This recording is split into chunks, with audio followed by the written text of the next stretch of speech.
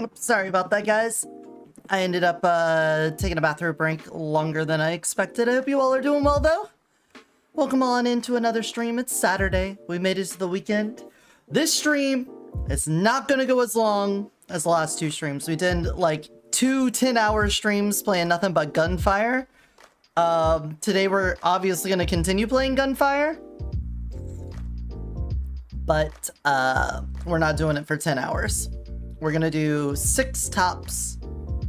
We're going to play a few more rounds, have a little bit of fun with it, see if there's anything else I need to know. And then I'm going to be making my videos over the next week for Gunfire. I might even shave down the stream schedule for next week so that I have more time to make the videos. So hopefully you look forward to the guide videos. I'm sure any of you that are here on the daily probably don't need to see them, because it's going to be all the information we've learned together along the way, but would appreciate those views if you're able to give it to me. Let's see.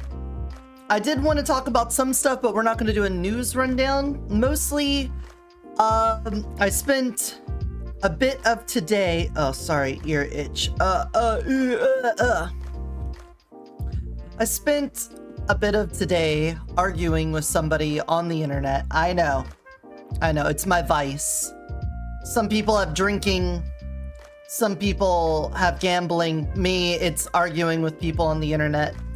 And it was, of course, about vaccines, because everyone needs to argue about vaccines every now and again. And I feel like there's like a little outlet I can make in a conversation about how to look at research. Because I feel like a lot of people take a look at a PubMed write-up or something, some research paper. You get the abstract, you sit down, you look at it, and then people will highlight one section of it that seems to reinforce their belief. Whatever it is that you're arguing about, they go find a research paper, they quote that one little part, plop it down and say, there, see, I'm right. But holy shit, so many times if you like look at the context around it, you can figure out so many things that are wrong about that. First of all, like, even if the paper itself is well-intentioned, good faith, structured correctly and all of that, you could still pull information out of context, and you needed to get that right. But a lot of times people will cite papers to dubious publications, let's say, and these publications will publish literally anything. You could have a good paper on these publications, don't get me wrong. It could be that you just want to get your name out there, you publish your research, you go to one of these people, it's going to be a derogatory term, but a paper mill, and put it out there. But you can get your research career started this way. I'm not gonna like snub anyone for trying to do that, but just keep in mind, there are publications that have almost no oversight. They're only there to get rid of like troll papers. The editors are just there to get rid of trolls. They're not there to oversee the actual methodology, research, conclusions, data, any of that. They aren't gonna like make you defend your paper, let's say. So one thing to keep in mind is that just because it's a published paper does not mean it is good science. And you should apply that to everything. You know, you shouldn't just say, argument from authority, you're a scientist, therefore you're right. Usually we defer to an expert because we don't have the breadth of knowledge to combat whatever they have professional knowledge of. Like, I could look at the wiring in a wall and probably take the time to deduce where wires go, and maybe if I have some electrical problem in my house, I would be able to resolve the problem in the short term. The The problem is that in the long term, an electrician would have known why the problem was caused in the first place, be able to fix that problem, prevent a problem in the future, also make sure that you're not messing up any fire codes, disrupting other possible electrical problems in the process, etc., etc.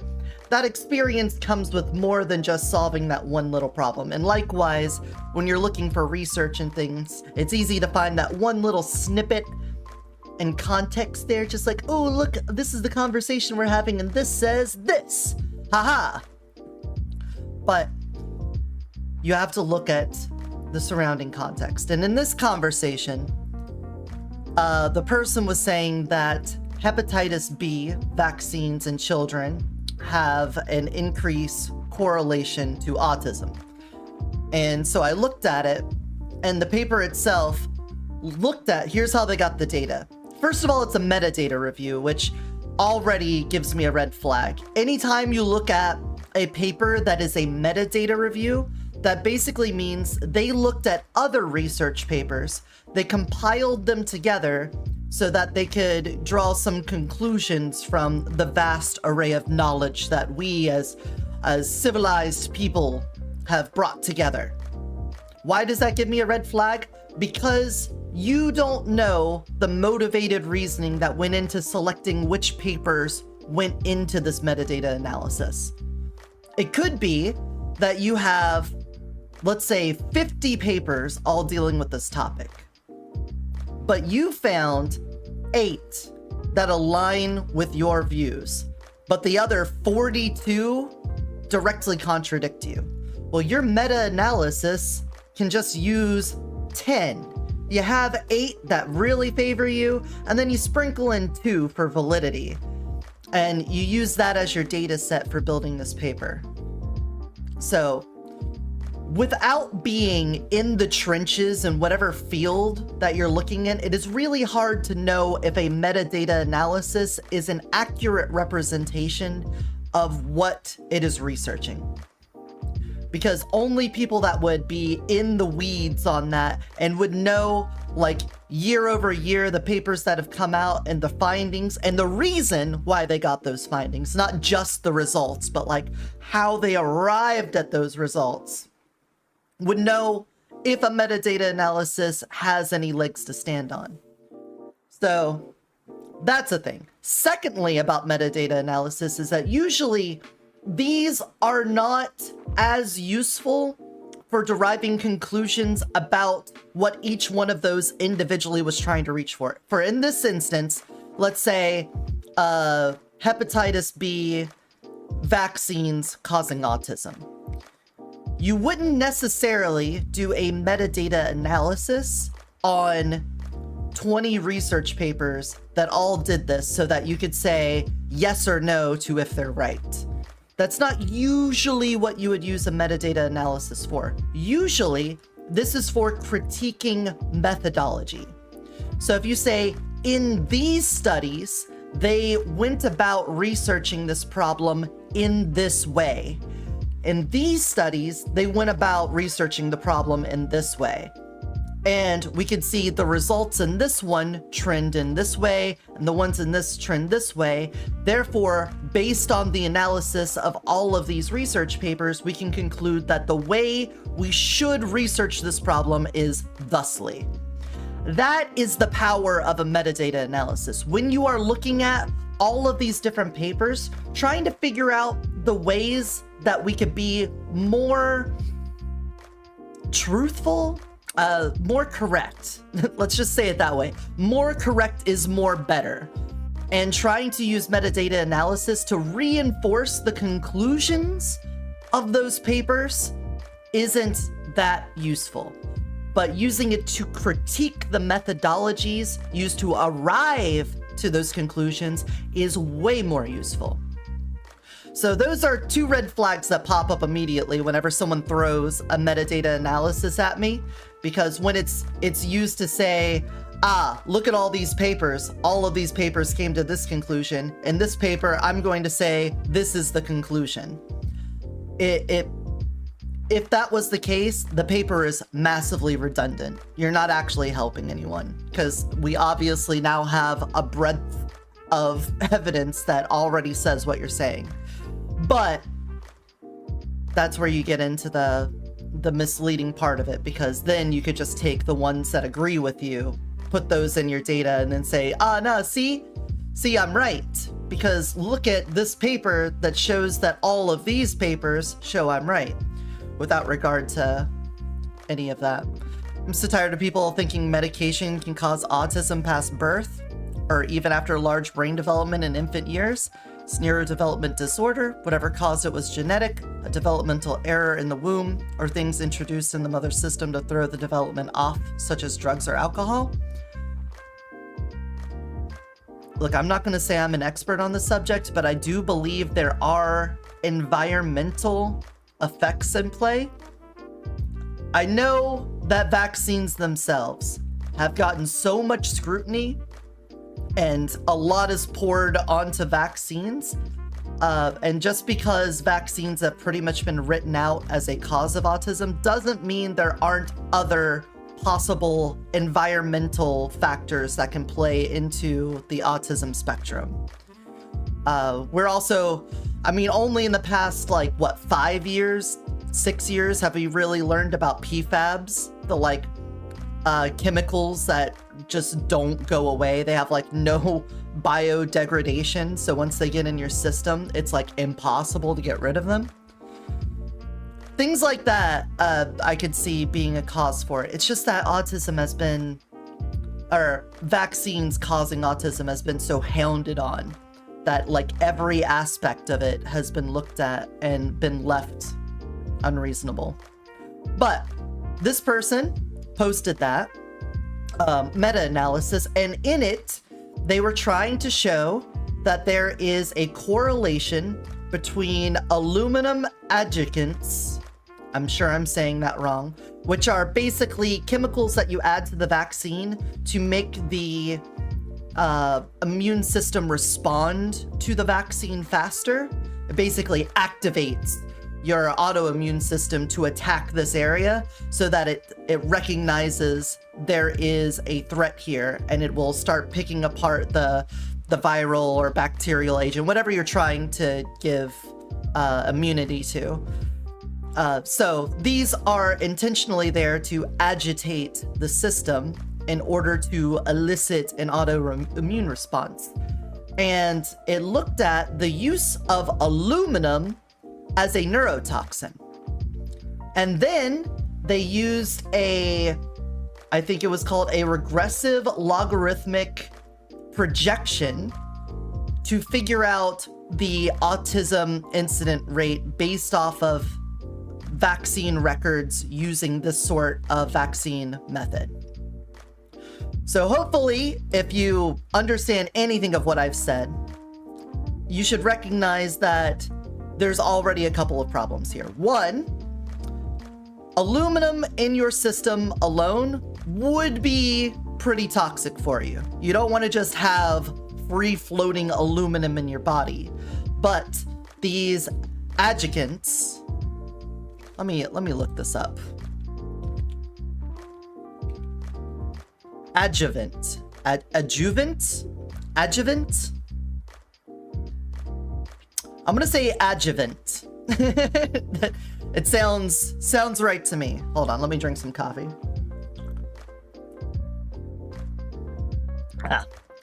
These adjuvants are not just aluminum.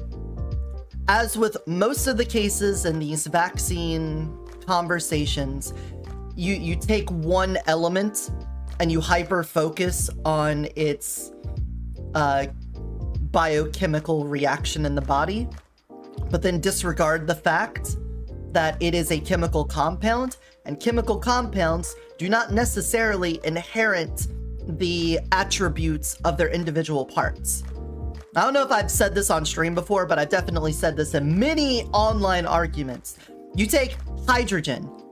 Hydrogen at room temperature is a gas, and it's used in jet fuel. It's like when you hydrolyze water and you get hydrogen, you can combust that to make rocket fuel. It's amazing. Oxygen, room temperature, it's a gas. And again, an O2 rich environment, combustible. Things will catch on fire when there's oxygen around. So you have hydrogen, which is combustible, oxygen, which is combustible. What happens when you cram them together and you make H2O? Well, that's fucking water, bro. Room temperature, that shit's a liquid. And what happens when you strike a match in water? The water puts it out. So how do you end up with two elements that are used in explosive reactions, mix them together, and get a new element that stops those reactions?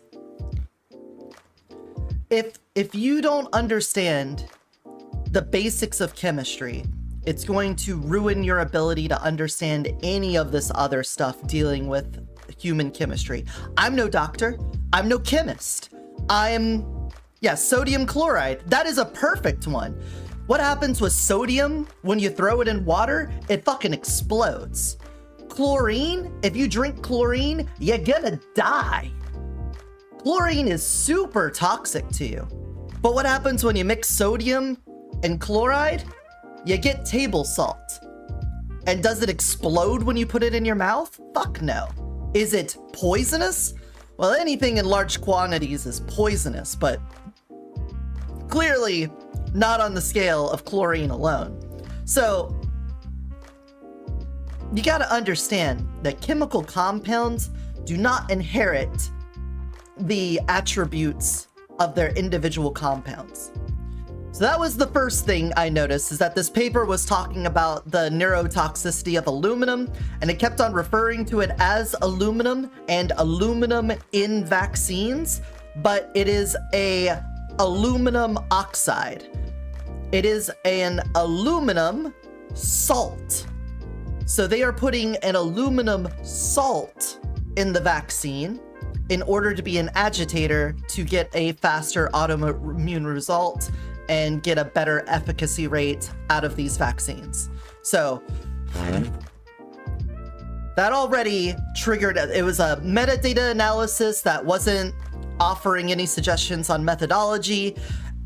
We had no understanding of the papers that it was drawing from, and it was being dishonest in its representation of aluminum in vaccines. So I respond to this person and tell them, hey, your paper is saying one thing, but that is not exactly what it is. Also, the other part that was a problem is that they got their data set by looking at vaccination records for young boys. And then, so you've got this data pool, vaccination records. That's something verifiable. You can look at a data pool and you could look at medical history. You can see the number of kids that got vaccines, and you can see how many of them had this specific adjuvant in them, and know that incidence rate. So that's your first data set.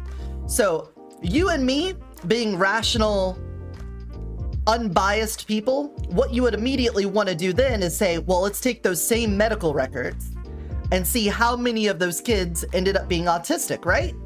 That would be what I would go for. But that's not what they did. They instead looked at the toxicology of aluminum and figured the dosage of aluminum that causes neurological disorders, and then they extrapolated off of that vaccination record set how many of those kids would be autistic from vaccines, and then said this portion of the nationwide autistic population must be caused by aluminum in vaccines. That is the methodology they employed over this metadata set. That's what they did. That is so nonsensical to me. You already are getting medical records from kids so that you can find out the vaccinations, and you aren't just going to get the autism rates from that same data set. That'd be the easiest way to show this correlation. Let's say, this is possible too, that as a researcher, I don't know how easy it is to access this information, but let's say the vaccination information is obtainable, but for whatever reason, the autism diagnosis information is not available. Like that could be way harder to get a hold of. There could be some red tape or something on that, whatever. What you would want to do then is not try to extrapolate this information, already spurious because, you know, I just said aluminum is, you can't just look at the toxicology of aluminum and apply it to an aluminum oxide or aluminum sulfate, whatever the aluminum salt is. That's already wrong. And then also draw that out of a vaccination record. So that seems incorrect. But beyond that, you would want to find a causal link between this aluminum adjuvant and autism. This metadata analysis doesn't do it. This could be like the start of it. It could be like a nice, what's the word I'm thinking of? I think it starts with an S. It's not a theory, because theory is what you get to as you've built stuff up. Hypothesis, not an S word. It could be your hypothesis, but I don't think that is like a publication worthy hypothesis to throw out there. Hey, aluminum bad, aluminum in vaccine is there, vaccination record multiplied by dosage in, oh god, it's so dumb. You're looking at the dosage of aluminum, pretending that is the same as the dosage of the adjuvant, and then multiplying it by the vaccination record to arrive at this estimated autism rate. It's so unbelievable. Hey, Reaping, thanks for the head pats. So I was like, okay, I in fewer words laid out what the problem was in that. And they were like, no, you don't understand. These aluminum adjuvants, sorry, I keep on trying to throw a C in there. These aluminum adjuvants are neurotoxical. Here's another study that shows that they are neurotoxic. So I'm like, okay, let's take a look at this one. I take a look at it, and it does show that whenever it is injected into somebody, that it can cause neurological problems. I'm like, oh, all right, this is interesting. This actually seems to produce the results they're saying. Hey, Salty Pretzels, what's up?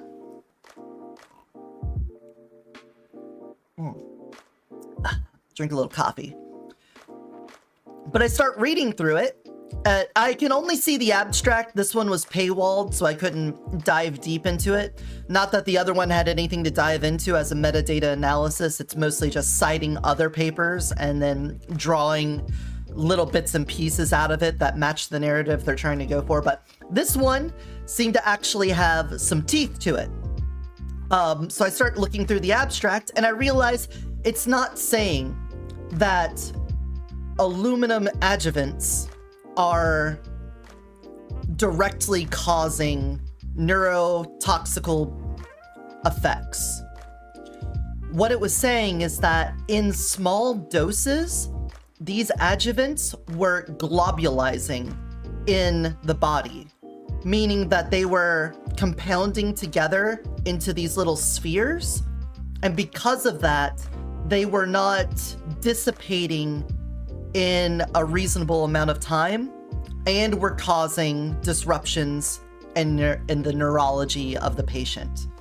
So the chemical itself isn't like deleterious to nerve tissue. That is like the definition of a neurotoxin, is if it damages nerve tissue.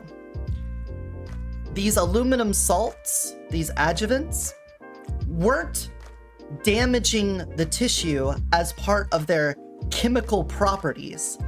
They were causing neurological disruptions because they're literally the shape they were taking in the body was causing problems. Furthermore, it didn't say that there was a long-term damage after this. It was saying that it was just in the body for a longer duration than is healthy and was causing problems that way, but afterwards it was fine. So clearly you don't want to have that happen. That still is a negative consequence coming from these aluminum adjuvants. You don't want that to happen. But what this paper was showing wasn't that aluminum adjuvants are bad and should be stopped. What they needed to do was change the delivery method in order to avoid this problem. Hey, Lord Greenwolf, welcome in. Thanks for coming.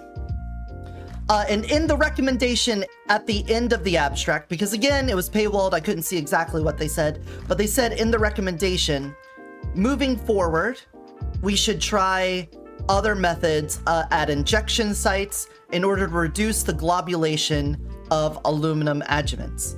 I'm like, that makes sense.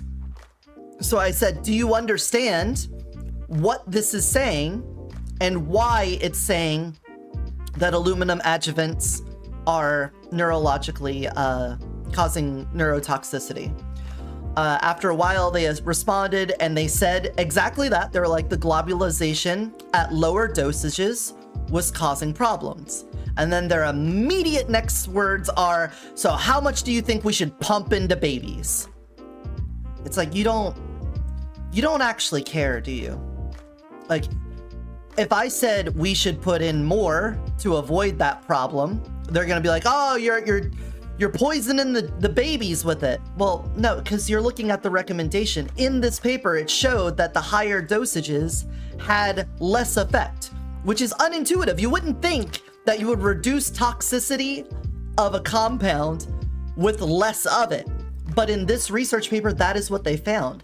At like 200 milligrams or something like that per dosage, it was highly expressed to have this neurotoxic effect.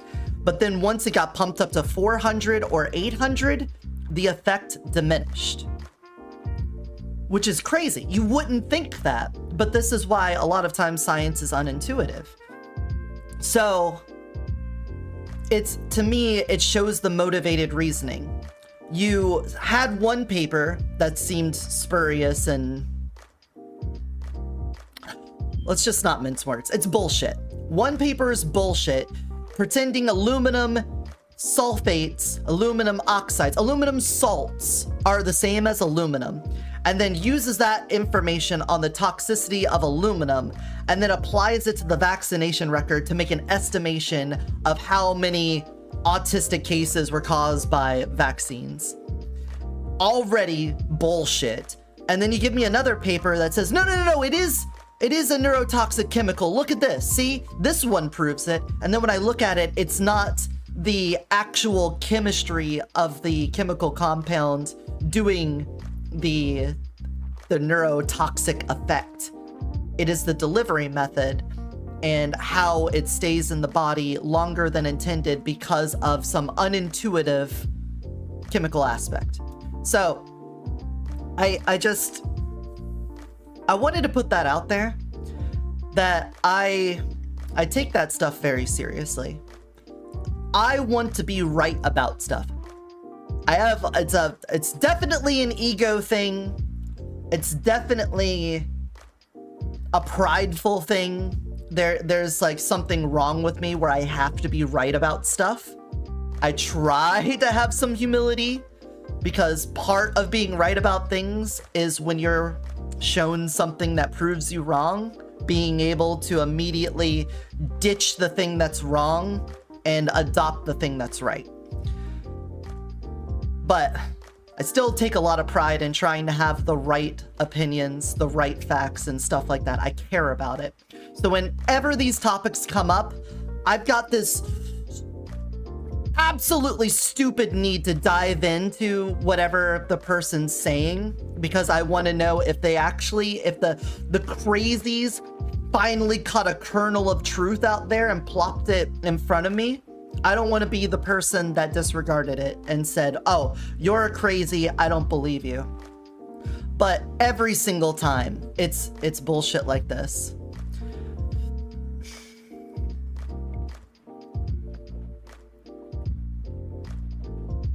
Sorry, drinking coffee and it, when the mug's in front of my face, I'll leave a stupid face on there.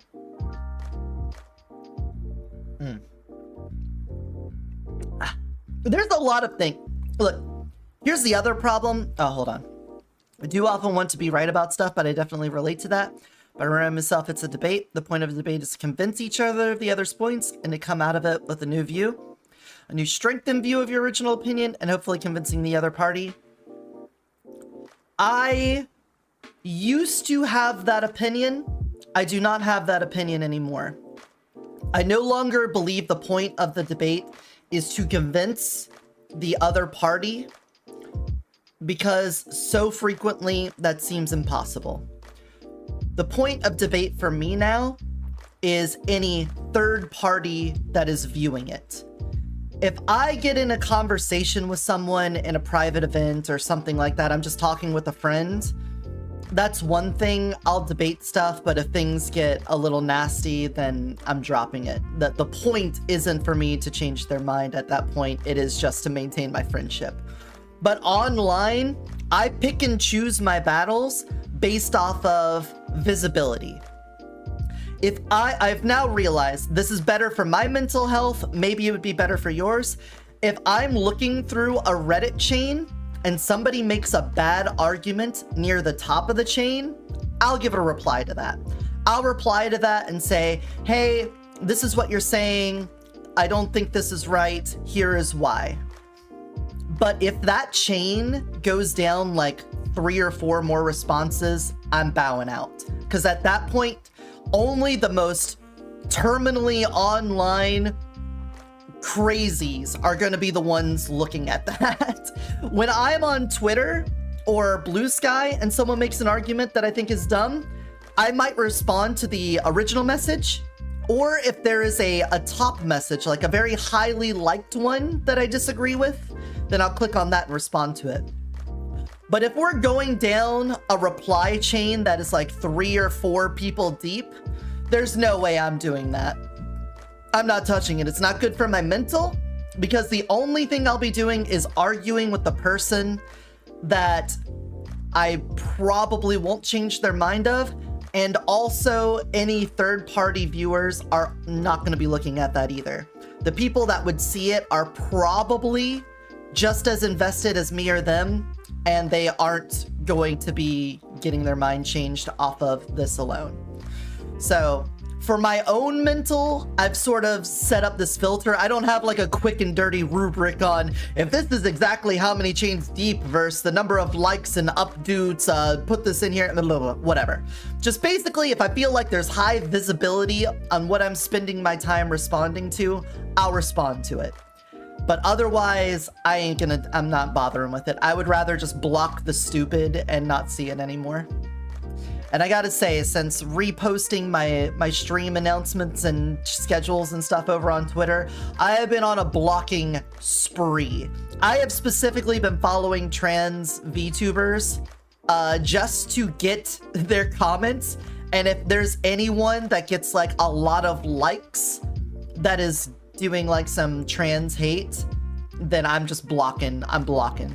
I'm not going to spend like hours going through thousands of responses blocking people, but if there's people near the top that have gotten like hundreds of likes saying, "Ah, it's a guy, you're a guy, ah, you're a guy," then I'll block them, because that probably means either 1, they're botting and fuck them, or 2, they've got a large active following of harassers, and I would rather preemptively shut that shit down than leave it up. So I've been doing that a lot. But this is my form of self-harm. This is my vice. I go on the internet and I argue with people because I'm also hoping at the end of the day, a lot of people that see it find some usefulness to it. It's pretty fair. On the internet, the belief only really applies if the other person feels the same way. That's extremely rare. My arguments happen when it's a direct reply to my own comments on stuff. Yeah. It's just, you know, I've been doing this since I was a teenager. Granted, not in the same way, not with the same level of competency and empathy. This all stems back from arguing on the Console Wars sub-forum of the GameSpot website. I did a lot of arguing on there about stupid shit. Oh my god, I couldn't even tell you all the shit I argued about, but I was definitely a Nintendo fanboy at the time, and I went in on how the GameCube was so good, despite having less sales to the PlayStation, and I spent so much time arguing about that. Whoa! Whoa! Whoa! Oh, Reaping! Reaping! Also, where's my throne? Fucking alerts! No way! You got the cute plushies? Oh, oh, oh, oh, oh. He did! You mad lad! You fucking mad lad. Are you fucking oh my god. I'm gonna put these in front of my keyboard. I'm not even gonna put these up in the display case. I'm gonna have these in front of the keyboard, so I've got my cute little plushies there. Thank you, Reaping. Aw. I'm tearing up. I'm tearing up over cute plushies. Era! Caramba!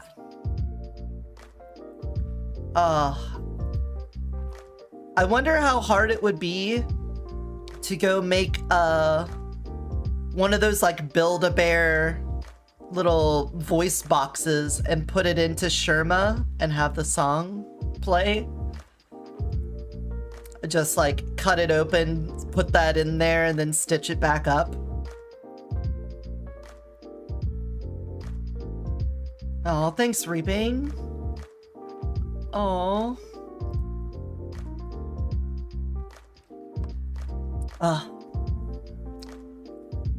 Another thing I've been arguing about a lot is trans kids. It hits close to home. A lot of people, I don't know how much of it is because Twitter has become a right-wing cesspool and because of Elon Musk and the way that they do engagement baiting for monetary purposes. You see a lot of these very, it's rage bait. What do you expect? It's abrasive. It's supposed to make you upset to get you to interact and respond.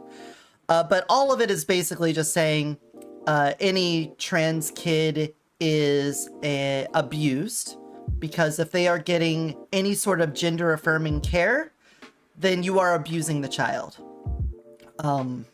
Which feels like bullshit to me. But even that aside, you then also have the other end of it, where if you have a trans woman, that is just a man's sexual perversions, trying to invade women's spaces, upset women's rights, and any female to male trans man is again a victim of abuse. It's another form of misogyny, where when a man transitions to a woman, it's because he's a deviant. He made the decision.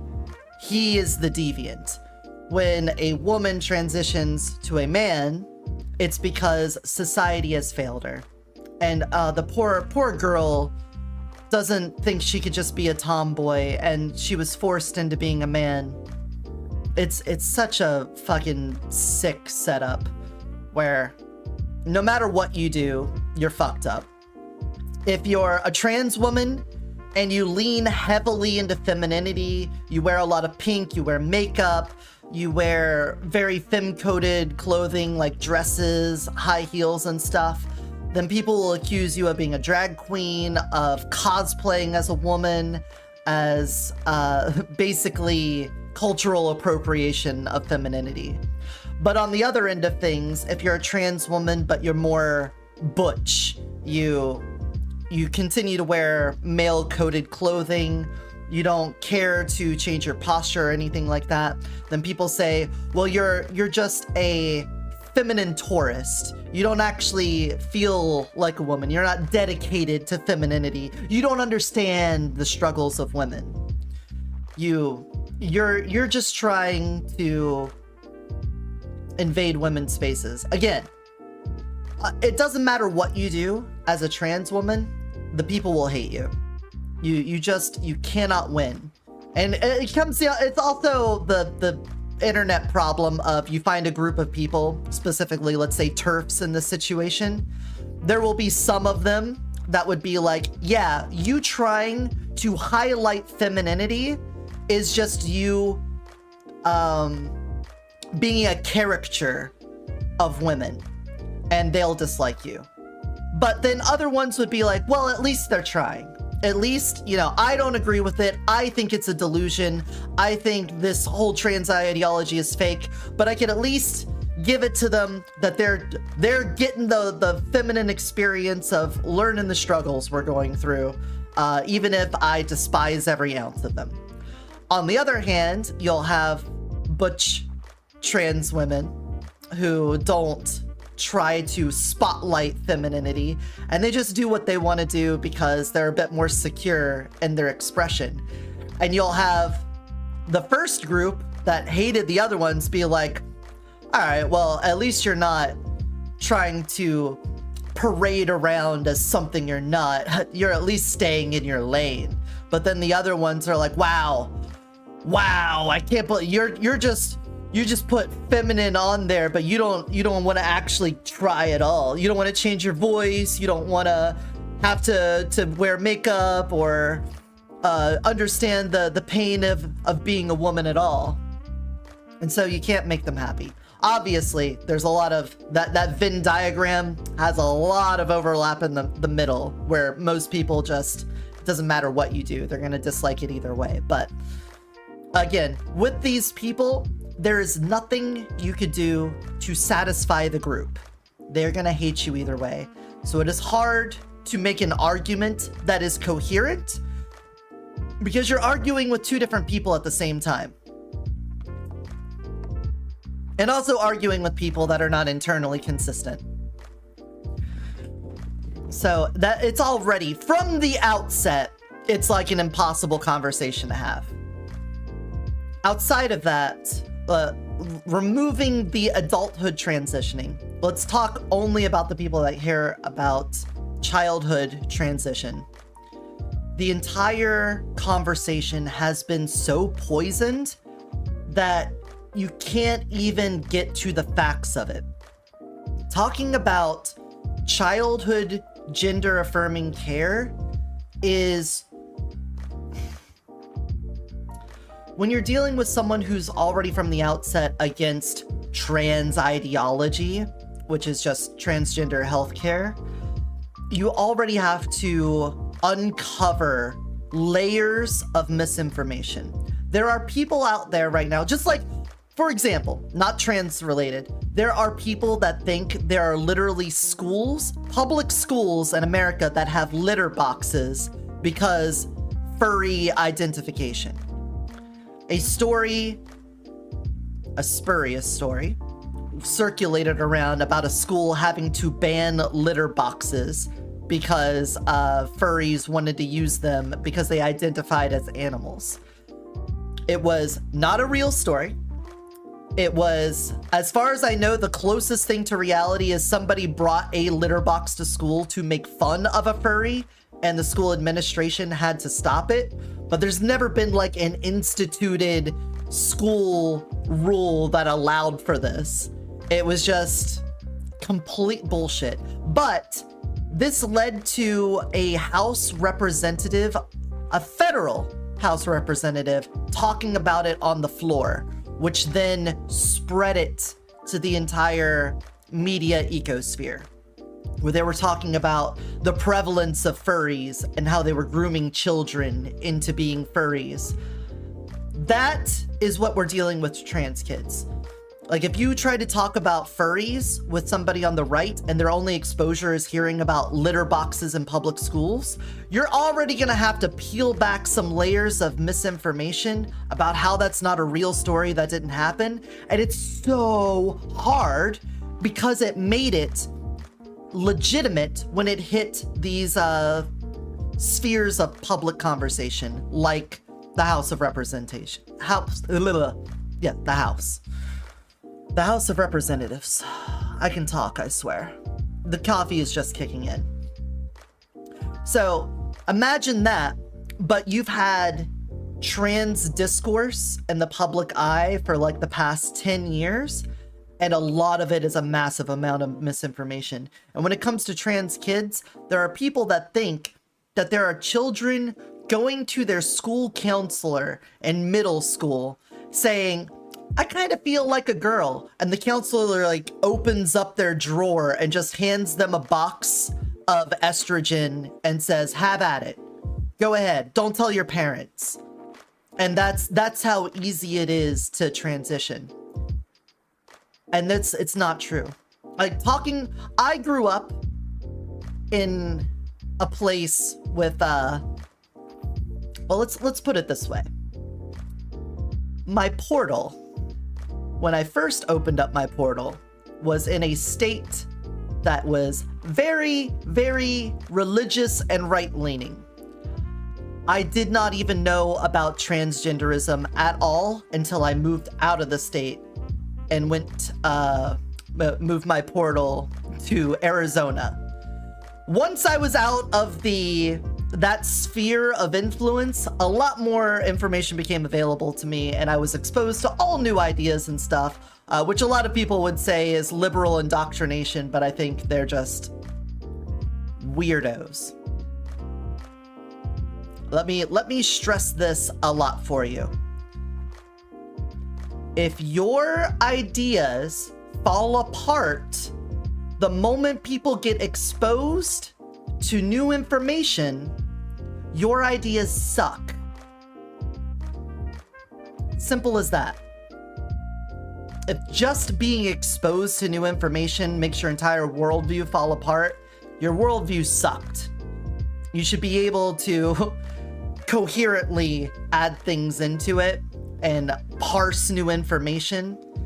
It is a good thing that if you have a worldview that is tenuously built on bullshit and getting exposed to new ideas makes you restructure the whole thing, that's a good thing. It's a good thing to get rid of the shit information and supplement it with good information. That is a good thing. But if you are trying to defend the shit worldview and the mere introduction of new information ruins that, I don't know what to tell you, bro. You kind of just sounds like you got a shit worldview and you need to change it. But regardless, a lot of this conversation over the discourse of the last 10 years of trans identity hitting the public consciousness has been built off of complete misdirection and lies.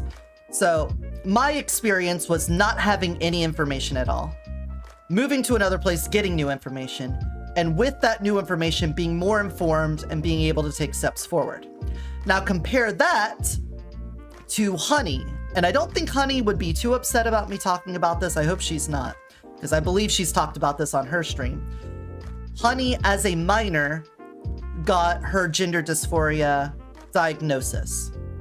She has been diagnosed from childhood as being transgender. And then they took steps in order to alleviate that. But you know what didn't happen? First of all, Honey didn't just walk herself into a therapist's office and then say, I want to be a girl, make me a girl. And then they just injected estrogen straight into her. You need to have a parent in your life that cares about your well-being enough to take you to a therapist. Right? Need to have that first. Secondly, the therapist has to be able to diagnose you with a specific condition that hasn't been overly studied very long. So getting a diagnosis can be difficult and usually requires a specialist. So you'll go to a general therapist first. They will recognize that the problem is outside their field of specialty, and then you'll be sent to a specialist. Then that specialist has to evaluate you over a long period of time. And especially with minors, that could be like years. Literally years of evaluation before getting the diagnosis, let alone recommendations for treatment.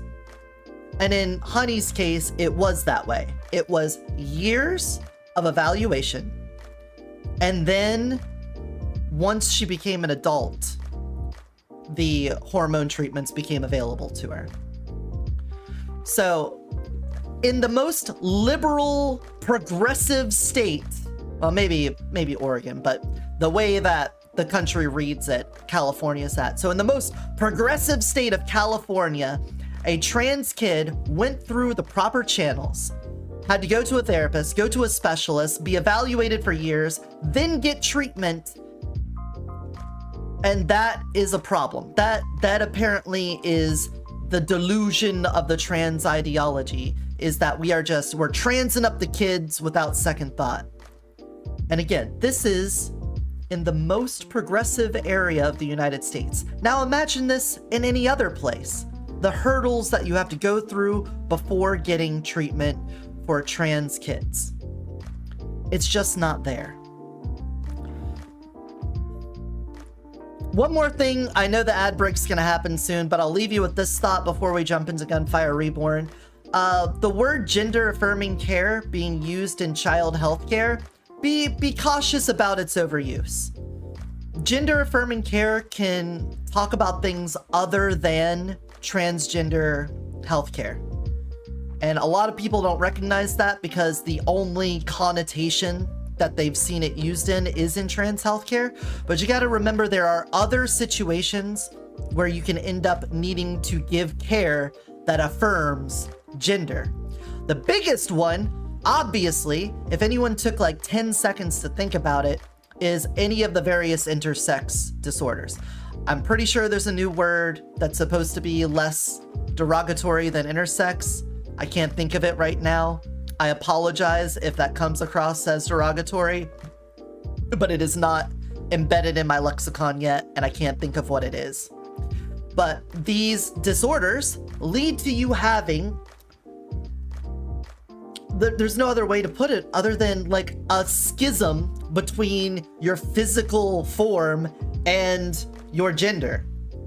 Like that intersex causes that. So any sort of care that goes into more than just like the necessary medical parts of making sure an intersex person is able to survive is going to be gender affirming care. You're going to have surgeries. You're going to possibly have some sort of hormone supplements, things like that. This, not just intersex. Like I've said intersex, but there's more than that. There's other developmental problems. If you have like a fucked up pituitary gland, maybe puberty doesn't even hit you. You're like 16 years old and you never had your growth spurt. And you still look like a kid. You go to a physician and they determine that your hormones haven't kicked in. You're going to need to be supplemented with hormones, and that could fall under gender affirming care. You could have kids that, say, a house fire in their childhood caused them to have third-degree burns all over their body.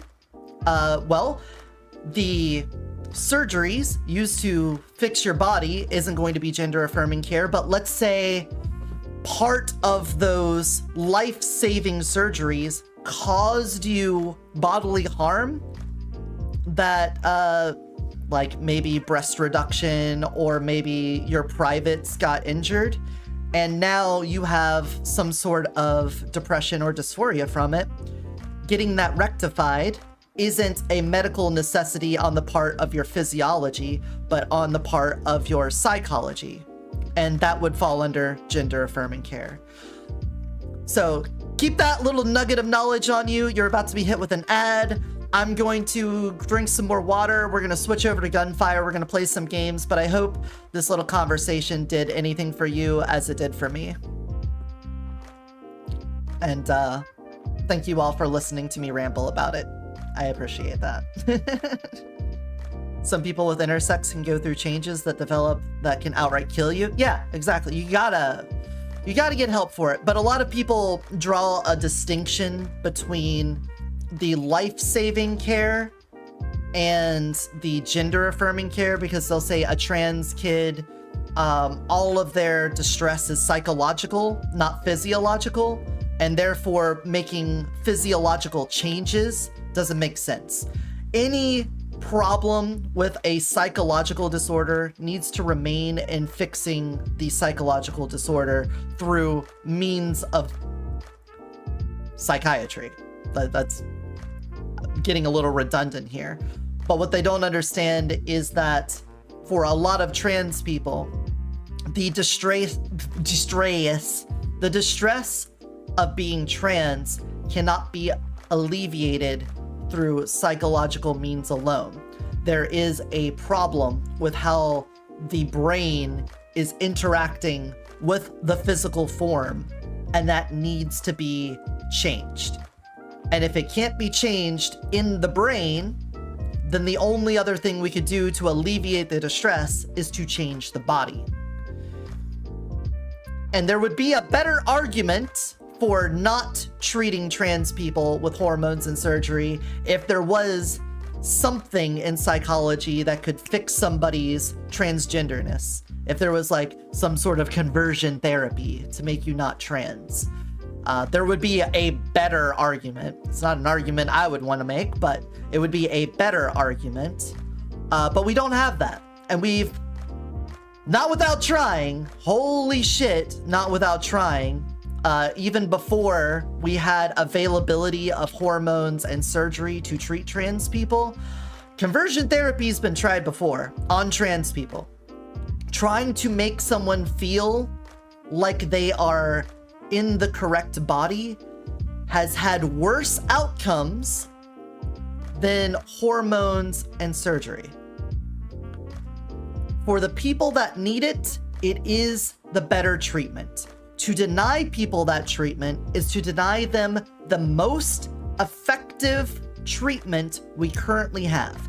Even if it isn't perfect, even if there is a still large incidence rate of negative outcomes, it is still the one that minimizes the negative outcomes the most.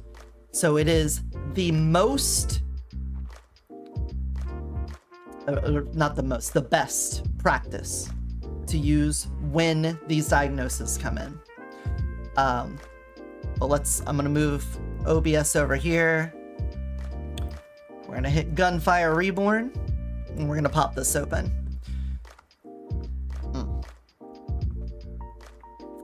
I've heard so many stories from intersex people that their parents tried hiding it or pushing it down and not letting it get treated and causing their child pain or other kinds of abuse. It's nuts.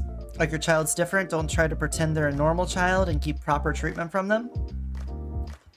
Yeah, I mean, that is a particularly heinous problem. It's disgusting.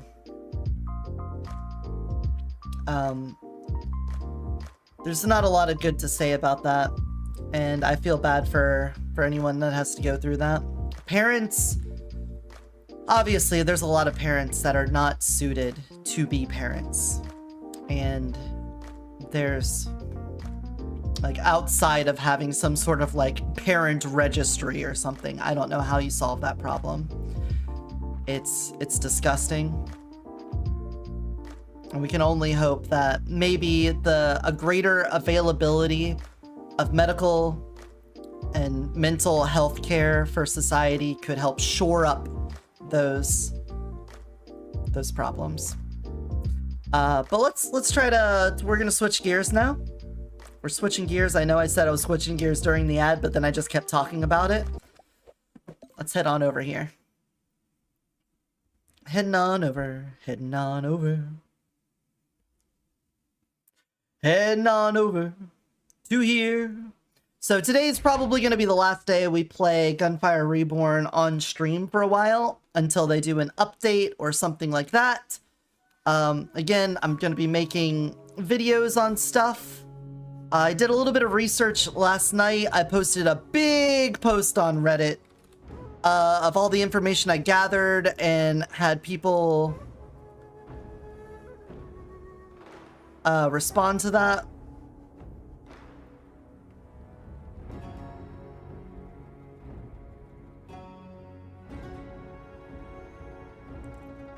Oh, sorry. I already had some more responses since I looked at it just before going live.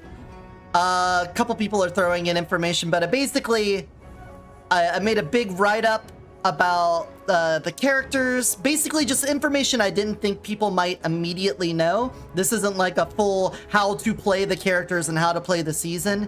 It was just notes I found, and then I asked people for their information on it. And I'm hopefully going to get some help out of this, which would be nice. But then we got some people that did some statistical breakdowns for me on dice rolls and whatnot. Some more information, excuse me, on some other information for it. And I'll have plenty more to go through after stream today, I'm sure, as it gets more visibility and more people respond to it. So what do we want to do today? First of all, I want to finish out the rest of the season pass. You know, it's not like the battle pass requires us to pay for it. It's just spending time in game. And we'll get the new golden bow. Look at this shit right here. Looks so cool. So that's what we're looking to do. We also want to try out a couple more things with these characters. I've only done primary builds on King Zhu. I want to try to do a secondary build.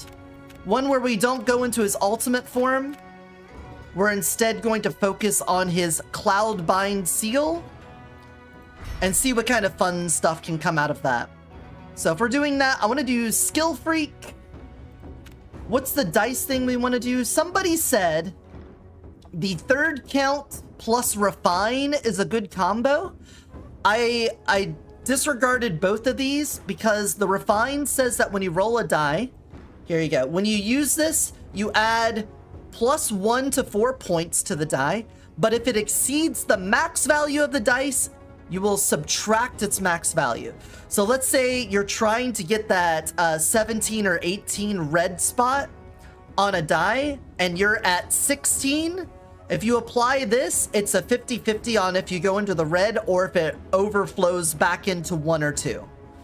So to me, that kind of scared me because you're basically gambling on either inching just closer, landing on it, or busting. And the gamba on that felt like it could be bad, but ultimately, you know, that could be very useful.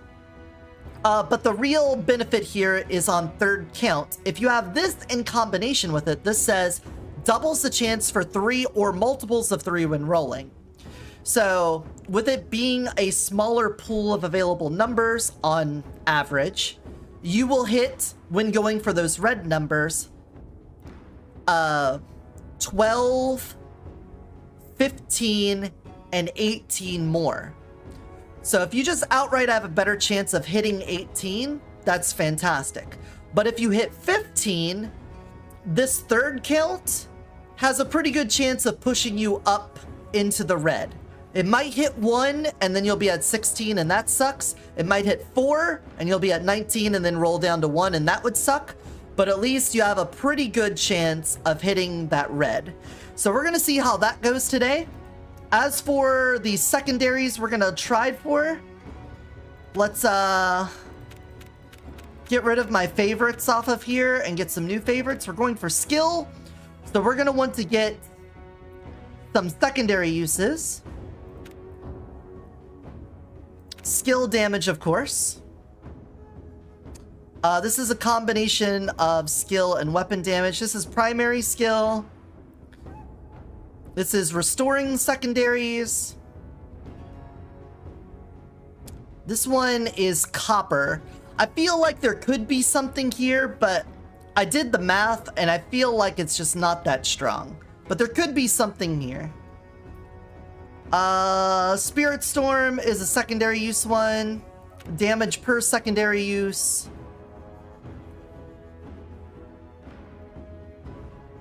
Primary. Getting money per secondary could be a little bit of sustainability. There we go. So that's what we're looking for. And general, whatever. Skill Freak makes it so that our secondary skill has a chance of doing extra damage. We are going back to our Void Kitty form for playing as the lion. I could be Radiant Cat. We could indulge in the radiance. But I feel like this is visually upsetting. I feel like staring into the eyes of my blessed radiance for a while would cause emotional and mental trauma.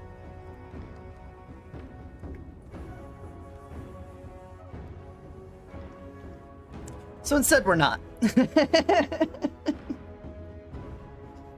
So let's get used to it. We're going to find the blessing that affects his Cloudbind Seal. We're going to see what building Cloudbind Seal does for us. It should capture enemies and then lift them up, which sounds like fun. Vigor Surge. Nor.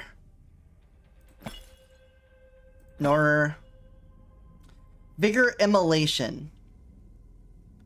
Can cast Enhanced Cloudbind Seal when Vigor is over 60. Casting consumes all Vigor.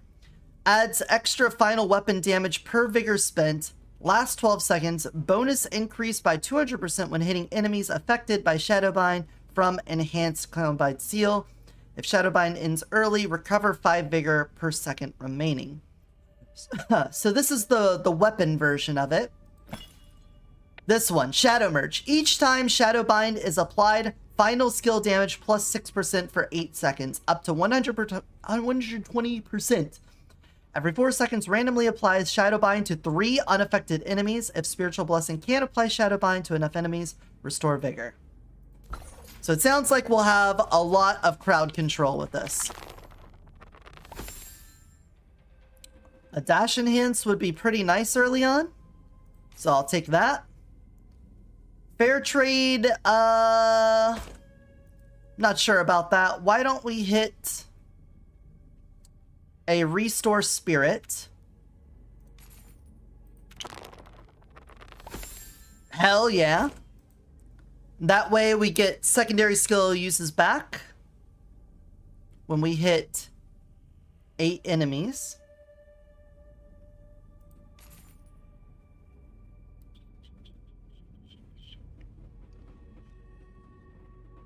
And then increase the range in targets. Oh my god. Max roll only day? Maybe the third count's actually good for getting a run started. Because only getting 3s and 6s, I guess means better chance to get 6s. Though I guess that means you would never get a 4 or a 5. So I could have just as easily rolled all 3s, I suppose. Oh, Artillery Slash. Kind of want to take you because I love you. And refrigerators. Alright, so let's see how this goes.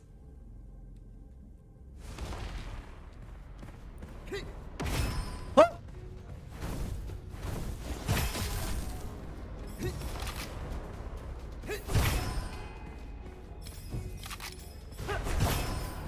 Alright, so there's like a targeting reticle for it, so it sort of like auto hits enemies.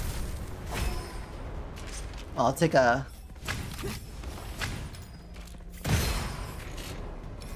this. Put a little of this onto that, and then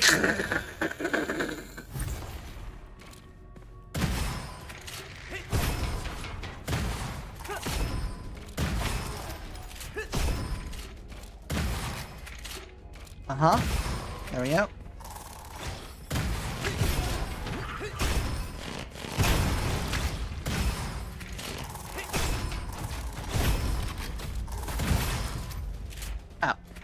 Jeez, he had so much health to start. Starting with 135 health is insane. That just seems like so much health to have, you know? Fight for immortality is good. Drink a little water. Drink a little water.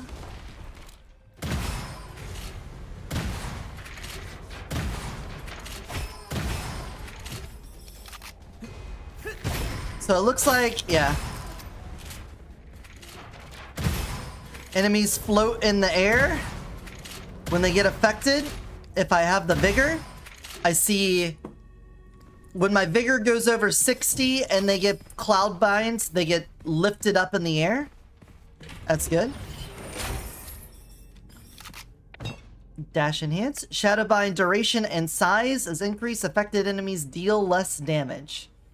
When Cloudbind Seal hits an enemy and vigor is over 60, cost 30 vigor to cast on the nearest enemy, plus 300 damage for 6 seconds. After casting Cloudbind Seal, the next 4 trigger the effect with no vigor requirement or cost.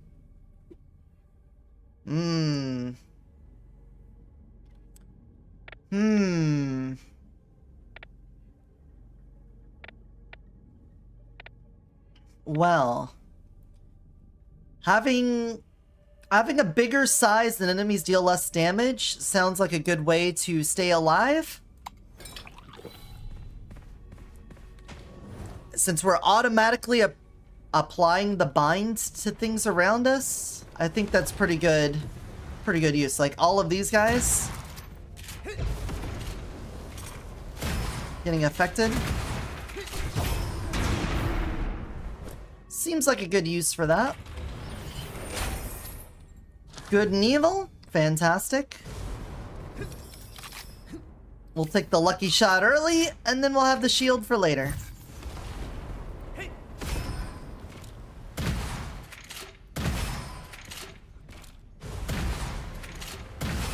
I like it. This feels like a better version of the Prince's Primary.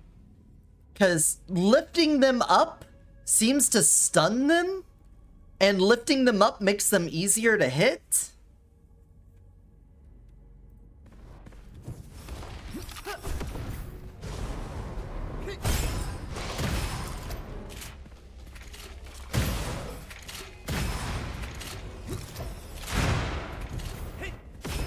Oh, that went through.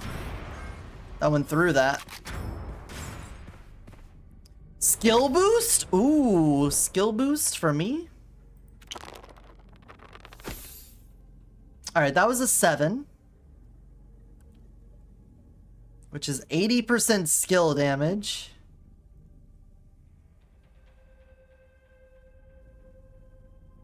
I can just hold on to that.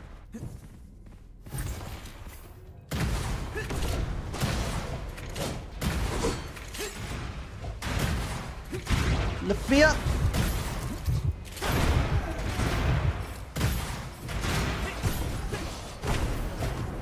Go through the fire. Oh. Alright, more guys coming in. Drop them in.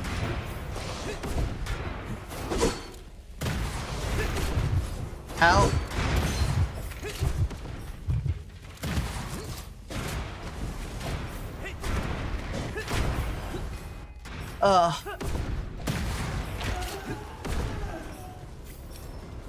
Woo. That was rough.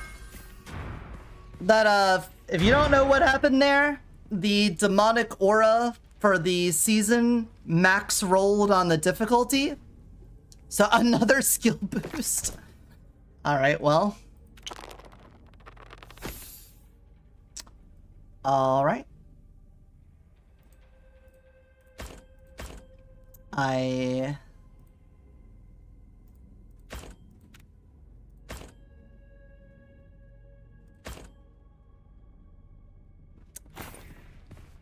want all that skill damage, if you don't mind.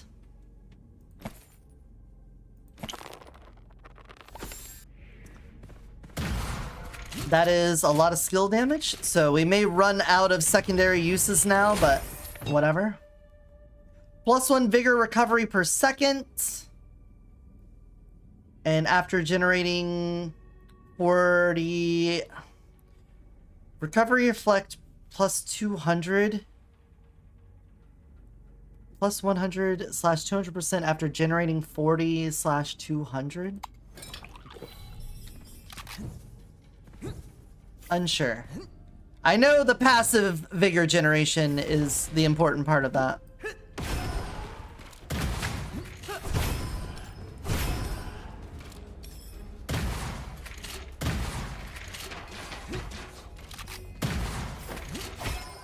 Does it feel like I'm not landing crits when they're floating? Like I hit the head, but it doesn't do the ping sound when I hit their head. It doesn't feel right. It feels off. I guess maybe you don't go for headshots with it. Maybe it's more about just getting the damage. Because I know Shadowbind says that it does something to the damage and things in it. Applies Imprison and Airborne to the first enemy hit. Lasting that wraps the enemy, making them easier to hit. So maybe they're easier to hit, but harder to crit. Maybe that's the trade-off there.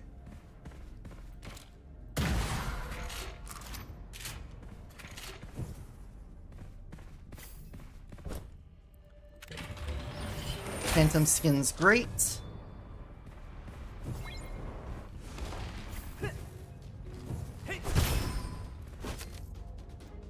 Resilient Life's cool. I like a tracker.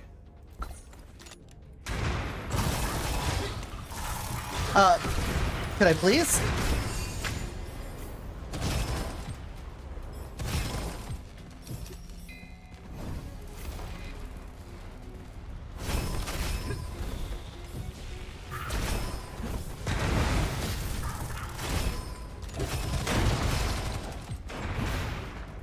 There we go.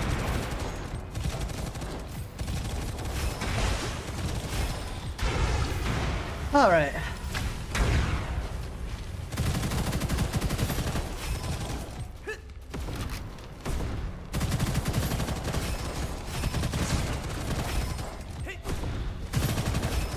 Alright, I feel like the auto binding means I don't need to spend a lot of time or a lot of resources on binding them.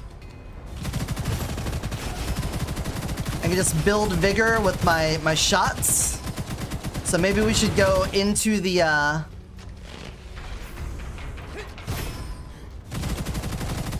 tree, the weapon tree, and we'll get more value out of this.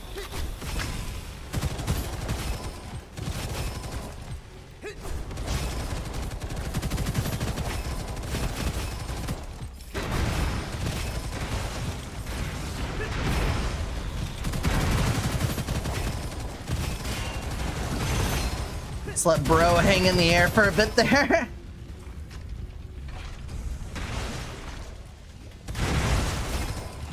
All right.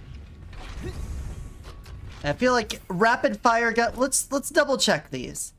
Increase lucky shot chance when shooting shadow bind. Lucky shot bonus increases per second of shadow bind. Okay, so lucky shot build needs to go online. Gain vigor for every magazine capacity worth of ammo that hits enemy. Increase damage to enemies affected by Shadowbind from Enhanced Cloudbind Seal. Instantly defeat enemies with low HP. Increase fire rate when hitting enemies above. Increase all damage with vigor. And increase the vigor cap movement speed. Okay, so we do want rapid fire lucky shot. That's what we're going for here. Rapid fire lucky shot is the name of the game. That's the name of the game. What is that from? What is that song? Oh god. Me saying that like elicited something in my head. I am unsure though. I feel like a racing game.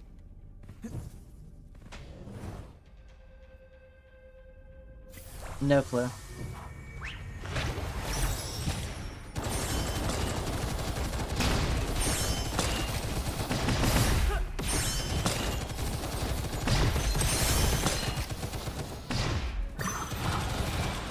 You?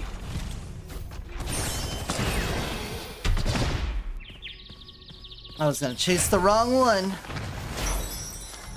I feel like this one, concurrent cooldown doesn't do a whole lot, but...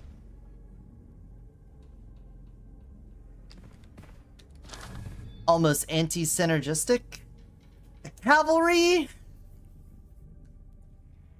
I think I'd take the tracker over the cavalry. I feel like the tracker just has cooler stats. And you can't underestimate the power of cool stuff, right?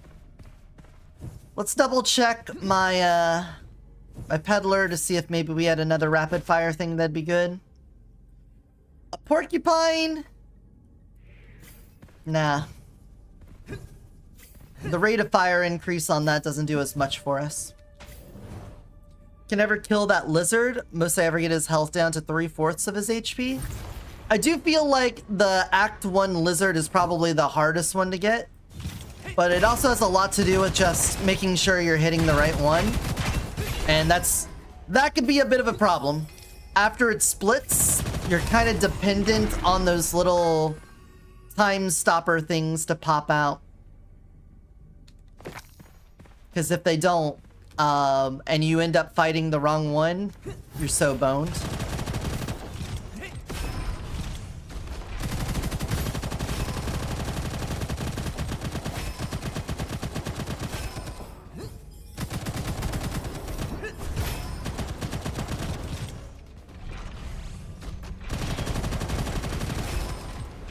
Where we got a demon lore?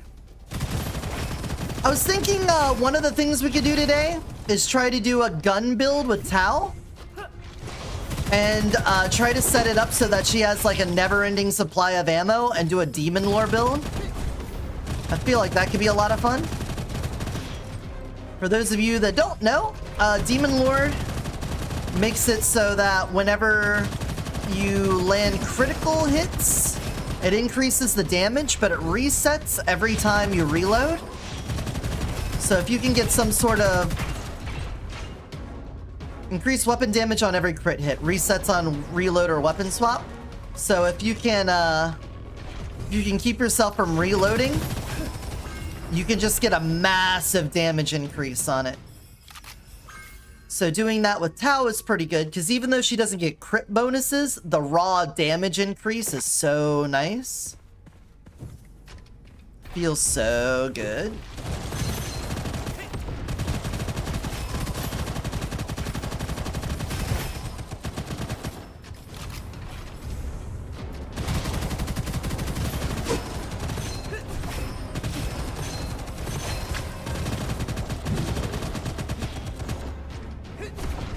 Now, I could be using the primary ability to go big mode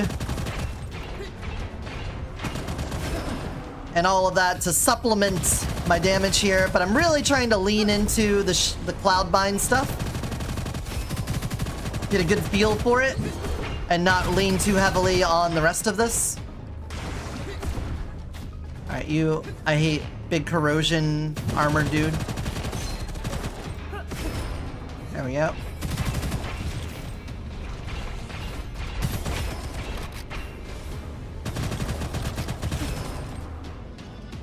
A sting?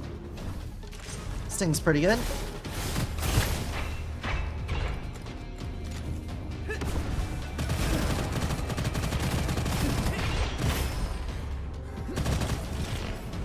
Hang around. Hang in there.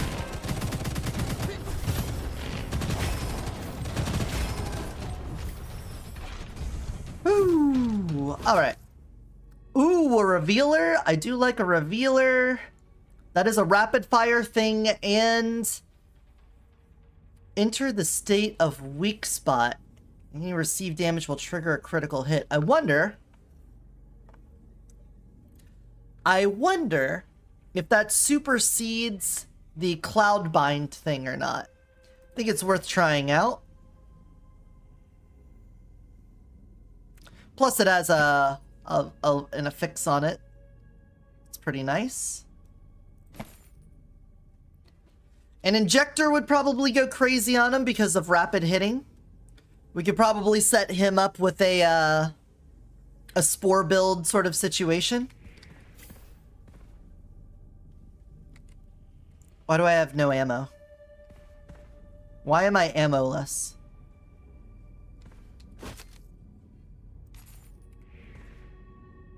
That was weird.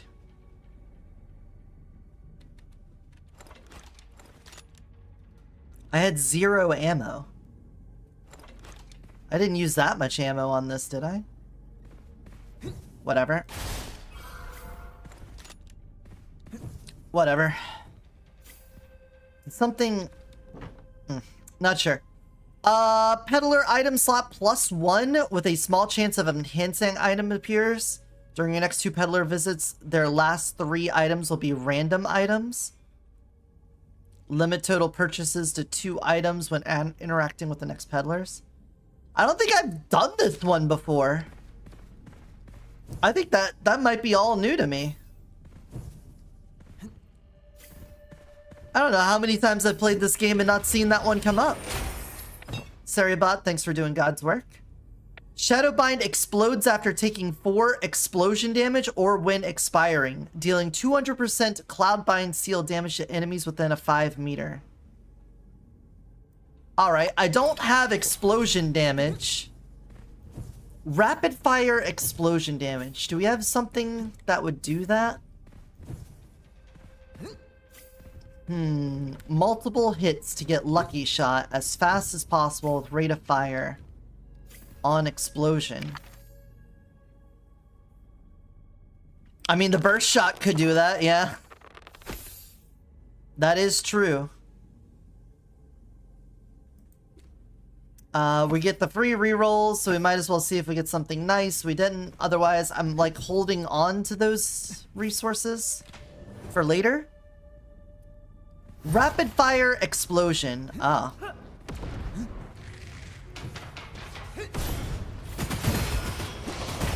Alright, we're gonna release them all. Explosions!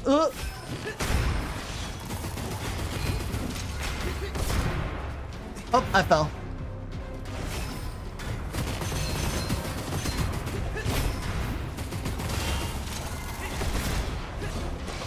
This is gonna get out of hand. But I'm not gonna get out of pocket just because things get out of hand.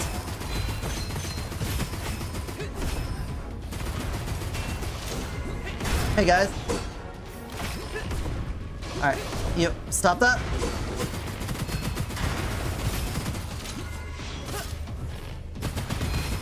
Alright, rush down guys, down. Oh, there's a new one. Just keep moving. Just keep moving. Most important thing is that you just keep moving. It's very important.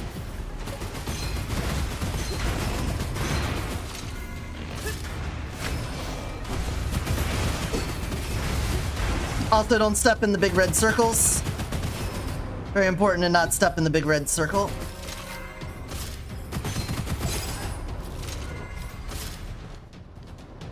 Whew, not bad. We kept it moving. A flame shard, a glaze sight, an elemental bestowment. I'll take the flame shard. Maybe we'll get a fire conversion on here, and then we can lean a little more heavily into that. Now I wonder. Purchase limit 2. Can I come back over here to him? And then have that count? No. Damn. Oh, actually, that did give me that benefit there. Okay, so that did apply to the purchase limit.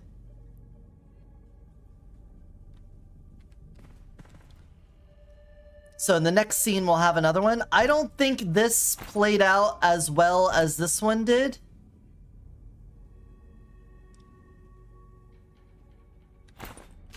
So I think I'll take the tracker back.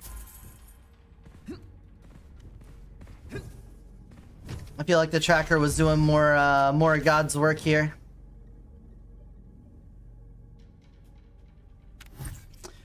Okay, so what are we looking for? We want rapid fire. So anything that helps us rapid fire would be better. Oh, we aren't going to have any, we aren't necessarily going to have ammo generation. We don't have built-in ammo gen here. So we may end up reloading, which means increasing weapon damage after reloading could be good if we're burning through our ammo like crazy. So that seems pretty nice. We don't care about crit damage. Weapon and skill damage and movement speed with every dash. Or we could just have the lower their health, the more damage we do. We can also get rid of some of the stuff on the primary. We don't need the primary specific stuff. We might still want this one because it does give flat HP. So we'll take that. Oh, I keep reloading this. I need to not. I'm just burning my own ammo. Reasonable exclusive is cool. Jackpot can have explosive on it, but not very rapid fire. Thunder screen.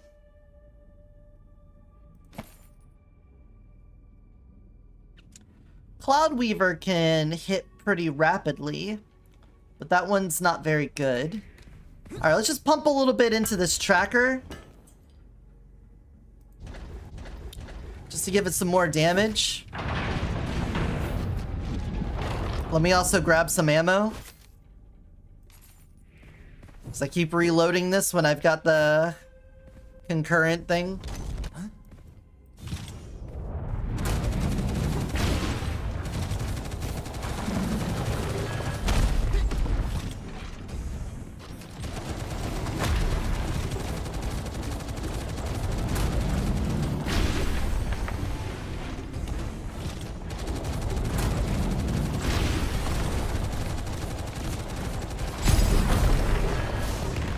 Okay, seeing a consistent string of purple numbers gives me lots of hope that we're on the right track here. Ooh, I bet the crab gun would do pretty good. The constant stream of water and then it does AoE explosions. I bet that one would be pretty nice in this situation. Cloudbind seal damage. Duration size and affected enemies. Or all damage for vigor. Let's just go ahead and get more Cloudbind seal damage. Just... We've got a lot of passive ones. I don't know if that's actually doing anything, but we'll take it. Crystal Shield Victory Rush. We've got a lot of skill damage here. We've got a couple refines as well. Oh. Spirit Infusion. Main weapon damage on skill hit. Minus cooldown per skill hit. This might work. We're doing a lot of mixing and matching our weapon and skill right now. So I think I'll take that. We'll throw that on there. Since things are getting shadowbound, they're getting the effect of a skill, and then we're putting weapon on top of that.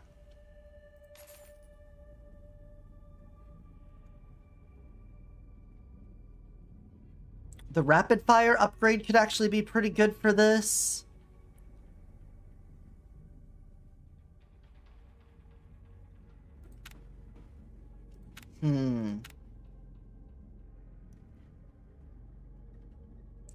It's resource capacity. We're looking for ammo. Weapon damage per 3 seconds per ammo reloaded in the magazine.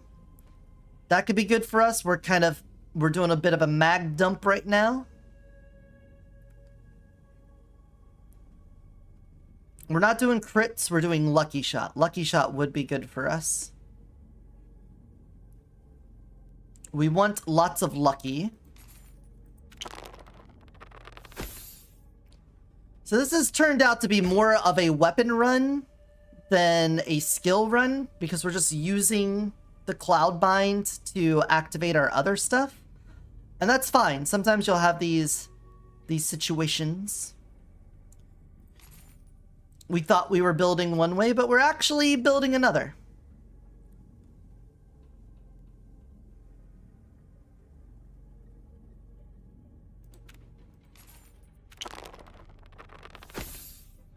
An 8. So this could be a situation where we use that on extended magazine. And then put it to a 12. So now we'll have ammo generation.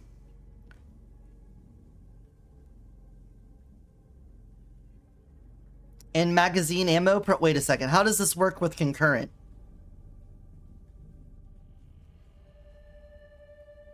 It is constantly upping that and downing that. Look.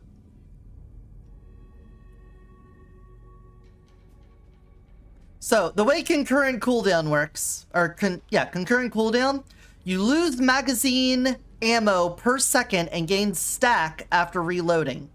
Each stack gives weapon damage up to 100%. Stops consuming when the magazine is less than 50 or has 1 round left. So, it's constantly adding ammo. And then this is subtracting ammo to give extra weapon damage, and it'll stay that way until we reload. Interesting. I still feel like a good demon lore might be the way to go on this. If we can, well, actually, not on this. I was thinking for another run, but we might now be on this run.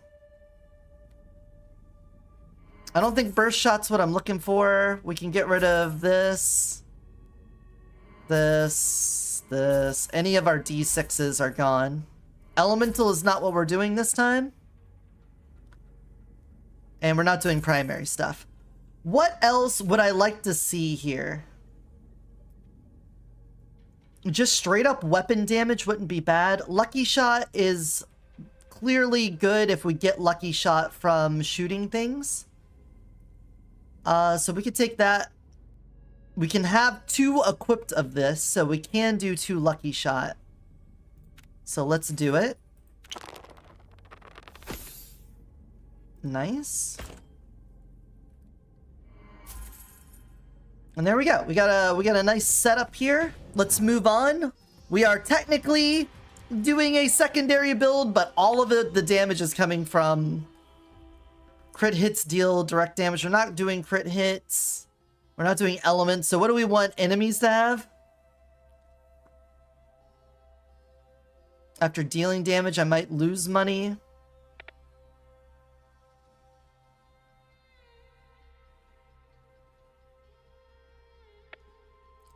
All right, I can deal with losing money occasionally.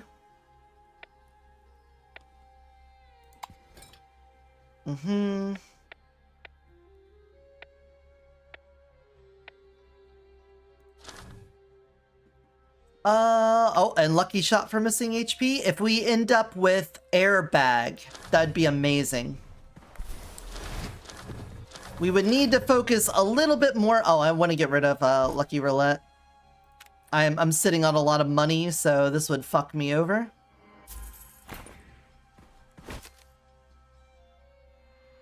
Copycat, Scroll Master, Field Proficiency. None of that is exactly what I'm looking for. I'm tempted to take the Scroll Master so that I don't feel pressured to speedrun on Copycat. So let's just take Scroll Master. And we got money-related stuff. Okay. Peddler price is down. Well, we did get more offers in the Peddler, so that kind of works out well. Get a random weapon? Sure. Oh! Stop that. An elite invasion.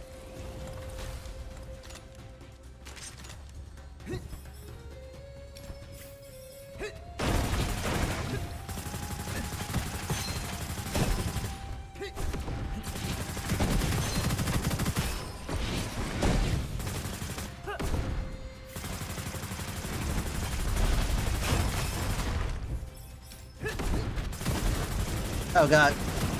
I'm stuck. Get me out of here. Whew. Oh no, another arsonist.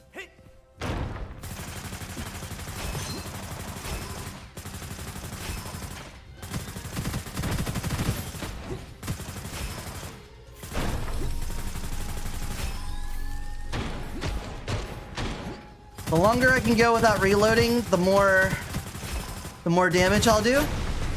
So if I just control my mouse fire.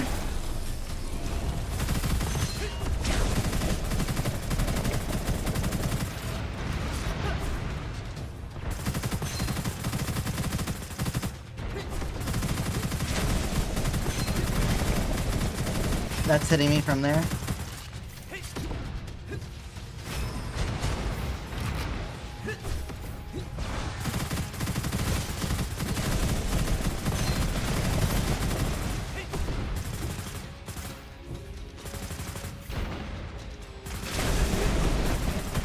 That's not good.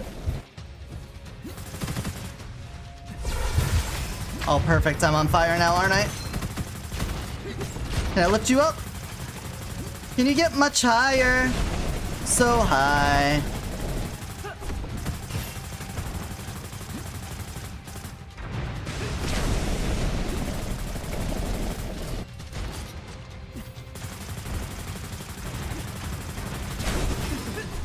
Woo, got a little dangerous. A little dangerous there.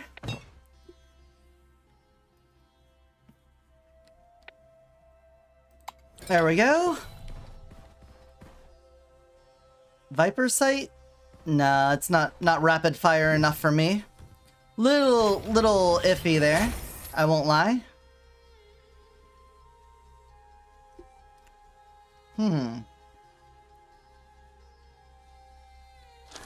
This actually will give us a lot of lucky shot at the beginning of a level because we'll be dropped down to 1 and then that bonus will happen.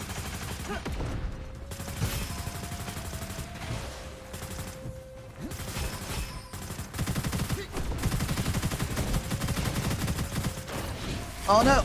I reloaded!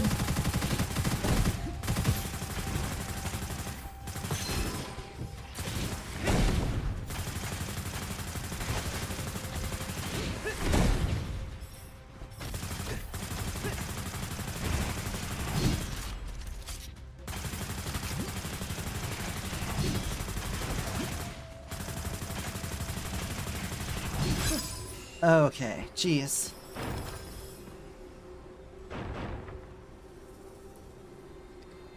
Magazine of 4?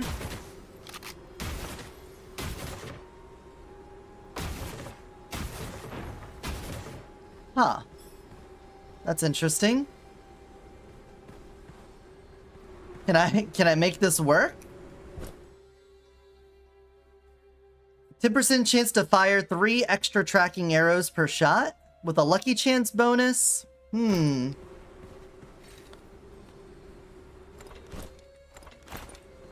I want to see if we can make this work. I'll throw you in the back pocket.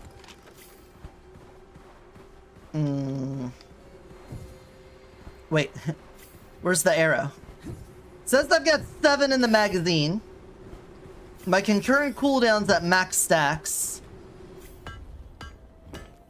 Should I just combine magazine? What if, wait, what if we just made, what's the biggest magazine around here? What if we just made this a huge magazine? That's 40. What if we had an arrow that's, oh, it's expanded, of course. Perfect. I think obviously an expanded Big Hippo would be better, but we'll work with what we've got.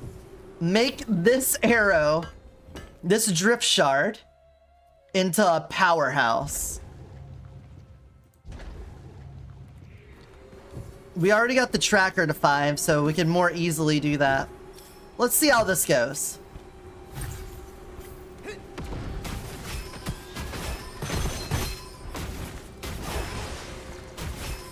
You just gotta make sure not to accidentally reload.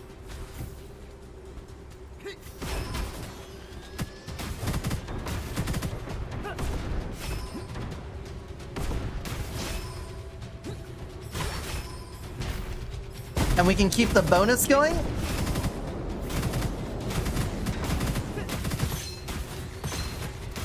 Alright, I might have to spam here. Someone's right on top of me. Buns! Oh, okay. We're good.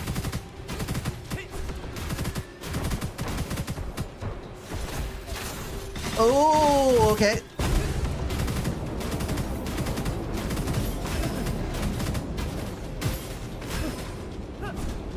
Alright, and then we can right click. Okay, okay. That's some pretty good rapid fire. Can I just hold it down? Wait, if I just hold it down... Okay, maybe when our fire rate increases, I'd have to worry about that. But I can just hold the mouse button down and I'm not exceeding the reload. Interesting. Very, very interesting.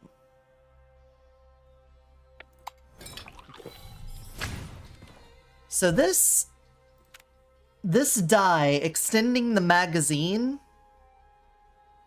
makes that work. That's pretty amazing. We're getting 100% bow damage because of concurrent cooldown and the magazine refilling. Target box. Large. Small. I didn't do a vault here. Oh, I did. I ran away from the room into the elite. Okay, we're finding fun stuff here. Increasing the magazine size of a small magazine weapon actually does something for us.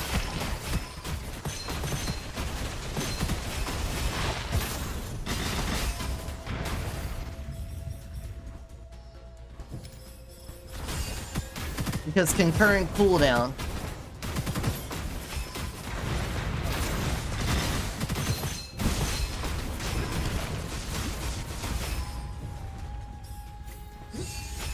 Very cool. Now, if only I could get airbags so I could feel better about being low on health.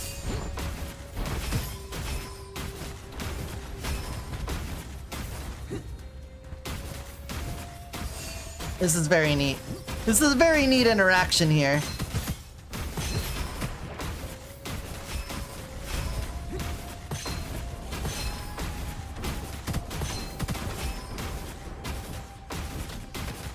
I gotta put this down in my notes on interesting interactions.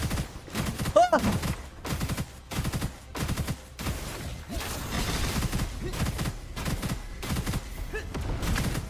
Stop that.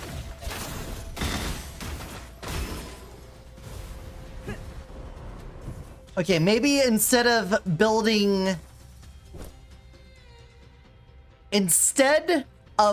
the magazine bigger, because that's not going to do anything for me, I should instead do share resource cap on this so that it takes the average of them, reduces the resource cap, and then I can do the homing shot more. That could also give me a notepad. Okay, what is the name of the die? We have extended magazine plus concurrent cooldown on one-shot weapons, constant ammo gen, and damage molt. Alright, that's a fun interaction we found.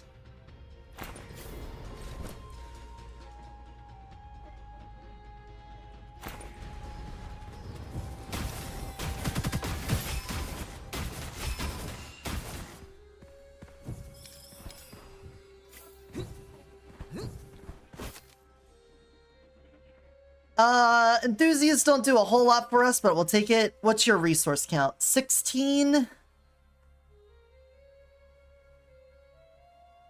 It's pretty good base weapon damage.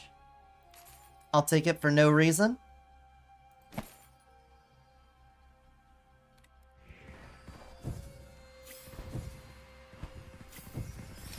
Bop. Fair trade isn't really doing anything for us.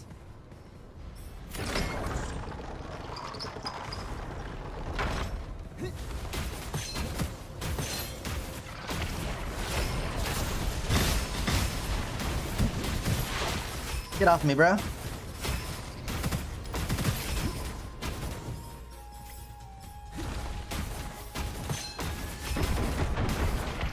Oh god, the rapid fire on those guys.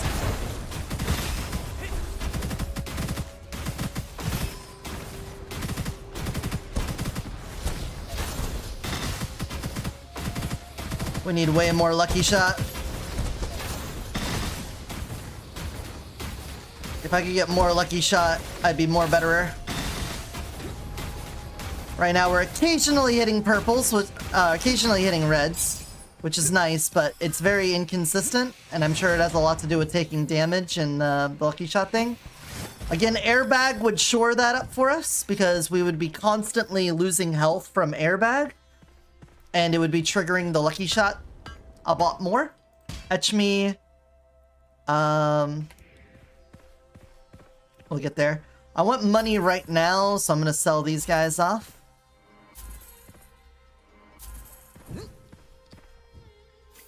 Normally I just wait for things to auto sell at the end of the level, but we want to etch this as well, and then start working towards re-rolling those into share resource.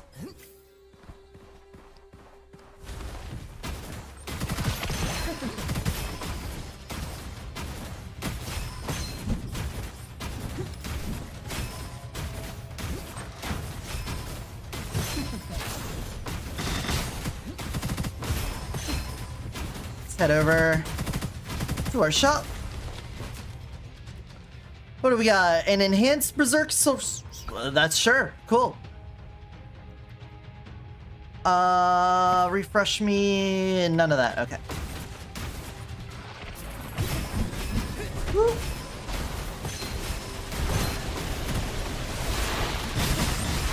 There's my shield. Uh-oh.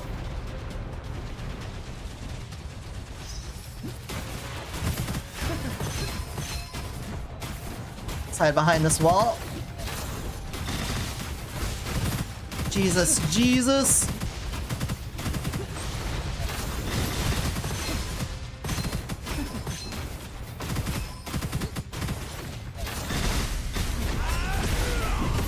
I'm getting out of here. Goodbye.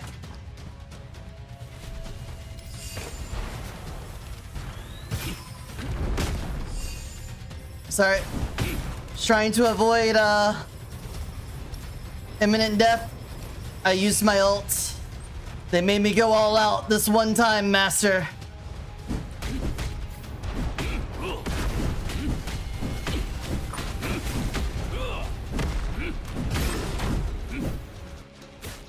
Sorry, Master.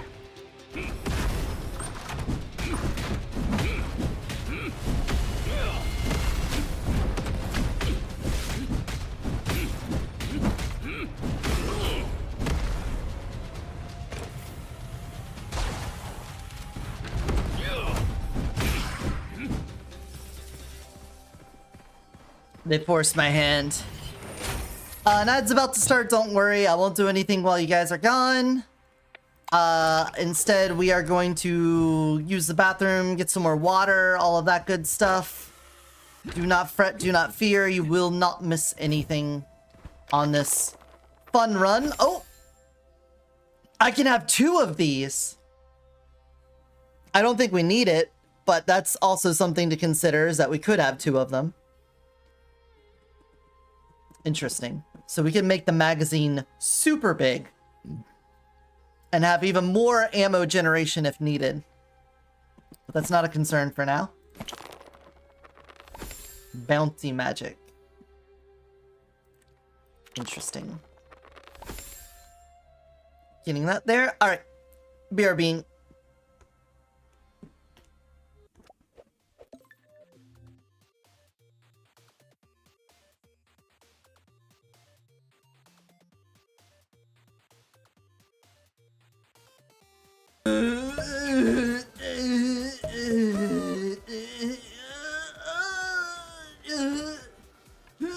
my feelings. This is the feelings that I'm suffering under right now. It's a lot of...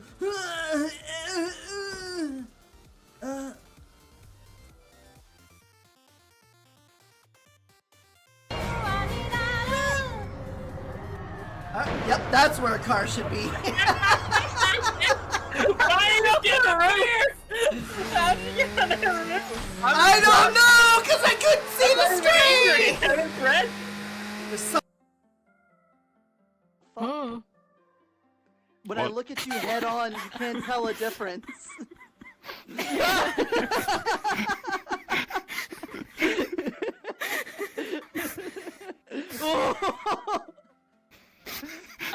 How horrifying. I mean...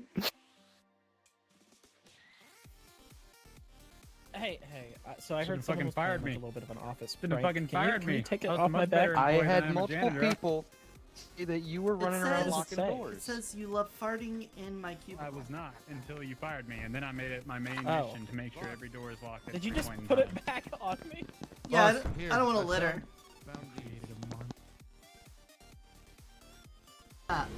Alright, we're gonna get a little toasted. Oh, we're awesome. Oh, He's in the fog. aren't we fighting him? No, we're fighting the Dark No, Knight. we're just...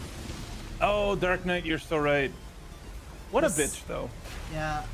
He's in the fog, though, so we have to talk to him. That's gonna be really fucking... That means our day fucky. one boss fight's gonna be rough. Yeah. Alright, I'm up. I take a sip. I have marked Church 2. I went the wrong fucking way. I am... Oh, I'm minting. Blue ping is on Church. I'm gonna hit a Grace on the way. No, I did a turbo fucky. Got that one. Oh, he left? I would do it without the buffer, but I...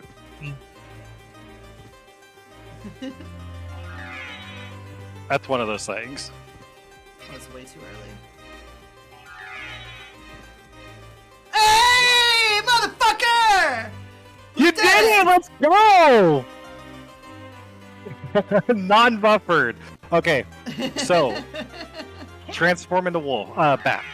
Uh-oh. Fake. The mountains are fake? Alright, nuke him. betrayed. Go, go, go! His balls. Oh, the fire's down. It's done.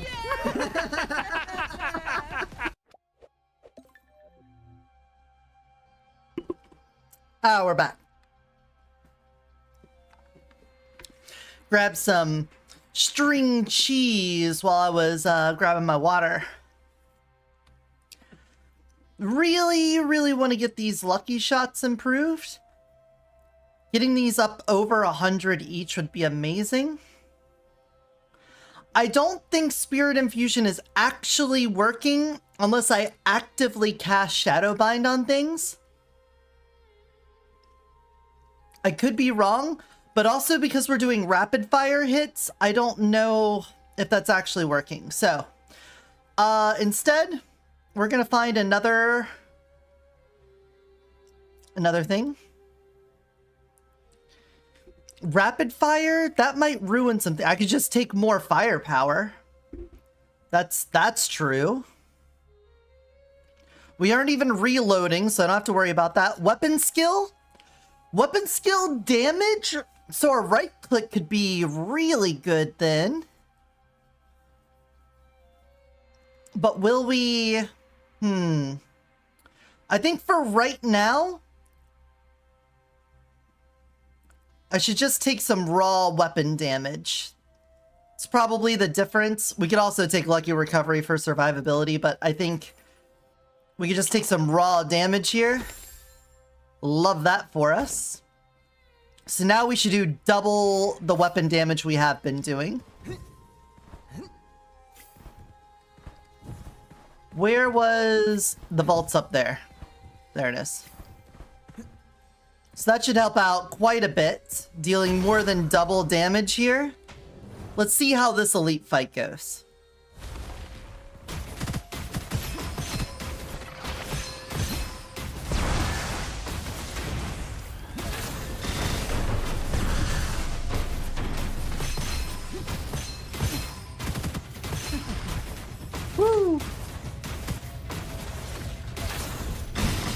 Gotta remember to hit that right click on occasion.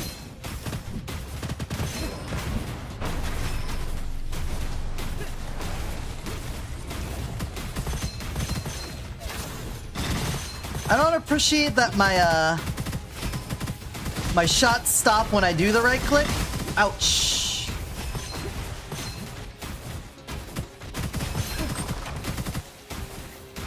Uh-oh.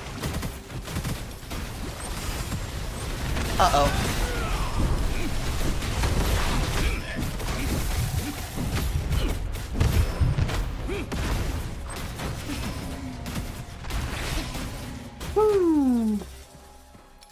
Survivability, we had to use our primary for that, but there are worse things in the world than having to lean on your primary to live a couple of times. You know, that's kind of like how the Prince plays. Even if you're doing grenade heavy stuff, sometimes you gotta throw out your lockdown.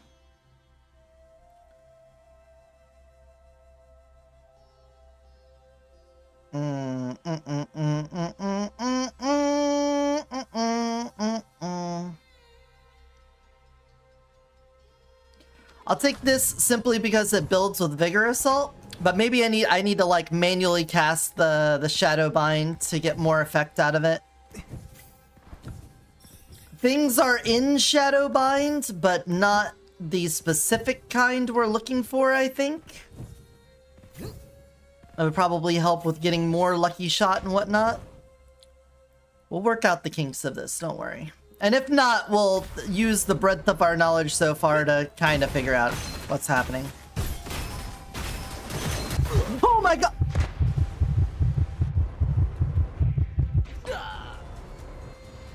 There was a guy right in front of me. I messed that up. But we learned something cool there. I'm gonna say my funky fresh flow was thrown off by that. So this combo is pretty cool.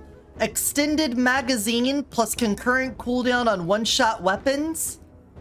You get constant ammo regen and a damage multiplier from that.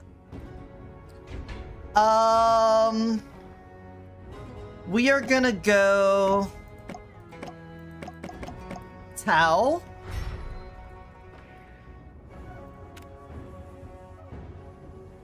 I'm gonna leave this combo on. We didn't really get to go to the end of Act 2 and see how it goes with the legendaries. Let's get rid of all of this. We're trying to build a good weapon damage run now. Using her, we're going to want some firepower. Again, we're not going to be heavy on crit on this one, but rapid fire would be good. Weapon skill might be good.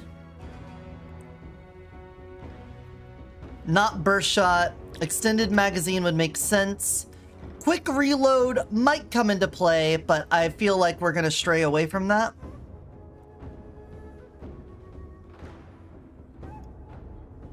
This one, I feel like Spirit Infusion is more like for big hits. It says it has like only a 2-second cooldown with minus cooldown per skill hit, but I don't think that's what we're looking for. Resource capacity could be nice too. This is for crit damage, which isn't exactly what I'm looking for.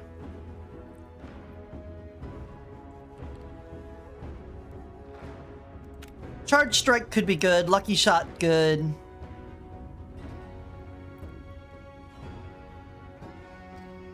Weapon damage per ammo reloaded in the magazine. Reload 1 bullet in the magazine for every meter moved. I guess this would actually work with the generating ammo. So we'll put that on as well. So I'm going to put this on. We're going to do skilled trick on this one because we're going to go for massive lucky shot. I could have stayed on the same character, but I feel like I kind of ruined that run by focusing on weapon instead of secondary because of the way things turned out. But on this, we're going to try to do a good old Spore build, but we're going to see how the dice build that way better. That's the idea. We're going to try to do a skilled trick, radioactive gauntlet, Argus Spore build. It's a tried and true method for getting things going here. We already have skilled trick. We could take something dice related with this. First strike could be good as well if we're doing ammo generation. An ultimate firearm at the start could also be nice that we could swap out in Act 4 when we get there. Yeah, let's do that. That'll help us get our forever gun early. Whenever you're doing a weapon damage run, getting the right gun set up early can mean everything, and not getting it could kill your run pretty fast. I don't think you need to have your forever gun by the end of Act 1, but if you don't have it at the start of Act 3, you're probably struggling. So the faster you can get that going, the better. And by having this, getting guaranteed exclusives on every single weapon drop means we are more likely to have the right radioactive gauntlet drop at some point during Act 1 or Act 2. And at least before reaching that point, we should have something to help carry us there. Inner flow could be good for her, but I usually don't activate her primary.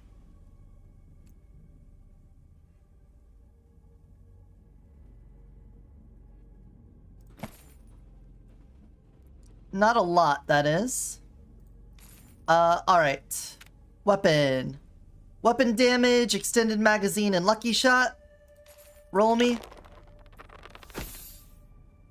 We'll take that. Lucky shot. A 6 on that. Hell yeah. That automatically gets us with the extra bonus if we have any sort of HP manipulation. And we'll take...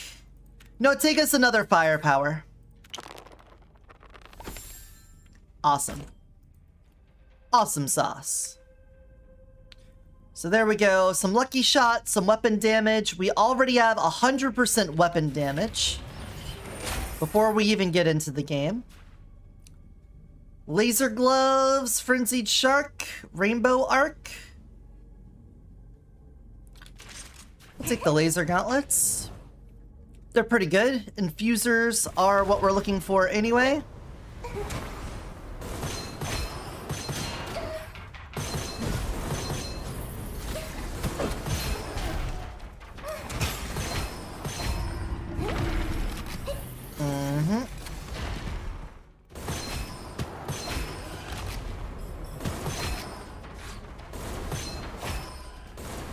So a run like this is not going to start off particularly strong. It's one of the weakest parts of doing a weapon run, is that until you have a setup with the proper gun and the Gemini you're looking for, you're kind of hampered a bit. You're on the back foot. Whereas with a lot of skill builds, just getting the spiritual blessing you're looking for is enough to set you up real early. And you don't have to worry too much about Act 1. Obviously, there's still going to be pain points that happens all the time. But the point... Yep, we're dead. The point being that you don't have the massive clear potential that a skill damage run has off the bat. And so you'll often end up overwhelmed.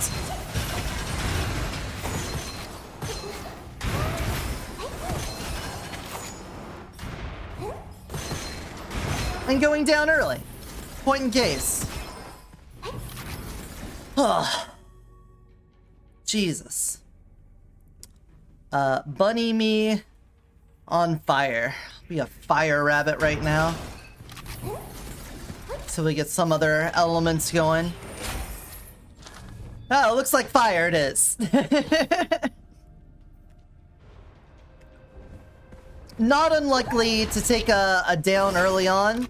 Maybe not the first level, because we're not even in a wave room here. That's where I expect most of downs to go.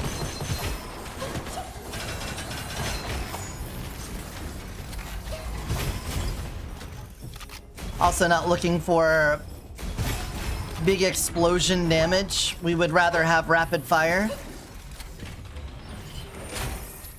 But we need something with a right click to get the benefits out of skilled trick.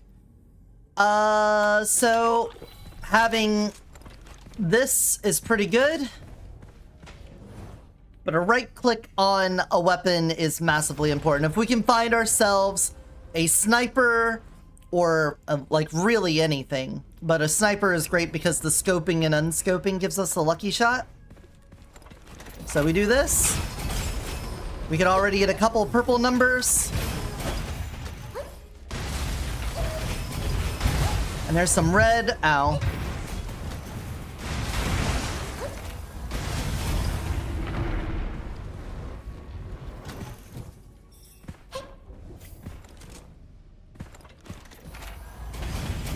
Keep that stack at 10 just for shooting that. There we go. You, please die. Thank you.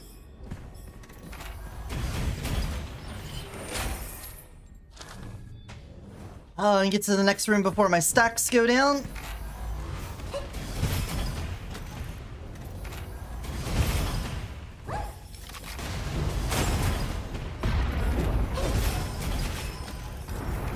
Oh, an immortal spear boy. I hate that. Thank you.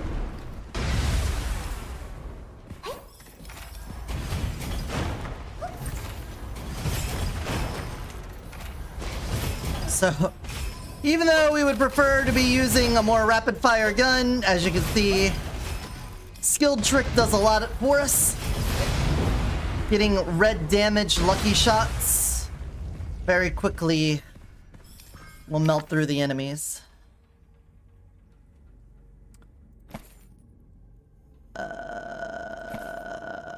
Nope.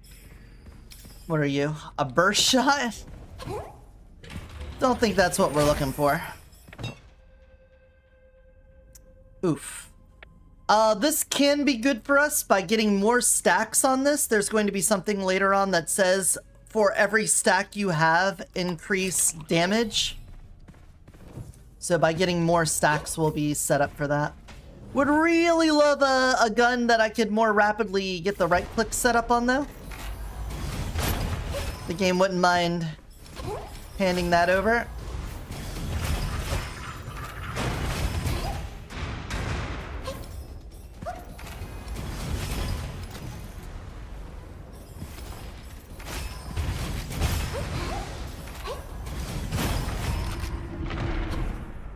Please, peddler? A Goshawk does it, but not in the best way. I'll take it for now, though. There's our radioactive gauntlet, and that's the inscription we're looking for. The crit bonus does nothing for us, though. So that kind of sucks, but... what do we want in our secondary slot, then? Fantastic question. I'll just keep the deafening mortar on there. Alright. Every time we do this right click, that counts for skilled trick. So we're gonna have lots of lucky shot. And the rapid fire. Much better. This Ember's Rise is gonna last through a lot of these rooms.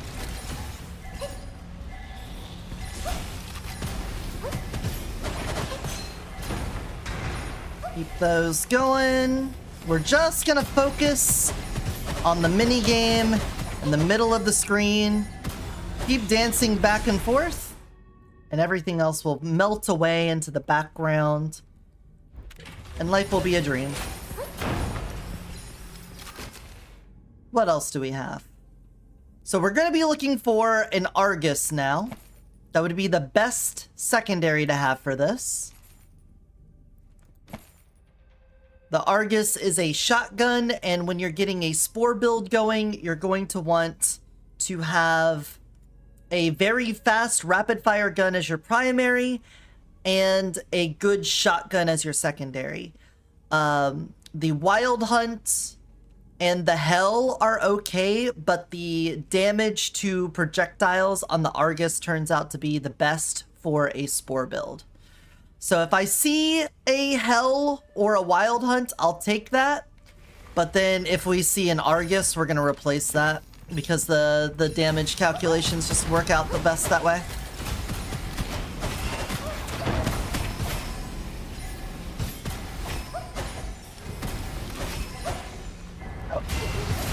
I don't know where you came from.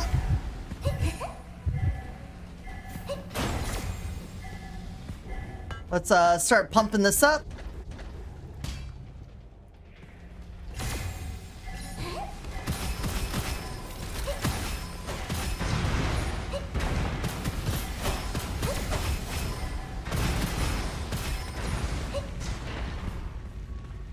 Very, very tenuous, very shaky run right now. Weapon damage, this one is perfect because we can't miss with the radioactive gauntlet. Radioactive gauntlet simply can't miss. Restoring ammo. I would love to not have to worry about reloading at all. I don't remember hitting a vault at any point here.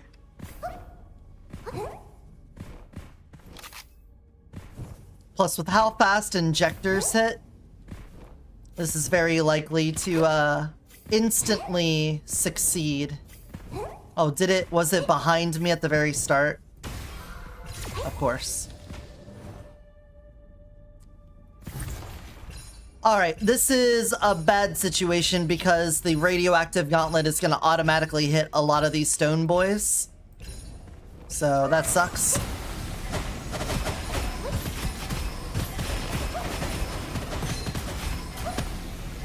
Just bounce, just keep bouncing.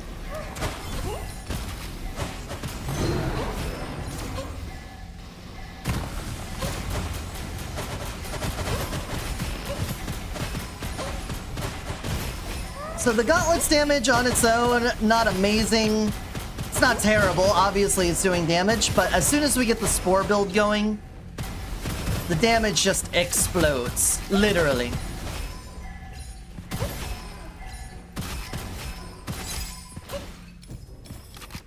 Once we get to the part where we're rolling our Gemini for the Spore build, then I'll go into the details on that. Just know we're kind of underpowered at the moment, even if it looks pretty good. But it's gonna get way better. And then the dice stuff will also start adding in way more as well. We're kind of limited in the options until we hit rare dice. Even though, obviously, they have a pretty profound impact. I think I keep saying obviously a lot. I should obviously cut that out.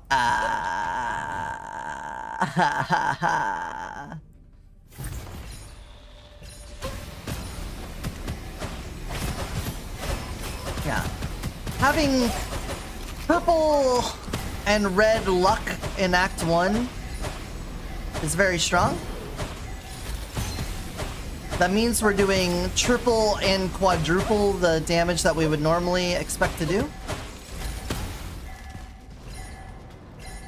And then on top of that, our die is giving us an extra 100% damage.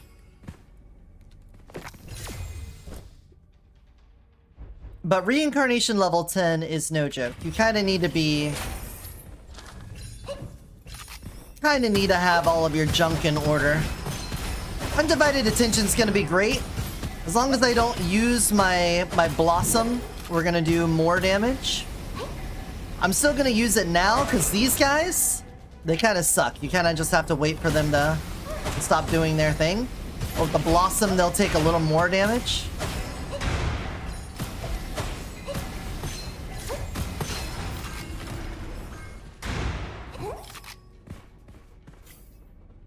Weapon recharge. We don't have resources on this.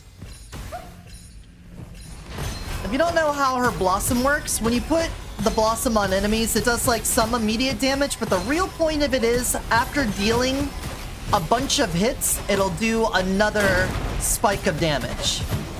So you want to apply it to an enemy, and then keep doing damage, and you'll see more ticks of the pink number go off. See another 600 popped off there? So even though I'm not actually hitting him directly, hitting a shield still counts for the blossom.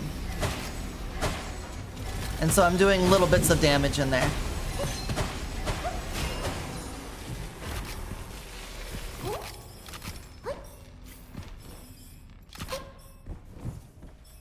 Bone Dragon.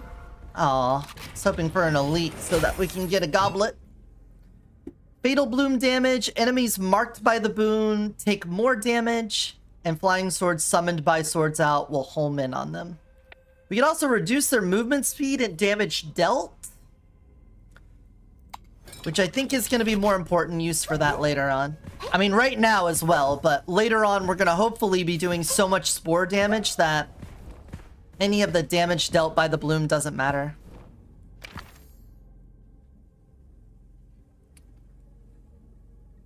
I think your joke needed to say that you took her virginity.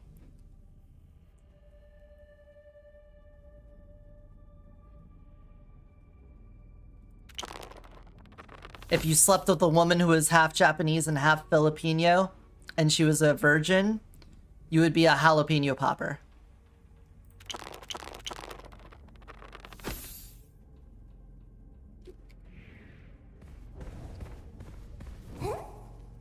Right? Well, otherwise, what's the popper? You're popping her cherry, then you're a popper.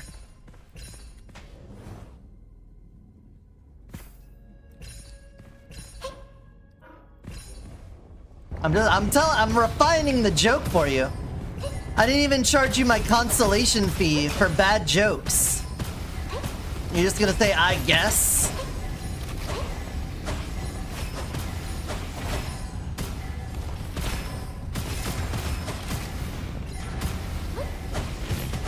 Don't you dare. Don't you dare throw your explosive head at me.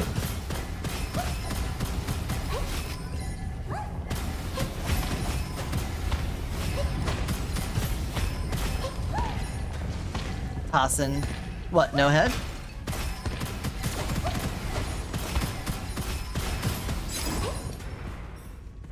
See, this character kind of built for this challenge. I never feel that bad about going into this challenge as Tao. She's just good.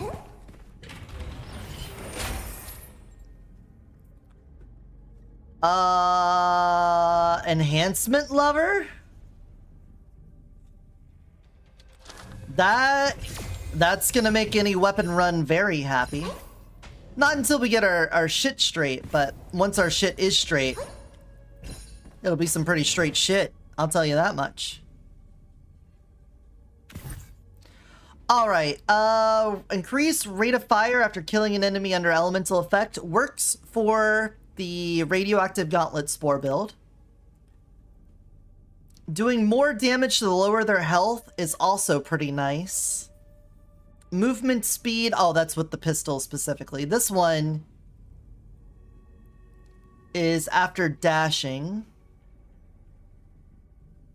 Let's take close call because we've already had one close call. We're never casting swords out, so we're not doing that.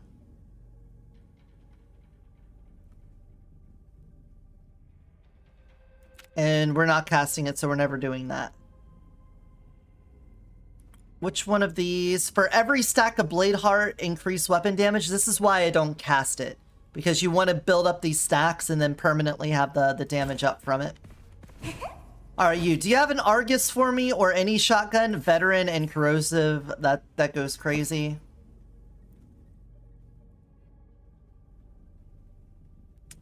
Drift Shard could be cool. There's the hell. Okay. Give me the hell. Goodbye. We're not going to be able to etch it yet. But we can enhance, enhance, enhance. Then we'll be able to work that a little bit better. This fight might be a little rough. We don't exactly have the best setup.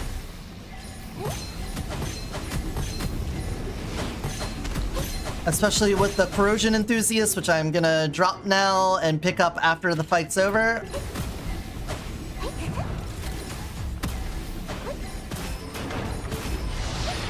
I just don't want to be hit with the decay while avoiding a boss that jumps towards you.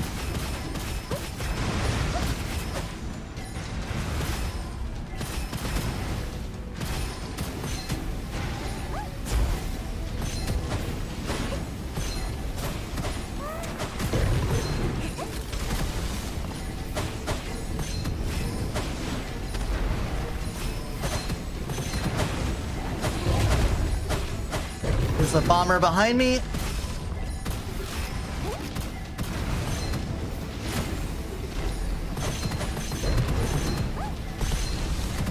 Bomber behind me. Fuck! Alright.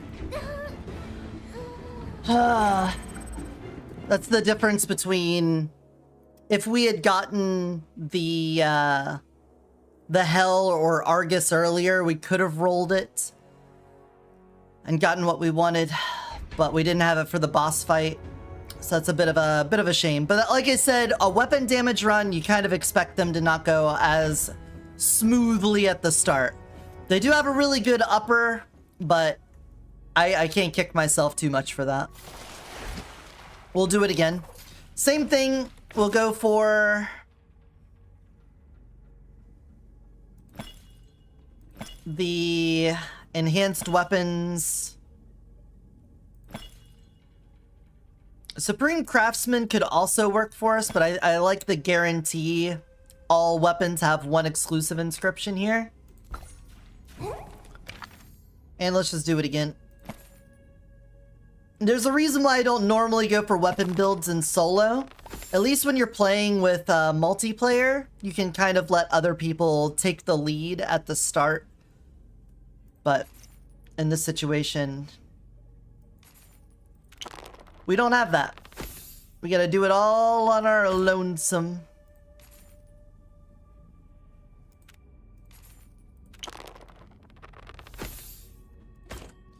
Before I do my last roll, what's our weapon?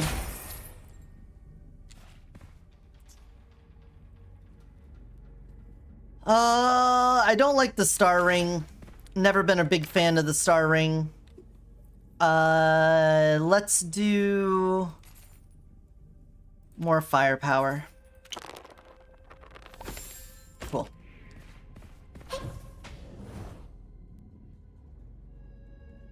Let's get in there. We can at least do a right click on this. We can start building up our skill trick. It's not every right click that builds this. It's every shot that comes out of it. So when we right click, fires multiple talisman consecutively. I think it's shooting out like 6 of them. So that's 6 stacks of skilled trick. So we only have to do it twice to get to the max of 10. So not terrible there. We just right click and then I can do left clicks for ammo management. And then do a right click to keep the stacks, and then left click. And there we go. Right click to keep the stacks. Left click so I'm not expending too much ammo. Right click to keep the stacks. And there we go. Not terrible.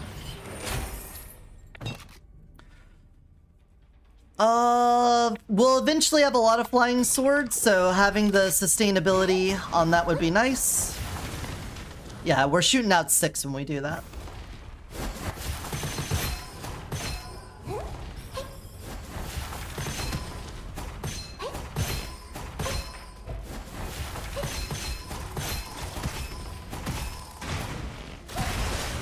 I backed right onto a bomb.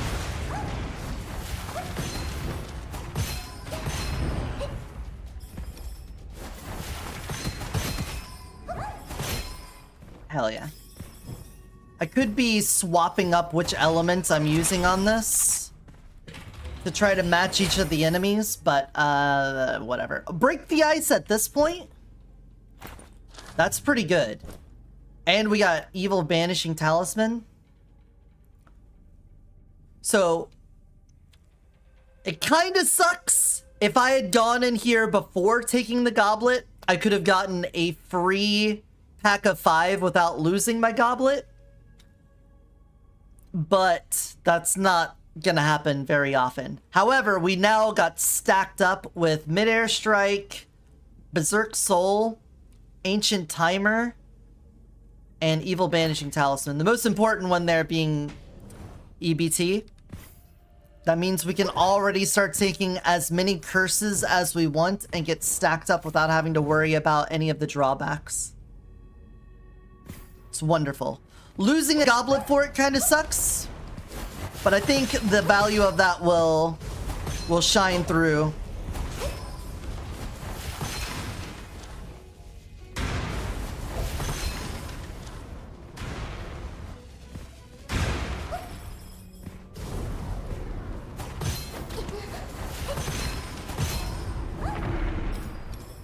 Hopefully. We need to hit a bunch of red chests for that to really pop off. That's where you get most of your curse scrolls. The not Transcendental Arsenal. The Interdependent Fortunes Bizarre Modifier is another way to get a lot of curse scrolls. But that's not gonna happen until we get to Act 2. Starfly? A Starfly does not have a right click.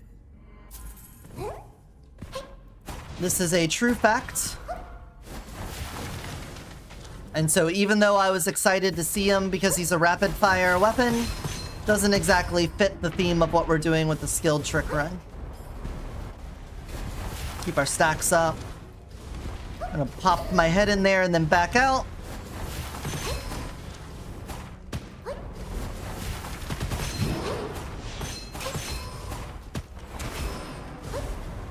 Same thing as last time. Come on, swing at me. There we go.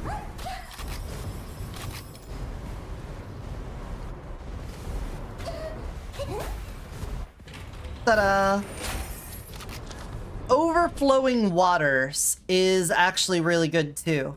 Consume all secondary skill count when it reaches the max, and then you get extra weapon damage for each charge consumed. Since I'm not planning on using the bloom a lot, this basically means we get passive more weapon damage.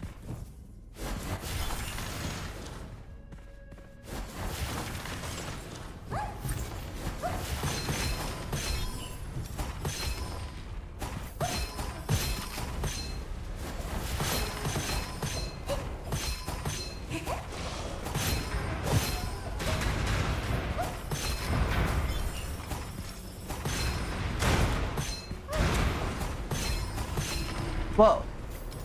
The portal opened before I killed all the guys. Did you see that? Interesting.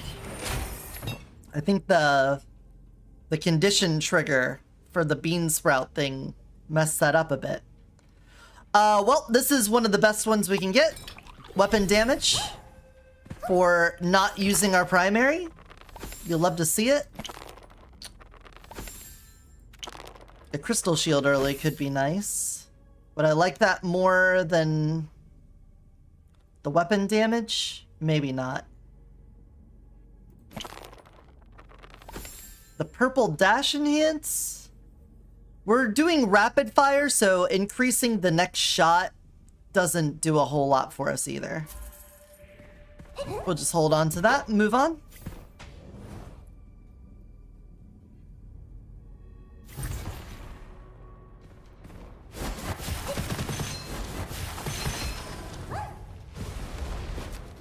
Alright, we're still looking for a radioactive gauntlet.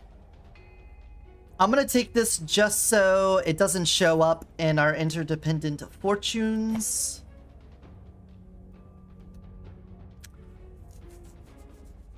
Demon Lore Spore build? The projectiles +1 kind of makes that hard though.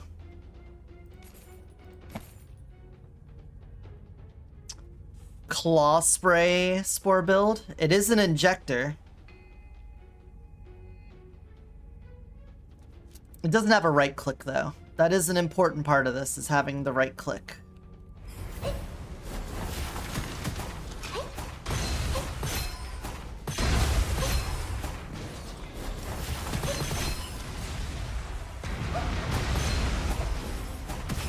Can't forget about the skilled trick part of this, or else most of our DPS goes right out the window. Do I want to level up this talisman at all? I think just to, just surviving could be good. But I don't want to dump too much money into it because we're still waiting on a proper weapon for getting Spore build set up on with skilled trick.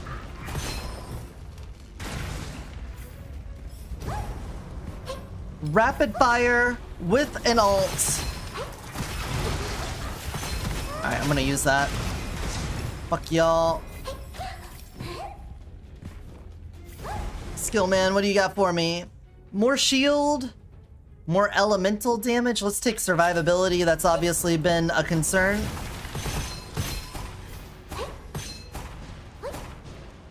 You want to hit him? Thank you. Max rolled hostile siege. There we go. We can get a curse scroll. We have evil banishing talisman, so we're good on that. Takes 2 is good for later, but not for now.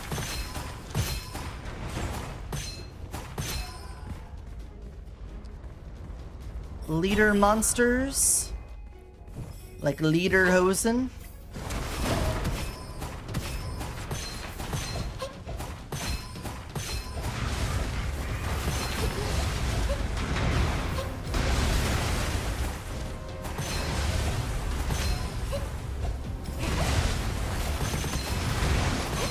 Bum. God, I can't round the corner.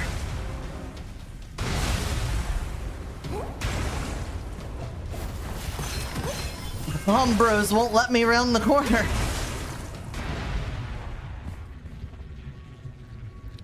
Blood Valor. We don't have enough HP to justify that. You have a right click. But you need energy to right click. So that doesn't work for me.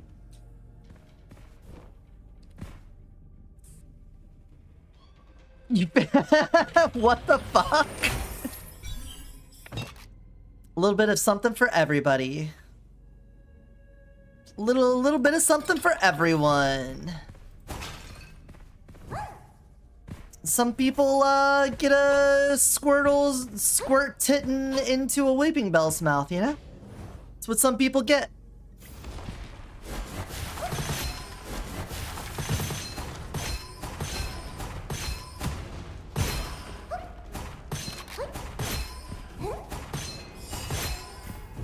It is impossible to target barrels with this weapon.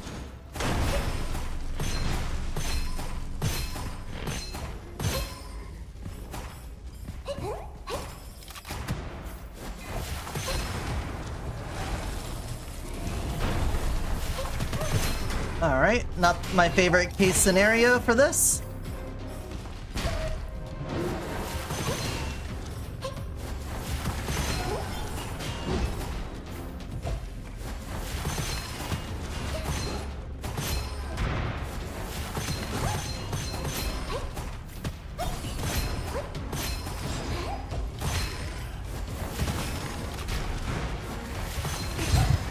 Fuck me.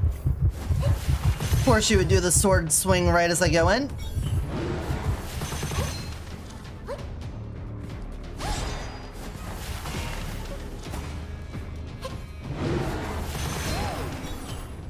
Ooh, almost really bad. Elemental power is fantastic.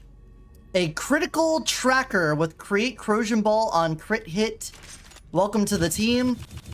Tracker has a right click that we can take advantage of. So we're gonna put you in the primary slot here. We don't have a shotgun for the secondary yet for the Spore build. Tracker doesn't have elemental. It's not exactly what we're looking for. Oh, bloody ammo could be dangerous for us as well. Strive to survive could be cool though. I'll take it, but I'm gonna definitely get negatively affected by it. I'm gonna tell you that much right now. So I would prefer a radioactive gauntlet for this setup, but the tracker is fine. The tracker can get work done.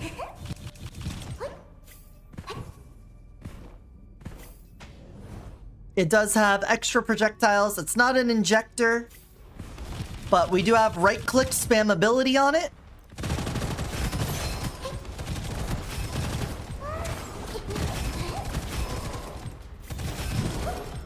And because it has a corrosion ball on crit hit, it's gonna have some pretty good DPS and room clear ability.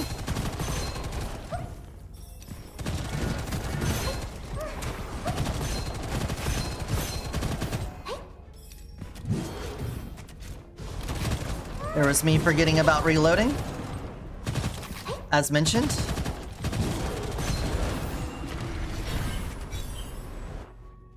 I did say I was going to do that, and then I immediately did it. A rapid fire upgrade? Don't mind if I do. A 9? Rate of fire per 1 second of continuous fire? I'll throw that in there. It's probably going to come... There's our Argus. Okay. Fantastic. This is what we're looking for precisely. Lightning Ball on crit hit revealer is also nice, but the rounds per second on it, not that great. Does it? Hold on. It does count for skilled trick. Hold on. I'm gonna get this guy right at the door. And then take you. Hi, Twitch! Thanks for coming! How are you doing? I hope you're doing good. So the reason I would take this over the tracker is, one, I think it's cool, and you can build up the right-click resources without actually using weapon resources.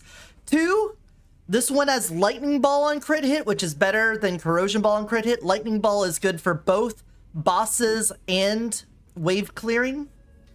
And then this one also has a chance for Lucky Shot on this, which I'm guessing means it counts as that tier of Lucky Shot. So an 80%, excuse me, an 80% chance for 100% Lucky Shot is what I'm reading that as. Just got up from a 4-hour nap. Got up from a 4-hour nap. My neck was so bad this morning. Well, hopefully that straightened it out. We are trying to make... This is horrible for us. We are already... Look, this says Lucky Shot won't exceed 150. We are already getting to 200% off of this thing alone. So that's actually pretty buns. That is a buns item to get for us. We're trying to make a broken weapon damage run, and we're seeing if we can build a spore build with some things here. That'd be good. All right, get your lightning. Get your lightning. Lightning all around.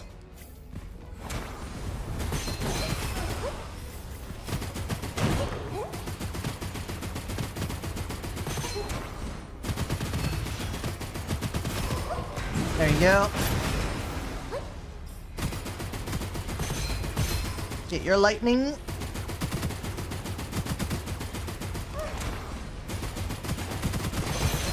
There we go. Ow.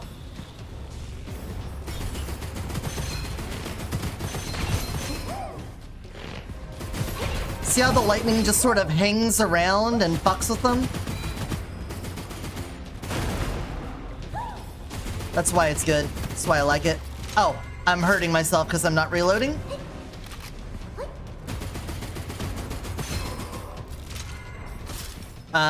Smart one. I'm very smart. Okay. As much as I like this gun, though, I think the tracker is the better choice. We're just more rapidly putting stuff out. The projectile count for this is not high enough for my liking. That's what I'm saying.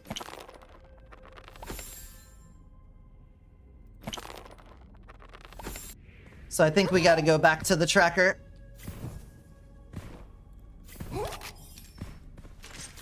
Whoop. Did I not have a vault?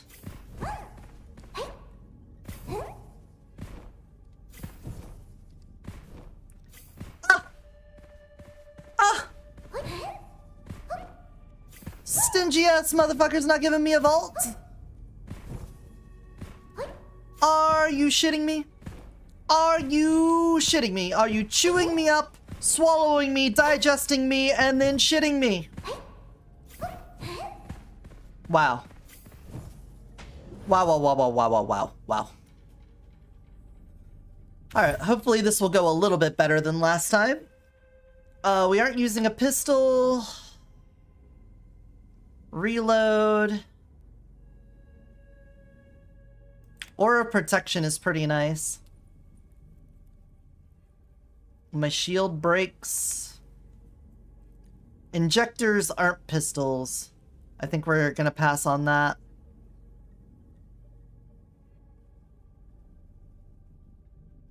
We wanted the stacks. We don't want the base damage. And we don't want that one. Actually, the base damage might be fine. What is it? Yeah, we're not casting swords out, so that one doesn't matter.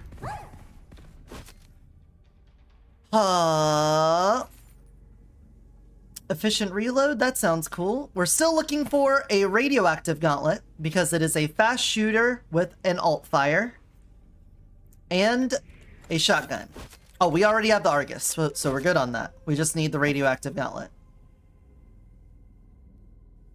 Which we did not get. Okay, what can we work here? We're not going to use the Argus right now. We are going to use the tracker, so I'm going to increase your damage. And pray. And pray. That's the end of the thought.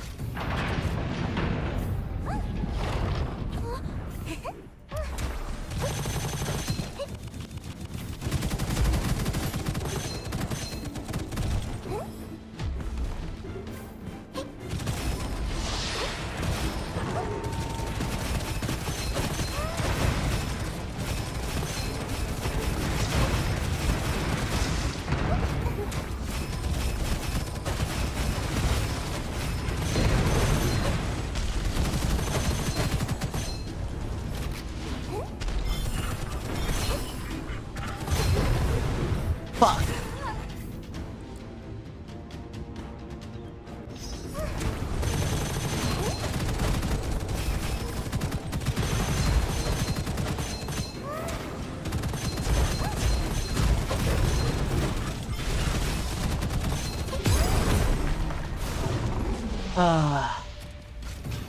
I was really thinking we were gonna go through Act 1 without going down this time, and then there it went. Mystic Mirror. Penetration shot. The good thing about the tracker is that it can still crit compared to the radioactive gauntlet. The radioactive gauntlet doesn't crit. So we do have that going for us in favor of this setup for Spore build if we stick with the tracker. Let's get some survivability here to carry us a bit. The laser gloves don't have it. And obviously we aren't going for a melee weapon. Oh, so close. The bomb got right on me, though.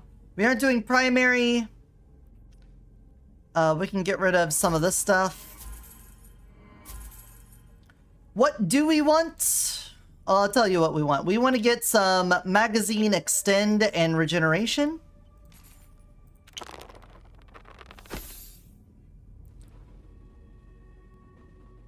I can deal with that for now.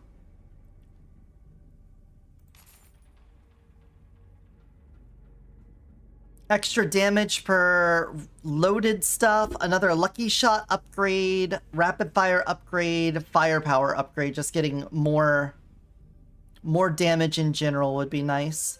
Our lucky shot's kind of ass right now, so let's focus that one. Still kind of ass.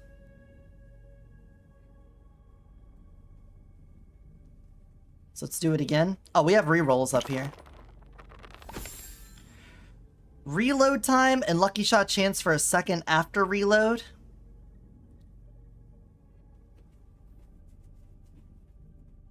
We should probably get rid of a bloody ammo.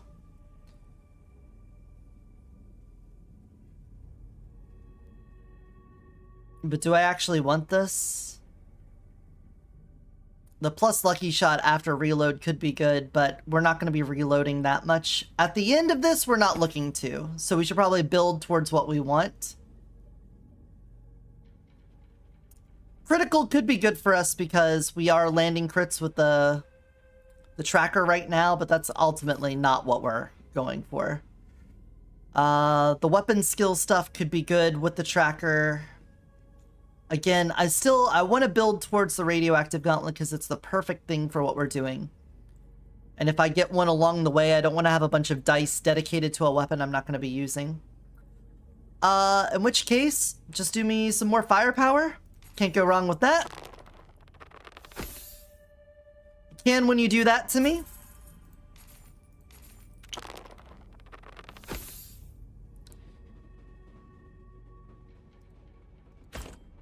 And then give me another lucky shot, I guess. This, like, rule of 3 thing is not happening enough. There we go. Get rid of you. Get rid of you. Get rid of you. Of these, which one would be the best for getting to a legendary? That is a big step up. A 40, it goes from 30 to 40.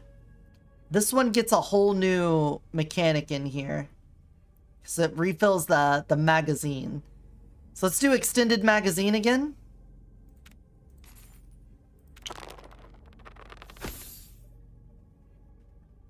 And then we can give that the bump. And then give it a bump. It busted. I hate that. Okay. I feel like we're about where we were on the first one. We're kind of right back to where we were. We do have EBT, so we could take this. And we could take that. Arms Dealer is great. Giant Slayer isn't bad either. We'll take Arms Dealer.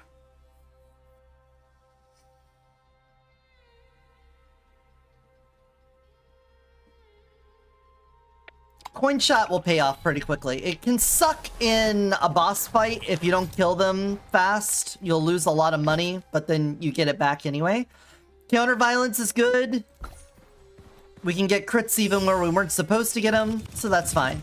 You guys are gonna get hit with an ad, but I don't think anything's important's gonna happen, so don't worry about it. And thank you for dealing with that and staying loyal to the stream despite Twitch making me do that.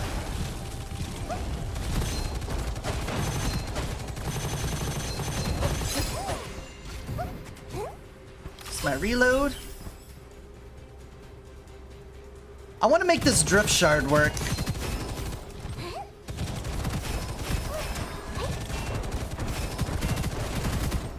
Reload before I start taking damage.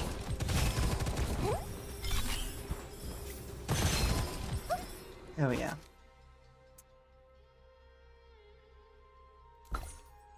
Cool.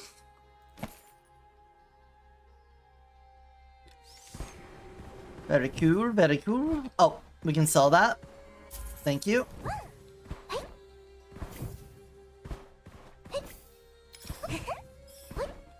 Any vaults here? Shrieker. Give a scroll, obscene scroll. Replace normals with rares. If we could find a new replacement tracker or radioactive gauntlet, or maybe something else along the way. If that's the case, then I'll come back to that and change inscriptions out.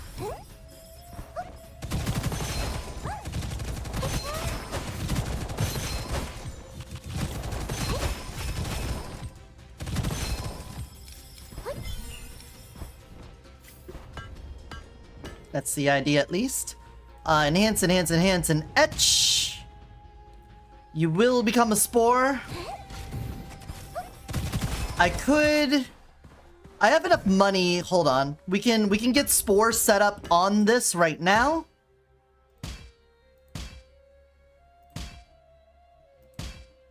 Plant spore.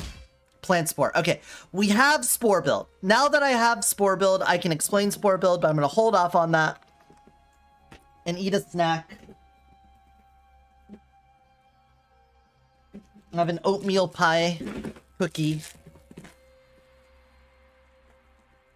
I feel like oatmeal pie cookies should have raisins.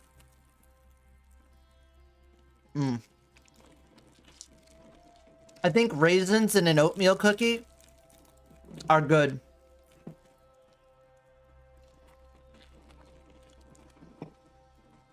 Personally.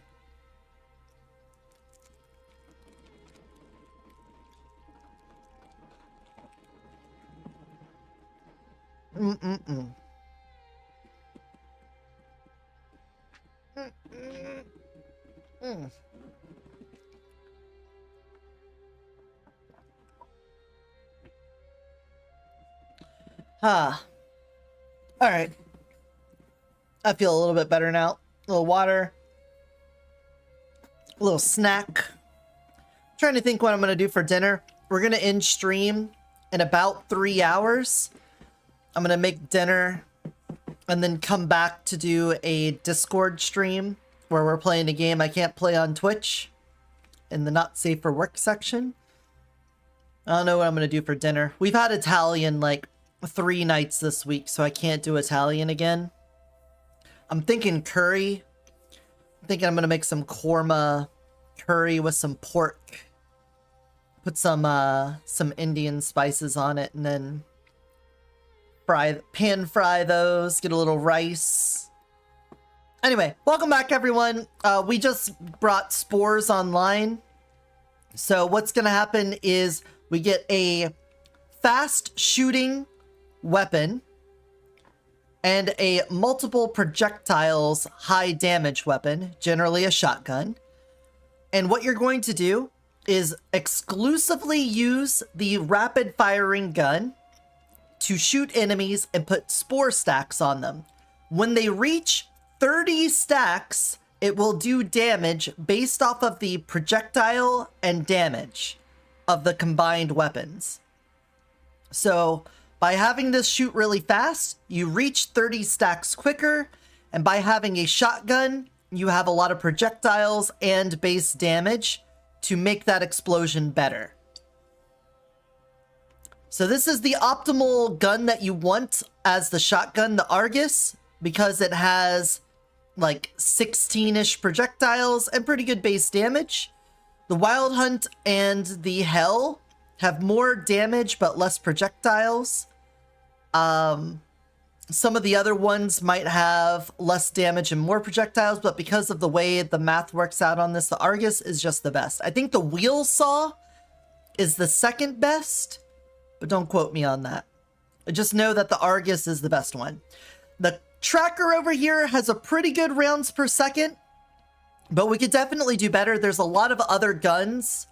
Mostly any of the injectors would be a better spore build, but because we're doing skilled trick, anything we have as this one, we want to have a right click we can spam. And so the Tracker is going to give us that right click that's spammable while still having a pretty fast attack speed. So we compromised a little bit on our spore damage output, but we should see a pretty good spike in our time to kill right now. Mana magazine. Let's see how this rolls. If this rolls good, we might replace something.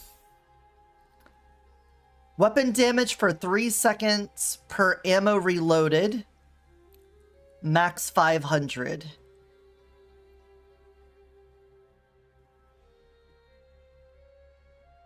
I don't think we're doing continuous fire enough there. Not until we have more ammo generation here. Alright, so you're not even able to see the spores building up, But if you were to see it over their head, there's a little red circle that appears, and it'll have a number on it, and that's gonna count up to 20, and then explode, and then reset. And it's happening so fast that you probably will see like 10, and then explosion, and then like 12 explosion, because it's hitting that next thing so fast. There you go. Or 30, sorry, not 20, it's 30. There, on the arsonist, you can see it building up a little faster there before they die. Don't scare me like that. You're my child. You work for me. Weapon damage, skill damage. There's that. We do still have our vault. And I had that chest back there where I could re-roll an inscription. I'd prefer if we still got the radioactive gauntlet, of course, but if we're gonna stick with this for now, we might as well make it the best version of itself it can be. Platforming challenge, okay. Not gonna get a new gun from this. Whoa! This is like the lowest move speed we've had going into this challenge in a while. It's gonna be very touchy on this part because of that. Ugh, we got it. Okay.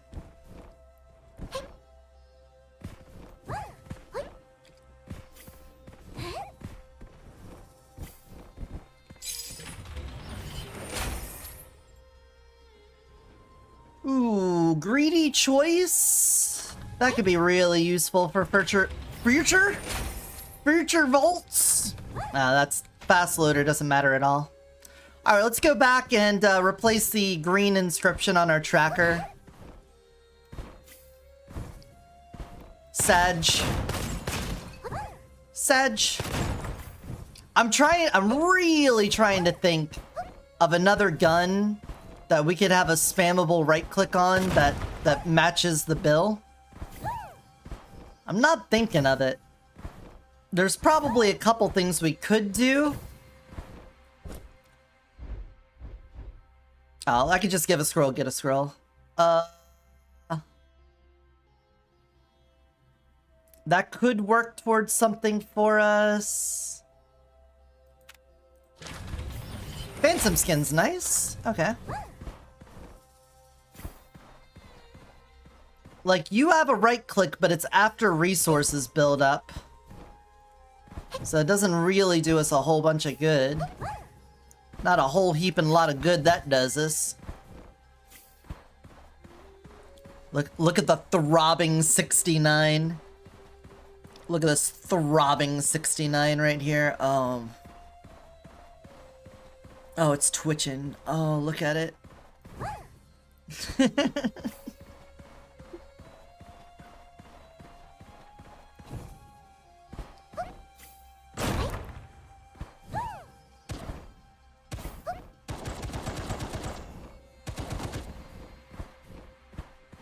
I like this magazine regenerator. Oh, just a pile of money sitting over there we passed up.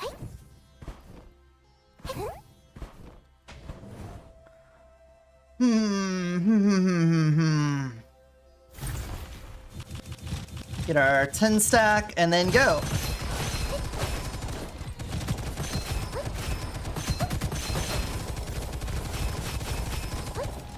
Task failure? Oh, I didn't hit enough enemies? Wow. I'm gonna have to use one of my skill trainer things on future one to get rid of that. I wasn't even paying attention to it.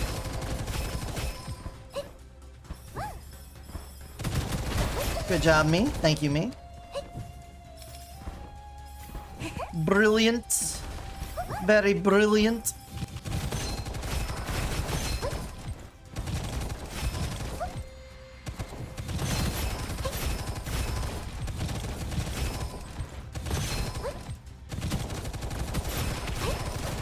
Bugs.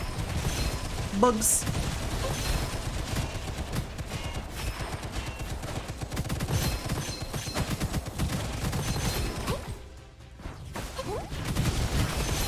Oh, they're rolling out. I heard you. Thought I didn't hear you? Oh, I heard you.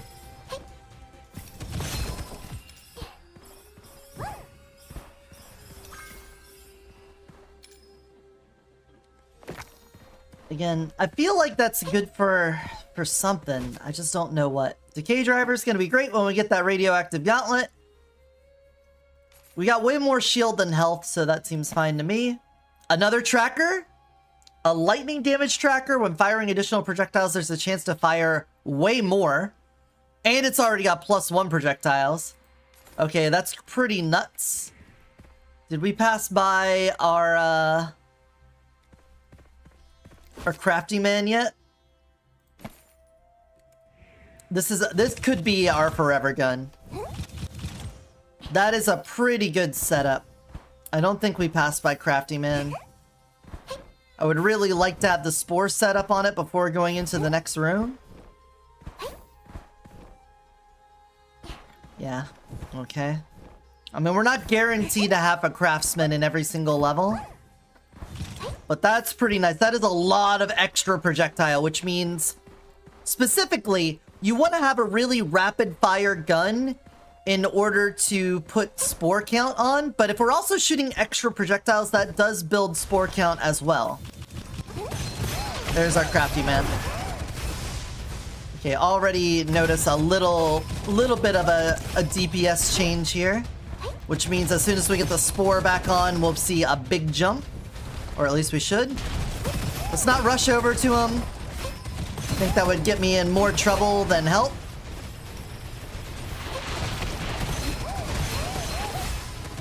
Get me out of here. Thank you, Grapple. An elite invasion, of course. Oh, I didn't mean to go down.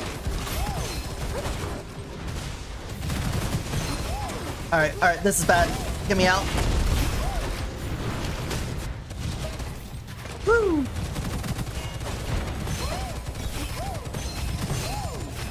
Sniper's down. Alright, thank you, Zipline. You're a real one.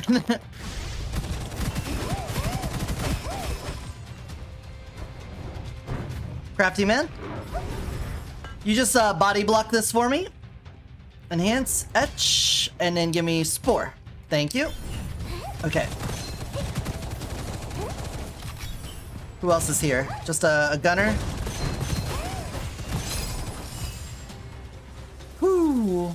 A rainbow does have a right click and it's an injector. The problem is that the right click puts a dot that it shoots at. And so if you try to spam that, then you're just going to end up not hitting enemies. So that's not incredibly useful either.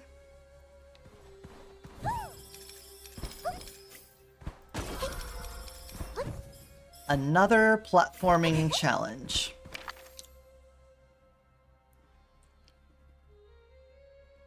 Weapon skill damage. We might be able to make weapon skill damage work on this run if we're going with Tracker. Because it does use its resource.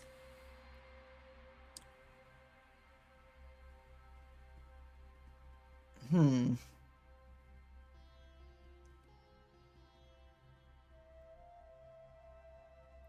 extended magazine could also be really good if we get that up there.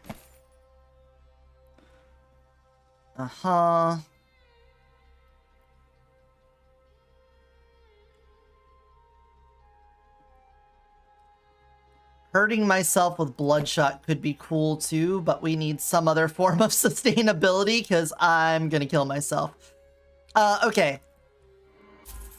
Rapid fire.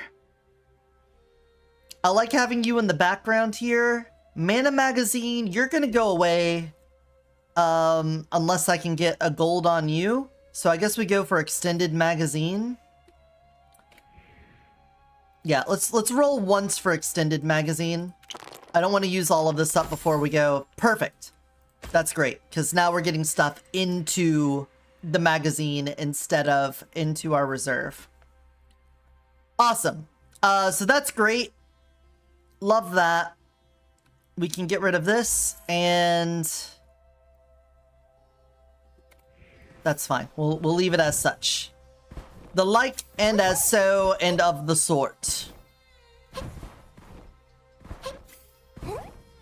So what does that mean for us? It means we're going to be able to shoot longer without issue. We can also restore ammo this way. We can also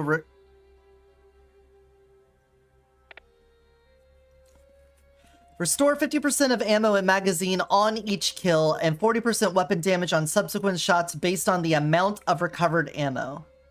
We already have some amount of ammo recovery. This one says for every ammo consumed, increased rate of fire and accuracy, and a chance to not consume. I think this one is more immediately necessary. So we'll take this. And now to do my favorite platforming challenge. Everyone loves the zip line. Take me away.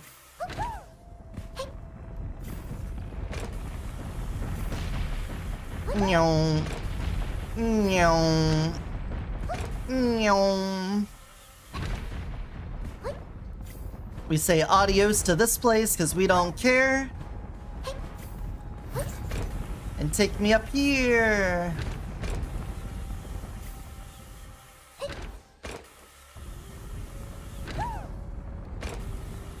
Whee!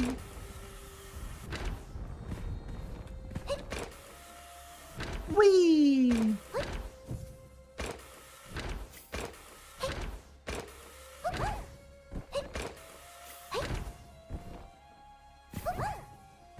And we're out.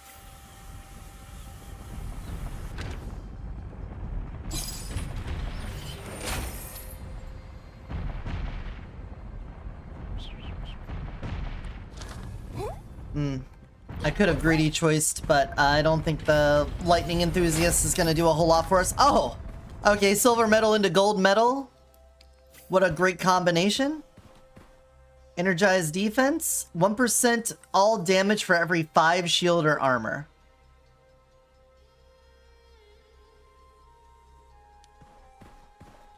So, paranormality. Something we would want to get. Was there a red chest on this level? Whatever. You know what? Whatever. Let's not get inundated with all the little nuances here.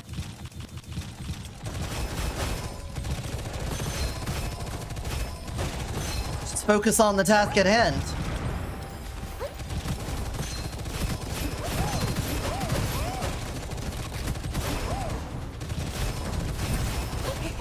I have enough ammo generation that my bloody ammo isn't kicking in too much here.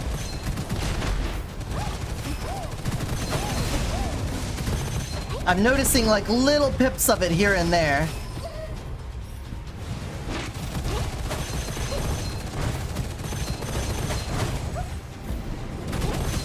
Oh, I thought you died. Could you please? Thank you.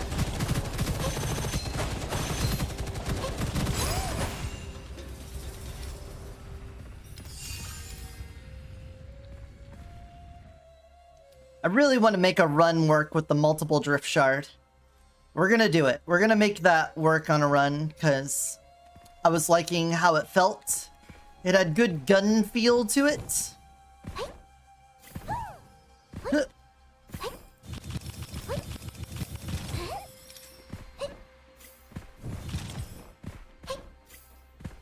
We also need to upgrade our Argus more. So, since the damage calculation of Spore Build is based off of the combined damage and projectiles, you want to level up the shotgun much more than you want to level up the rapid fire gun. You'll get more damage out of it that way. You could still upgrade the other one, but the spore damage won't be as increased.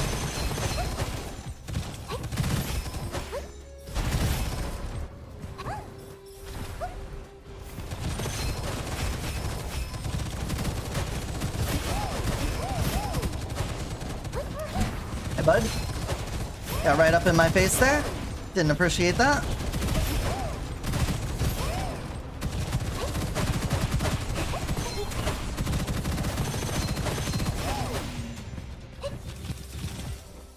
the swords constantly hitting enemies means we are doing skill damage.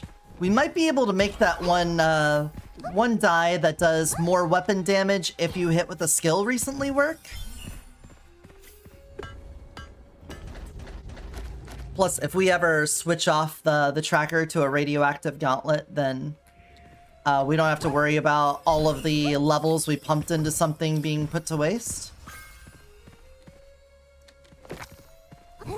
We'll look at it. We'll look at the numbers on the weapon damage that provides by hitting things with skill, because as long as I have I think it's a 10% chance to have a sword hit them, then we are pretty consistently hitting with skill damage to make that work.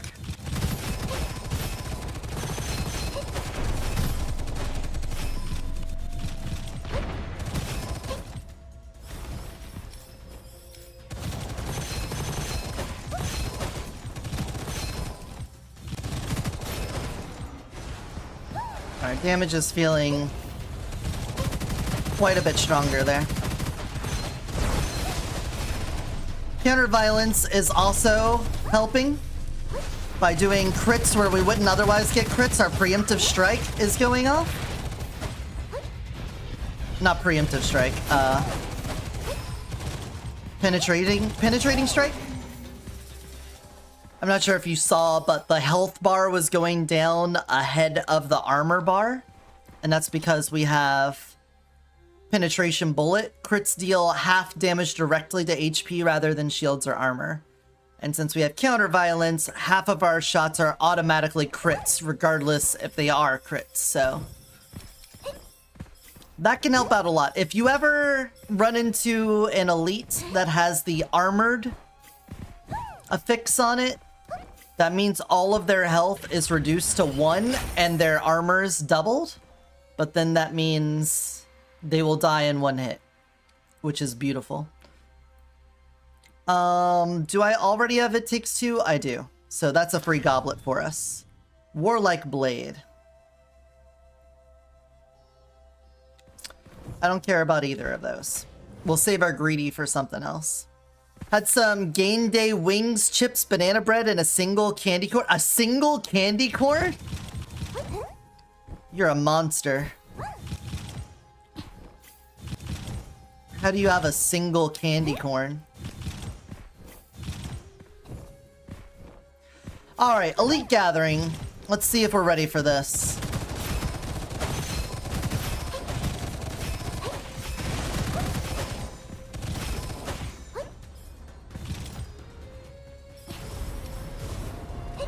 A Nimble Cavalry. I see a red chest over there.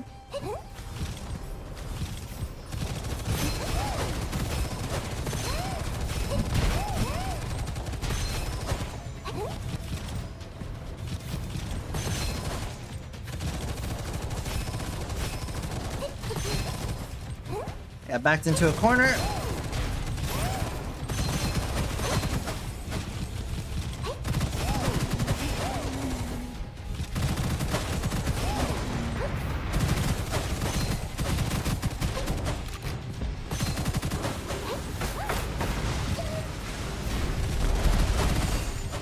Hi. Wanna come over here? Alright, Detritus down.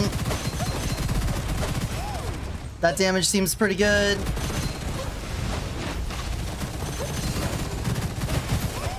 Wow. I didn't expect you to just jump right over to me.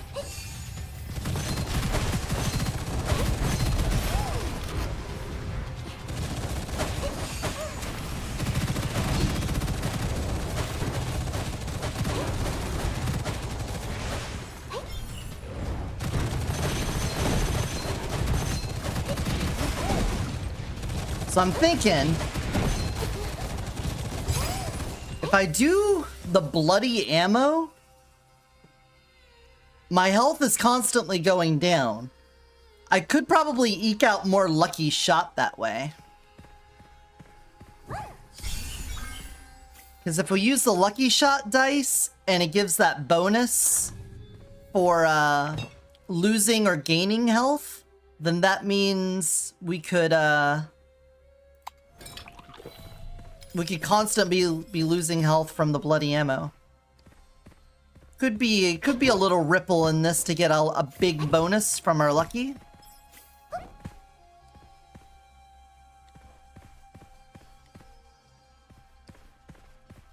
Nimble Tracker, that's not one we can spam a right click on. Reroll an enhanced attribute? Our tracker doesn't have an enhanced attribute. Okay. Agile? More rounds per second on it? That is pretty much what we wanted on it, so no problem there. Okay, never mind. We're gonna keep our ammo back. Wait, why is my ammo not going over 1?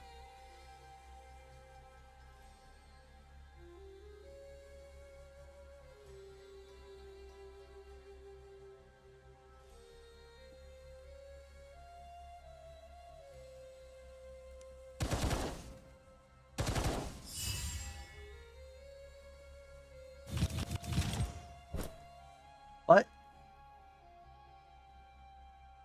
Why is the magazine 1 on this?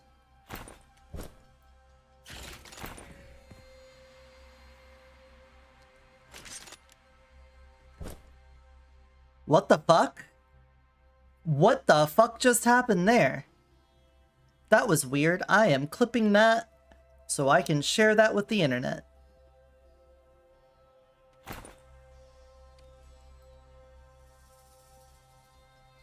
That was weird. I changed the affix on it and the magazine went to 1.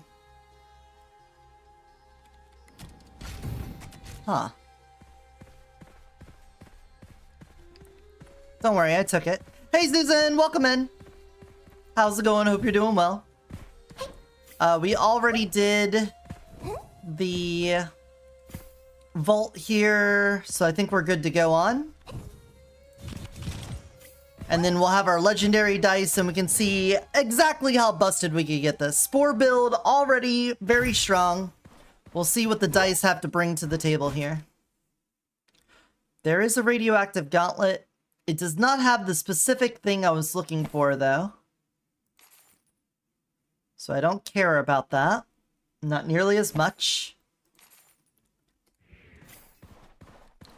When dealing weapon damage or skill damage, the damage that is dealt is gradually will disappear if the other kind of damage is dealt. Oh, that's perfect because we have the swords constantly dropping in.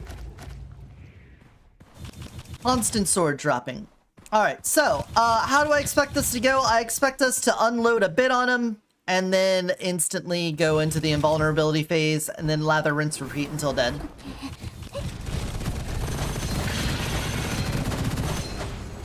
Pretty much.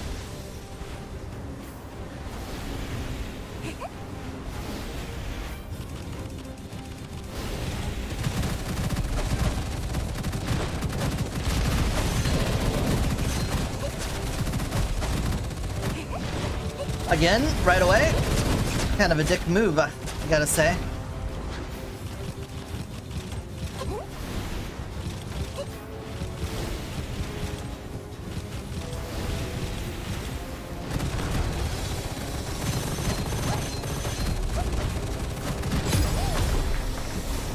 Okay. Not instantaneously, but I think it's obvious that went fine. Blah, blah, blah, blah, blah, blah, blah, blah. Stone skin. Glazeside is going to be fine. We get a little more crit. We're already doing guaranteed crits. So that's cool. A little extra shield didn't hurt anyone. Alright, dice.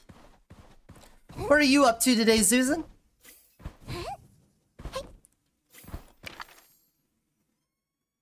Quick cast, inner flow.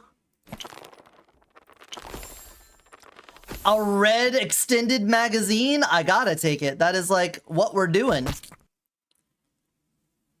Playing Digimon Time Stranger? Cool. That sounds cool. So, well, we got a red off rip that perfectly matches our run. What is that the tactics game? We could probably do the rate of fire one. If I get another extended magazine to red, do I even want that? That part doesn't matter. It is a percent. Hold on. Restore 6% of the same type of reserve and store 10%. So if we have 2 extended magazines and then a mana magazine, that would be a decent amount of damage. But I feel like 500 stacks, that would be 1,000% weapon damage if you can get it to max stacks. I guess that if you get it to 50 or 60, then that's the same amount. But you've got 3 seconds to get that amount in. Just passively. Though, we do have our own built-in, so I don't think I need another extended magazine. We use the bunny's built-in thing and we get another mana magazine. Lucky shot would be great. If we end up with paranormality, then that doesn't work. If we have airbag, that does. So that would be fine. And then just firepower. So I guess for right now, get a firepower.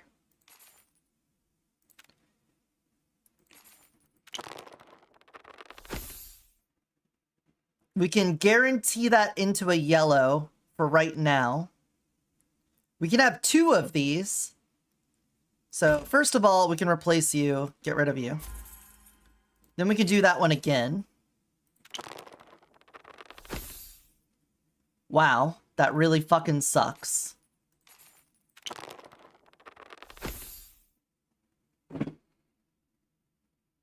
The dice hate me today. Today we're full of hateful dice.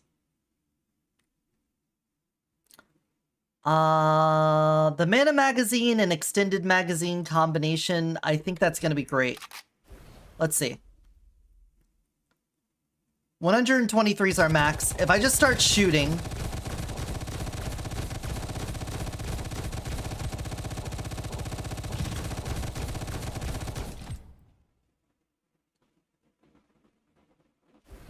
That does pump us up pretty good. And we go back to full. Pretty nice. So I think we could do the rapid fire one now because we can just hold down the button. And then we can have that extra bullet happen.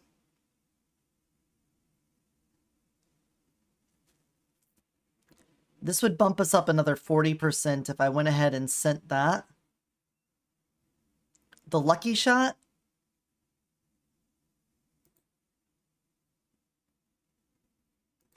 More rapid fire, more often. Alright, I'm gonna do it. Bump that up. Get you to 12.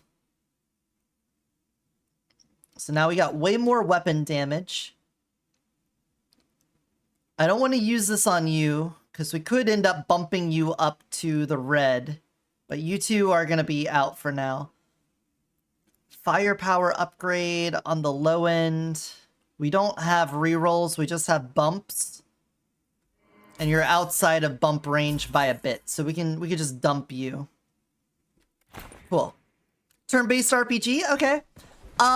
When I'm done with this run, did you get the DLC for Gunfire? Did you get her? Did you get the new girl? Have you tried her?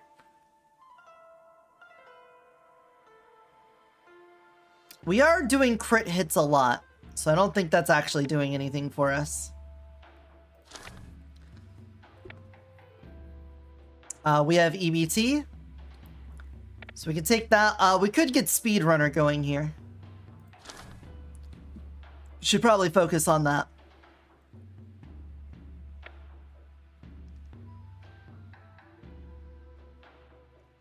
Prevent healing for a little bit.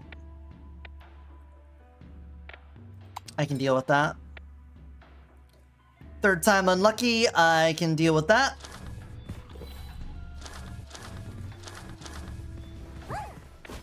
Sounds good. Painkiller, fake death, arm caster.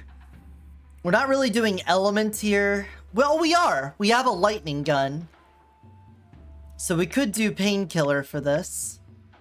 Fake Death would stop us from tanking early. But whatever. Whatever. I feel like in this season, Painkiller is just so good. There's a lot of elemental-based stuff.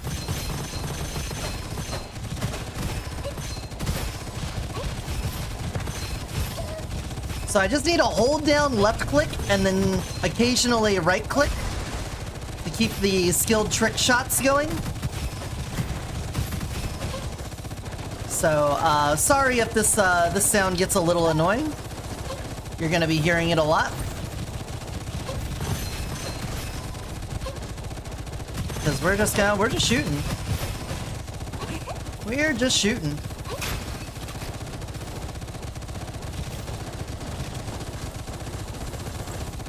Send me up. Send me up, please. Can I activate? I can't activate the lift while shooting.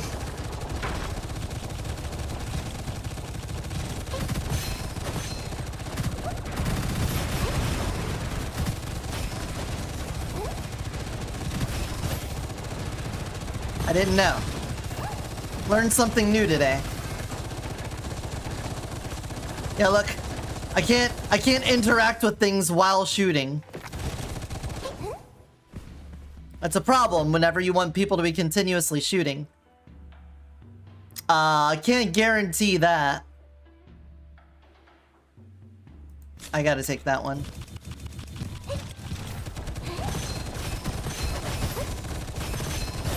We are not going for very targeted shots, let's say.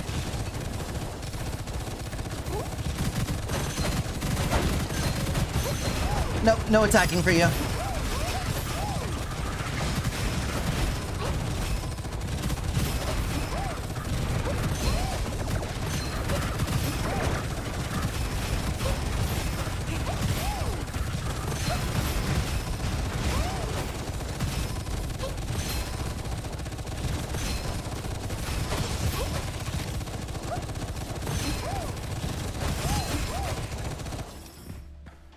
Yeah, I think we got ourselves a run going here.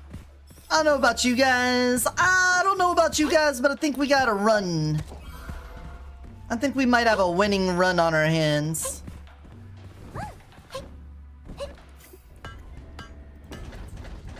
The constant shooting equals more damage run.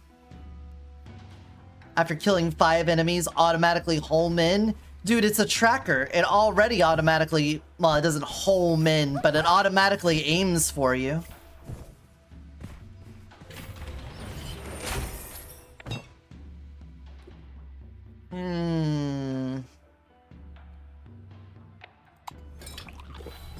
We are consuming lots of ammo.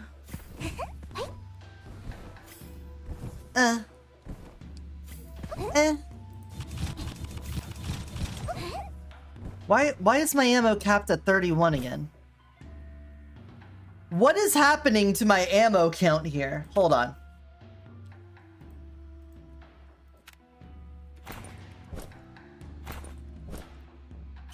Drop you. 40. Here. 47. Dice. Extended mags. Now, 123. Hey Magna, how's it going? Welcome on in, how are you? Welcome on in, Raiders. Hey Flying Angel.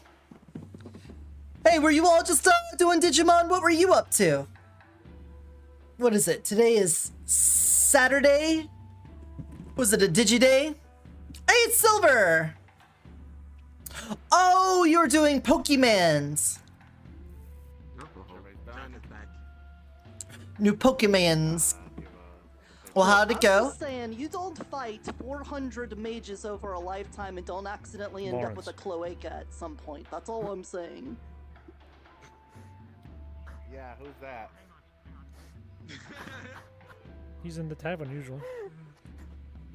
he's in the tavern. Just go talk to him. Yeah, he's just in the tavern. Am I wrong? Go in there and talk to him. I think Nerda spoke the true. Go in there and talk to him. All right. I tell you what, if Mm-hmm. But welcome in, Raiders. I'm Eotidiss, Shapeshifter from another dimension, currently in my Moss Bunny form, playing Gunfire Reborn. Just had a new DLC come out and a new season start. We're doing a... I'm dying. Excuse me. We're doing a run where I hold the shoot button until it just stops. Everything's dead. I hold down shoot button until everything dead. That's how... Yeah, I'll hydrate. Okay, that's good. Clearly. Oh, I'm in just chatting?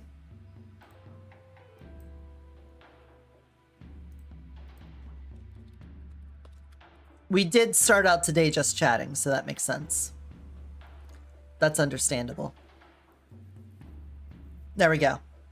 But I hope Pokemans was good. I hope you had a lot of fun with it. I hope you captured the Pokemans you were looking for, and you defeated the gym leaders.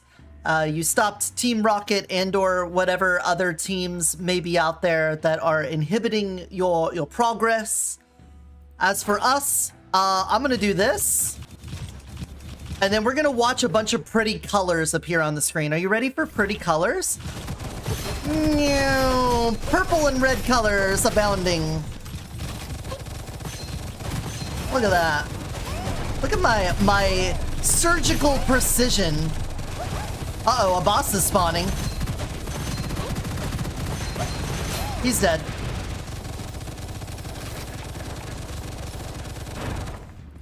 There we go. We did it. We saved Bikini Bottom.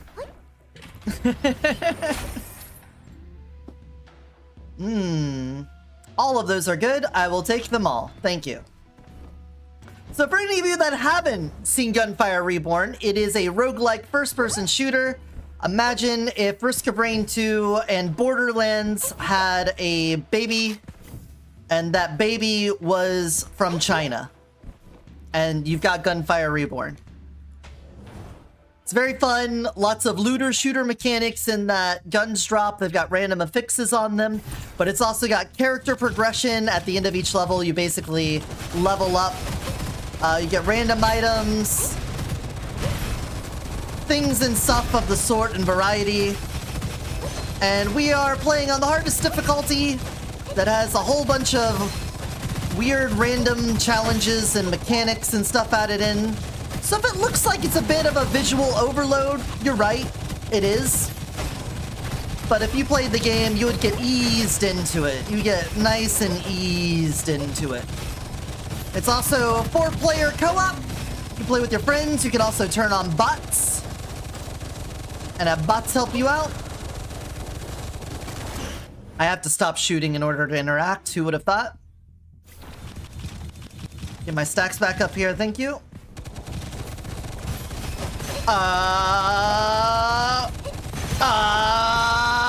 Hey, thanks for coming. Has anyone hit the first for today?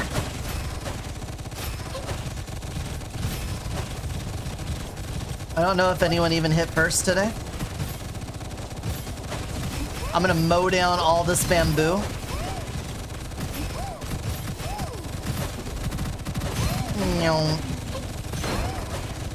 I gotta mash my right clicks on occasion here. You, up there. Someone did it seems? Alright. Just making sure. Oh, crap!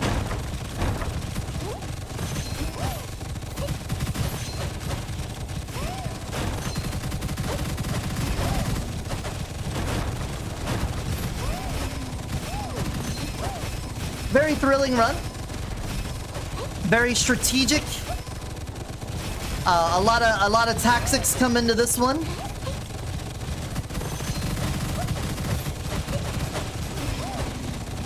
Some of you might look at this and be like, wow, that looks incredibly challenging, Eoti. It looks like you have to really struggle and put in a lot of hard work in order to make this run go in your favor. And I'm like, I understand. I am sweating over here with how challenging this run has been.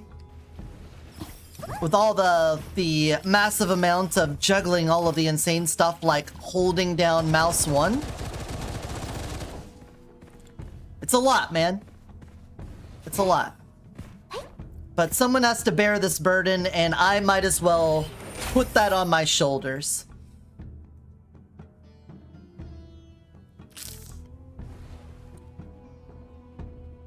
I'm never reloading.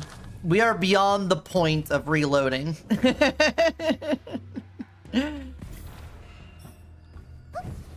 Have any raiders in chat seen or played this game? Critical could actually be pretty crazy. Get a red roll? Purple roll. Yeah, we don't reload. So what's going on here is I have a gun with a really high magazine because I have these bonuses in here that increase the magazine by a ridiculous amount. They also recover a percentage of the ammo into the magazine. So this one's giving me 10% of the ammo back.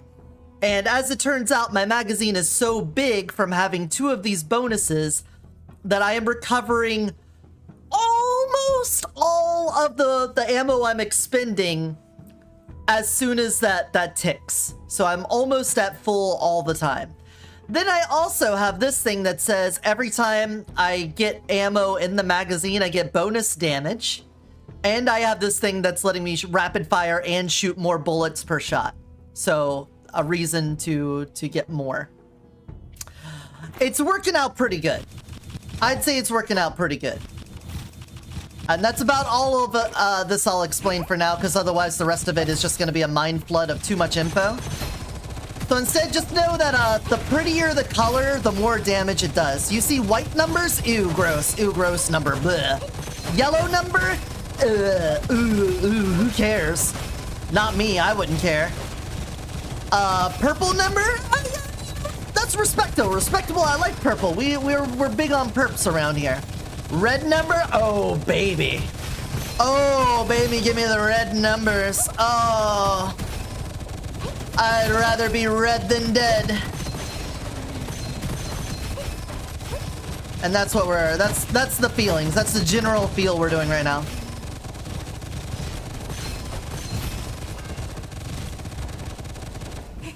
They're all dead. I can stop now. Fire mastery. I don't think I'm doing fire. I am doing lightning. Just incidentally. So many numbers. The numbers are doing numbers, man. And they'll do a number on you too. Whee! Excuse me. Let me talk to you before the room starts. Thank you. We got a dice bro up there.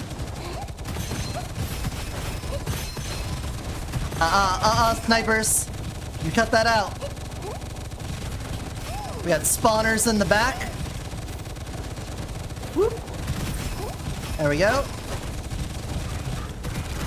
Oh, something's behind me. I saw it on the minimap.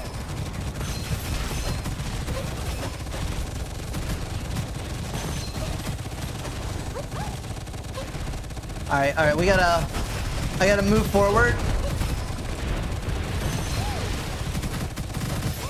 I'm getting assaulted from a distance.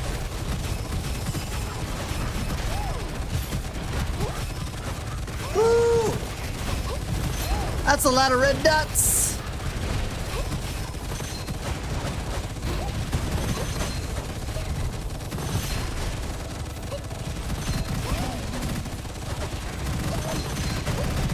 Pull it down.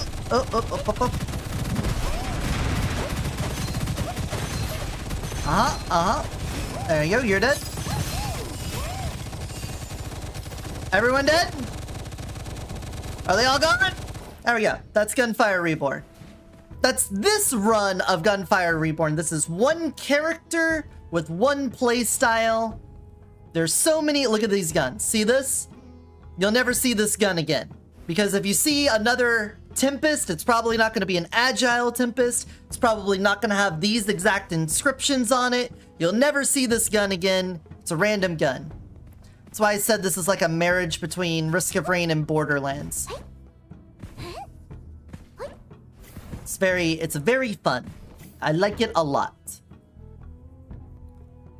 I'm not gonna hit that many crits with the way we're shooting right now. That's just not gonna happen. It's possible. I do have a random chance to crit with the way I have things set up, but I don't want to accidentally ruin my run by fucking up challenges. Okay. We have to make some dinner. All right, thanks for stopping in. Thank you for the raid. I hope you had a good time. Hope to see you again soon. Bye-bye. And thank you for the head pads.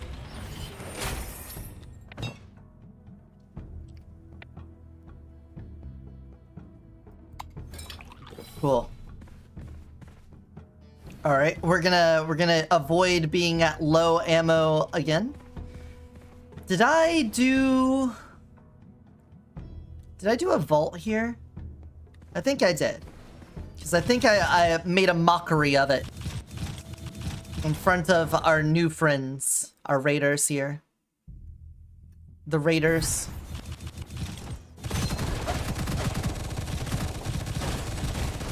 Hey, you up there? Stop that. I see what you're doing and you need to stop it.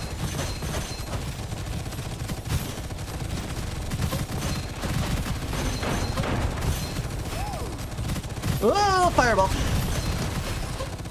Task completed successfully. Oh, brr, brr.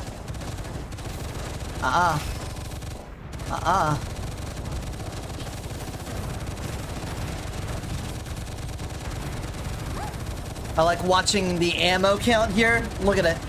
Look at this ammo count freaking out. Ah! Ammo count aneurysm.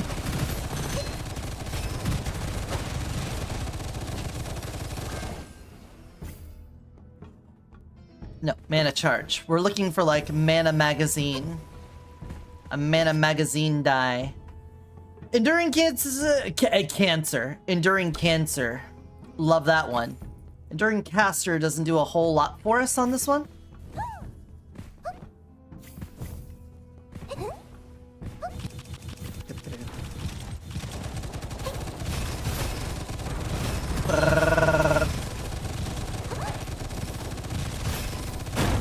Hey, don't be putting up walls around me.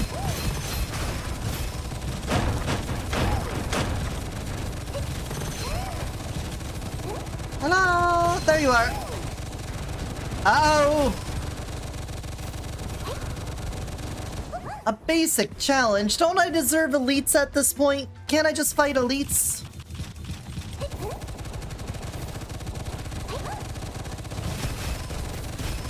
I just want more chances at goblets. I want better rewards. Give me harder things so I can get better rewards. We are on track to do all of the damage. Oh, hi. Turtle. Damage turtles.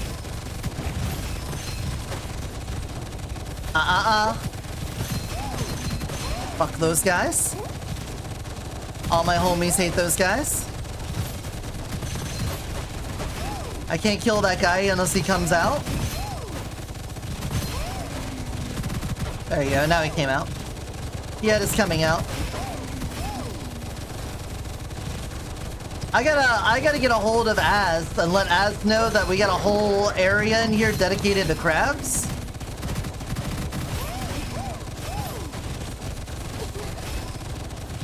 Tell Crab Daddy he needs to wrangle up his boys.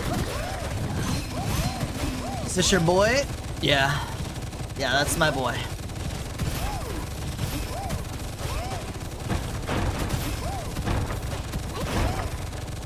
Ta-da! Time to kill is pretty fast. I feel like we're doing pretty good damage here. We may crack 1 billion on this run. We still have a whole nother level of Act 3 and then all of Act 4 to go through, and Act 4 enemies are a bit tankier. Okay, that actually, I'm gonna get rid of that. Some of our damage is based off of, somewhat based off of refilling the magazine. So if I have deft hands and I'm not using up ammo, then I'm missing out on damage. So shooting won't consume ammo after killing an enemy or destroying an item. You actually hurt my DPS. Never thought that would happen, but that's the case.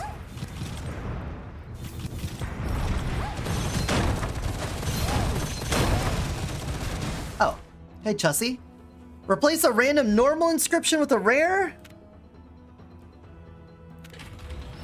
Lucky shot for every ammo consumed. Oh! That is perfect. I'm sorry. I couldn't have asked for a better inscription than that. So notice it says resets on reload or weapon swap. And guess what? We're never gonna fucking do. So that's a guaranteed another 100% lucky shot. We're gonna have only red numbers now. Only the most beautiful number.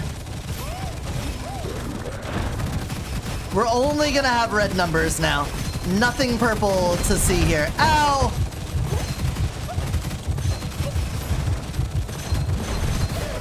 And we died.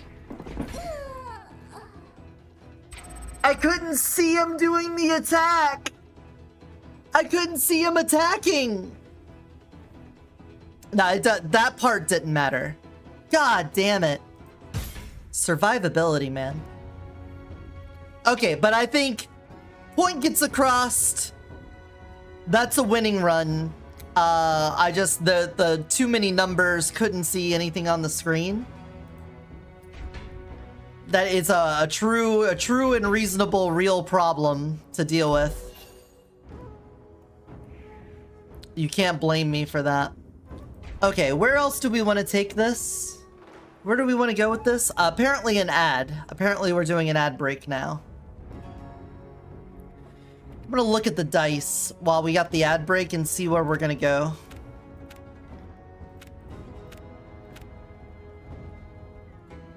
I want to make that bow work. What about Momo? If we went with Momo...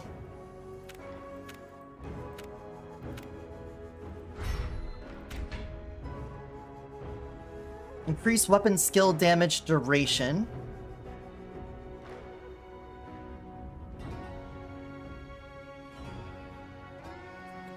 Increase weapon skill damage during duration.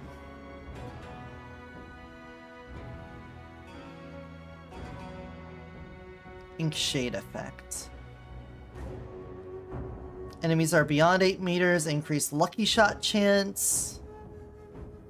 Increase damage when using weapon skills. Wanes 1 stack over time when weapon skill resource is below 33% the cost stack to fully restore the weapon resource.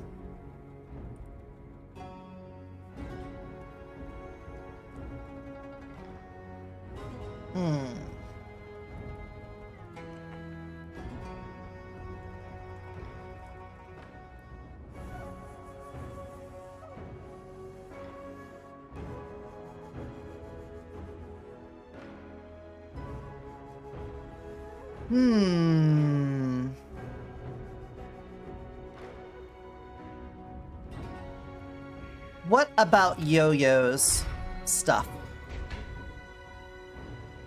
After a number of weapon skill casts, the next weapon skill refunds 100% of weapon skill resources. For 1 weapon skill resource used, next weapon skill's lucky shot chance increases.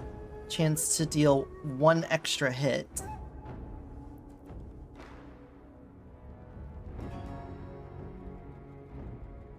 I think Momo is more the choice here because his doesn't limit you to a certain kind. Skilled trick is actually not going to be the best choice here.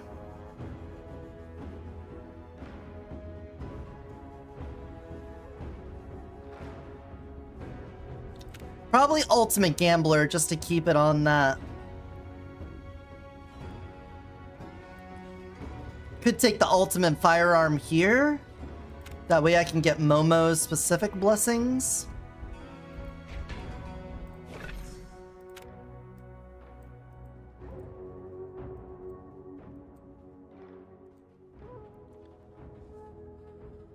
30 ink rhythm cap, increase weapon damage for each ink rhythm. Ink spirit sortie period benefited by reduce that when staying in blank domain. Gain 2 ink rhythm. And 3 weapon skill resource per second. Gain ink rhythm after dealing damage to an enemy. Only trigger once in combat, resets after leaving combat.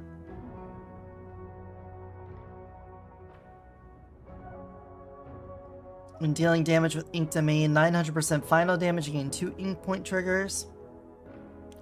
So we want ink wash fluid fusion, and then we need to throw out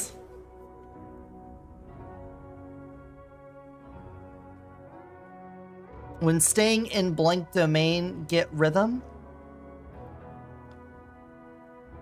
We get weapon damage for that. And 3 weapon skill resources per second. Blank domain is what comes from his overflowing ink, or from his drawing come true, I believe. Ink scroll forward that blocks enemy projectiles, dealing damage and knocking back enemies within them. The ink scroll generates blank domain along its path. So yeah, we want to throw down his secondary, and then we'll get extra resource from it. So if we get this, the idea I'm thinking is to be able to just spam right-click with this homing arrow thing. If we can get to that point, that could be pretty cool. So that's the idea we'll go for. We want an ultimate firearm, so when we get one of those bows, it's going to be the bow we want, most likely. As for... I gotta admit, these seem to be working pretty good.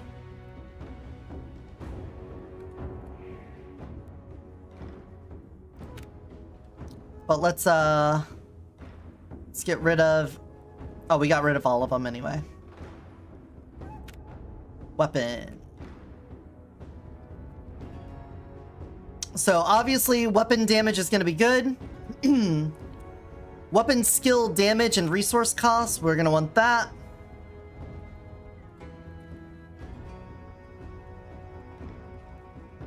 The extended magazine I don't think matters really at all for it, unless we end up with that concurrent cooldown, but then we'll care.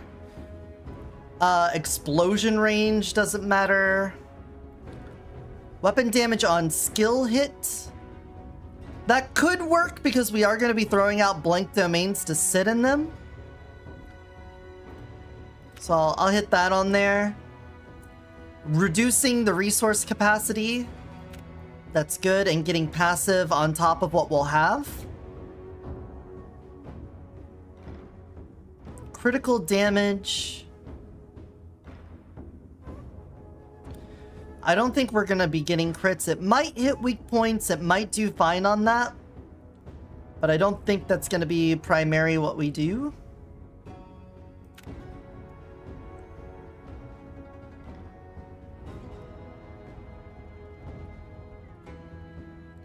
So that's going to be the base of our stuff. On the skill side, we'll see if there's anything here.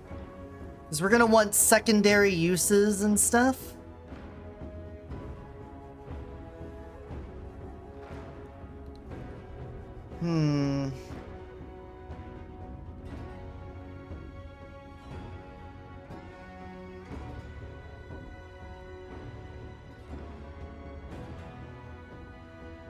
We're not using his primary, so inner flow doesn't matter as much.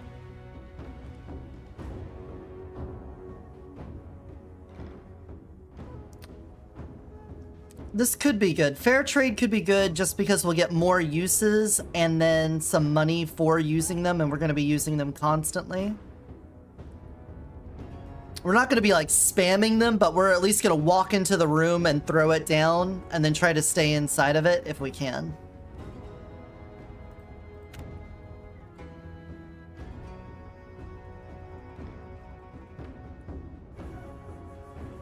Alright, everyone's back from the ad break.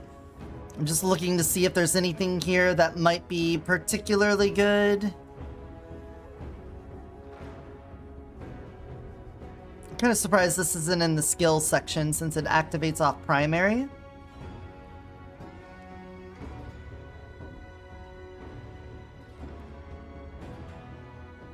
Mm.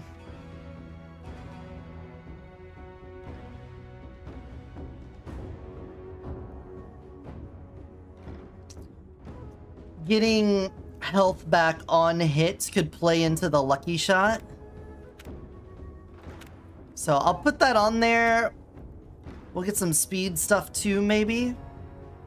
None of this just favorites things so that I immediately catch stuff with my eye. But otherwise, that's just putting a little indicator on it. So let's go in there. We're going to be looking specifically for the light weapon bow and seeing if we can get to the point where we could do nothing but spam its right click for big damage. We need the ink something shot. Ink wash fusion. There we go.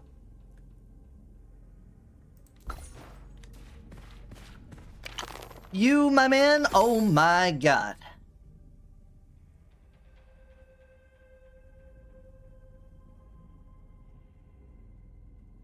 Well, I'll take the free crit.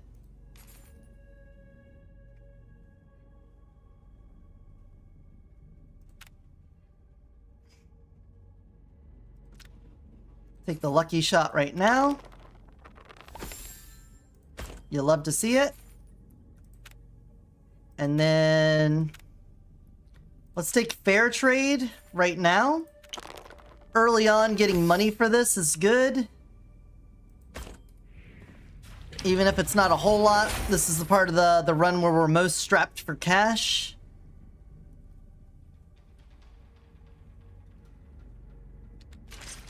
Well, we're very unlikely to get the weapon we were precisely looking for off rip, but that's fine.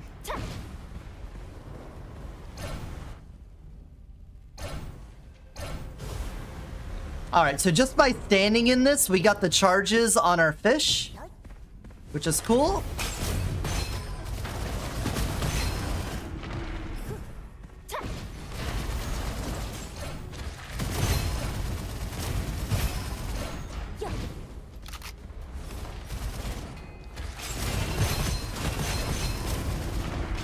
Yeah, that already seems pretty good.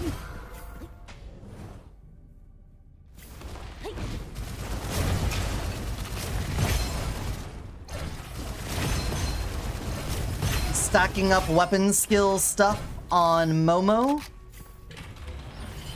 Reliably strong.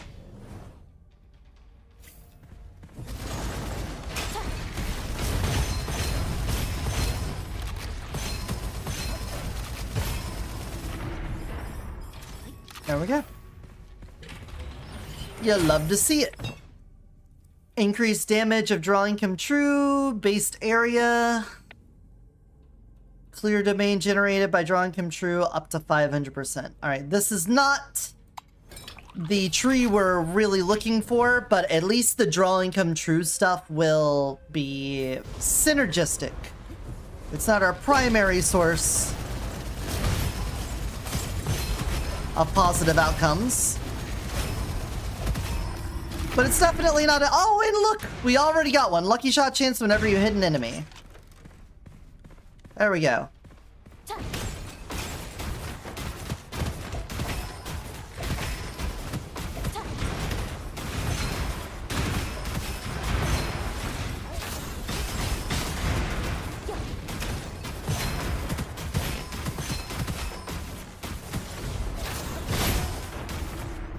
I'd say that's pretty good. I'd say that's pretty good. Alright, he starts with more shield than health, so I'm inclined to take more shield options then. Yeah, I'm already seeing red numbers and we didn't even take skilled trick on this one.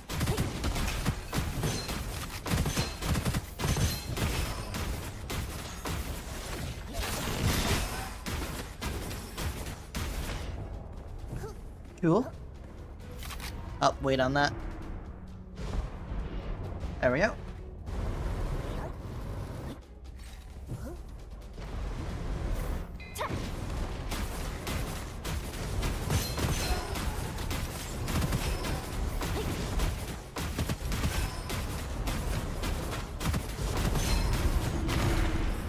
If we can get a better version of this that has the fire extra trackers on every shot, that could really get us pumping. Really get us pumping. Rate of fire increase could be nice too. Same boat.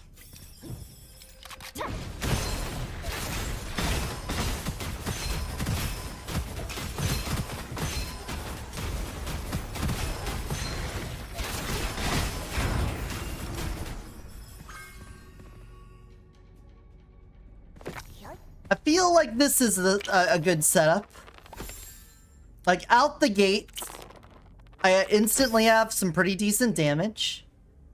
I'm seeing lucky shot numbers go up. Already pretty synergistic, even though we don't even have, like, the higher tier things here. I'll take that. Get rid of you. So now we're making 6 copper every time we throw down drawing come true. Let's take Vital Mastery and get rid of the critical.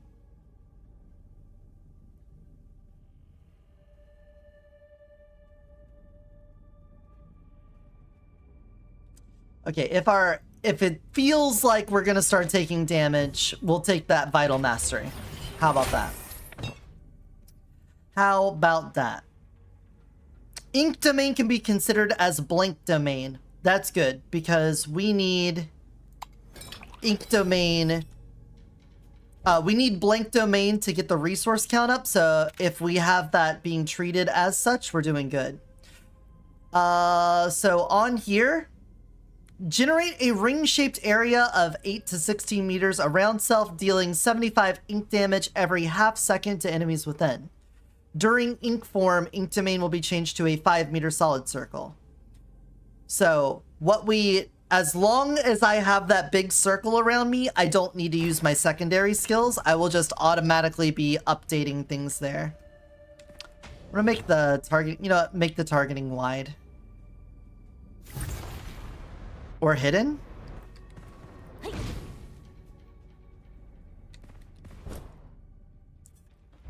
If it's hidden...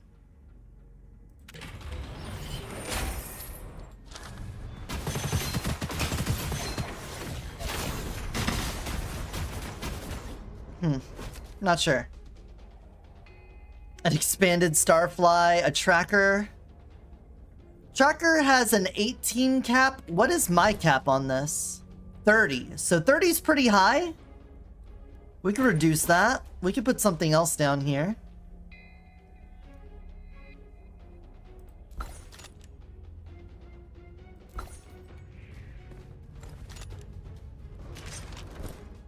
Swap those.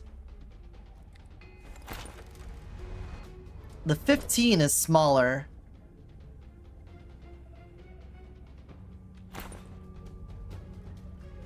But that builds differently. I don't understand how that would work, actually. Whatever.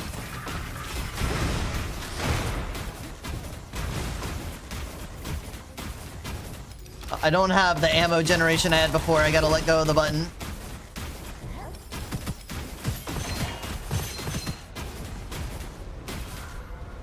Ooh, an elite on the third one? Hopefully it gives us a goblet.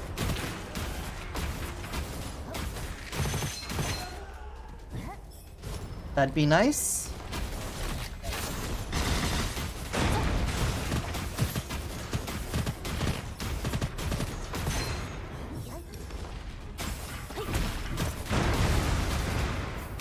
Another thing about drawing come true that I often forget about is that it blocks projectiles. So if someone's about to shoot you, you can just do that and stop the projectile from flying at you. Pretty strong. Bluff is good. Preemptive strike could be good. I love this weapon. We've already won a run with it though, so I don't even care.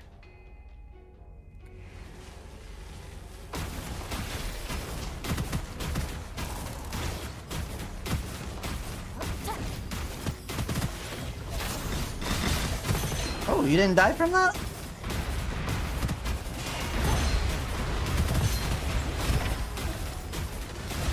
Bomb Bros going crazy back here.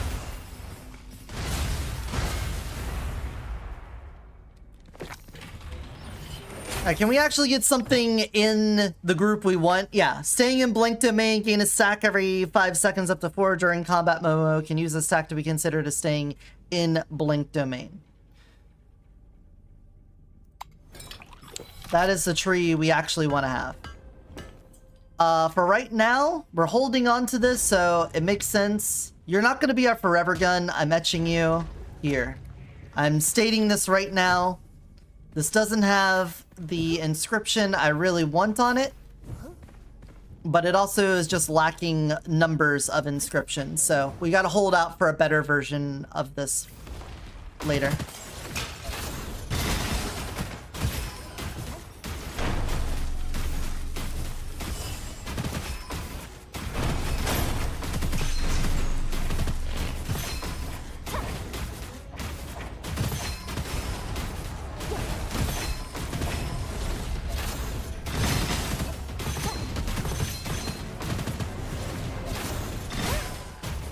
Bingo. That feels pretty good. Gotta say that feels pretty good. 2 right clicks on him and he's down. You'll get no complaints out of me. Taking down that guy is usually quite a piece of shit. Oh, I'm half tempted to take this just to have things that deal damage around me. Skill damage, though. Extended magazine, I don't think is going to matter either. None of these, I guess, really matter. I'll take the Blazing Hoop. At the end of the day, the circle going out could stop a few of the, like, beetles and lanterns and stuff from fucking me up. But it's not really a big deal.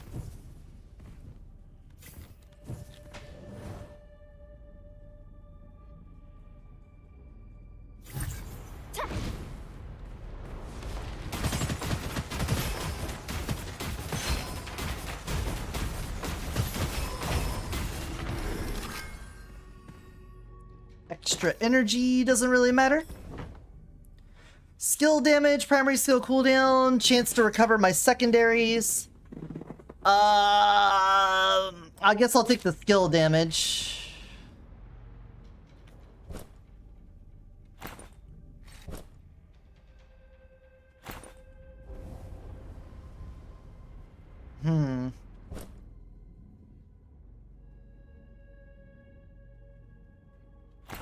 Well, we just did a tracker run. Let's not use the tracker.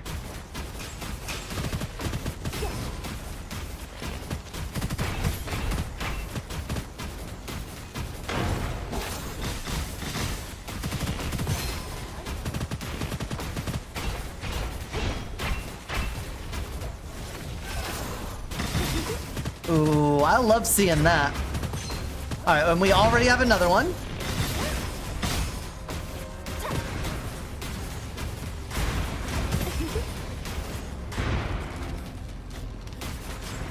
Where is this guy hurling those from? Stop that.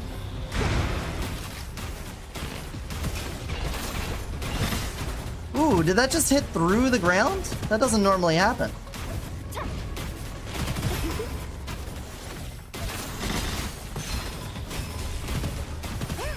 So this is, I feel like this might be a really strong setup simply because this is looking like it's good at clearing enemies out, and when I need it to be single target, it can be single target.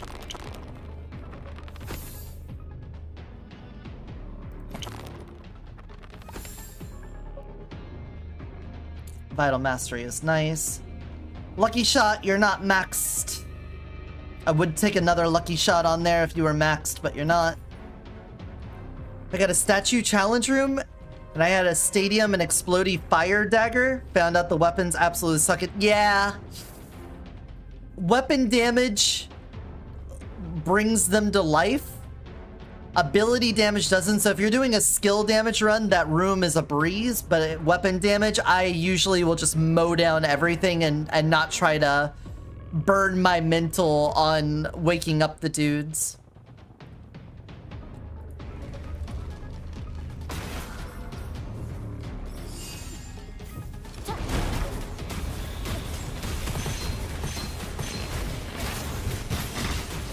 I was standing in something, but I couldn't see it because of my Momo stuff.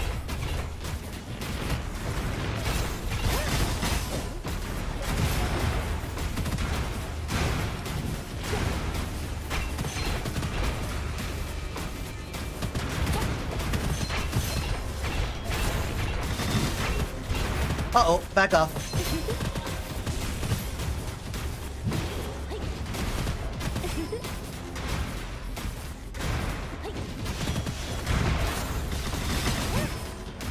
Okay. It's a lot of horse head. It's a lot of head.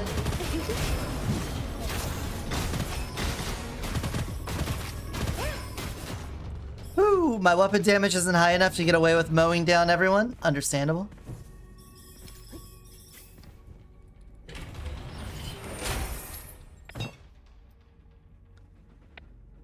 Shield cap when staying in Blink Domain?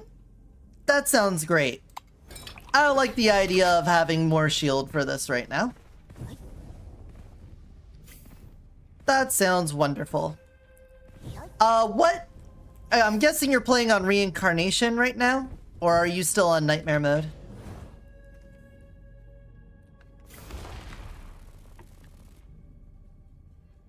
Nightmare? Okay.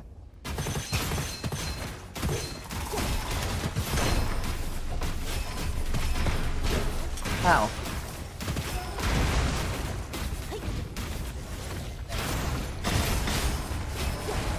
Oh, this is Spearman City.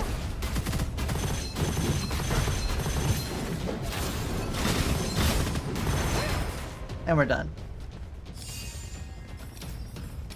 I don't think so, but at the same time, if your skill tree isn't up all the way, then going to Reincarnation can feel bad because you should save like 100, save like 200 to 300 essence when you're in Reincarnation mode so that you can use them on spiritual blessings at the beginning.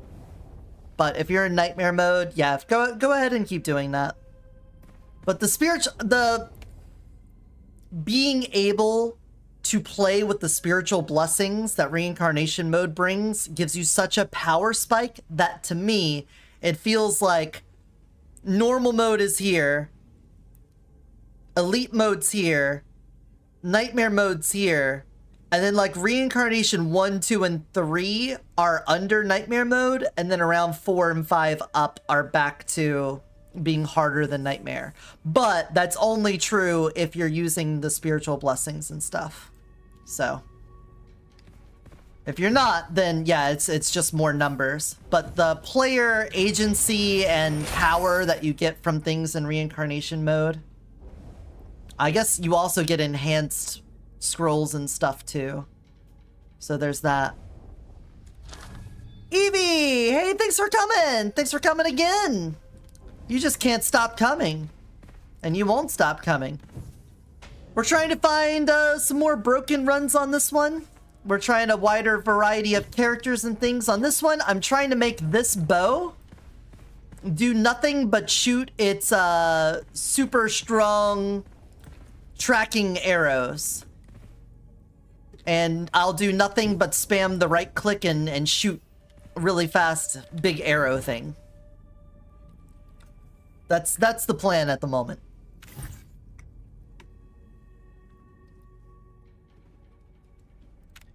Alright, we're not doing splash. So living longer would be nice.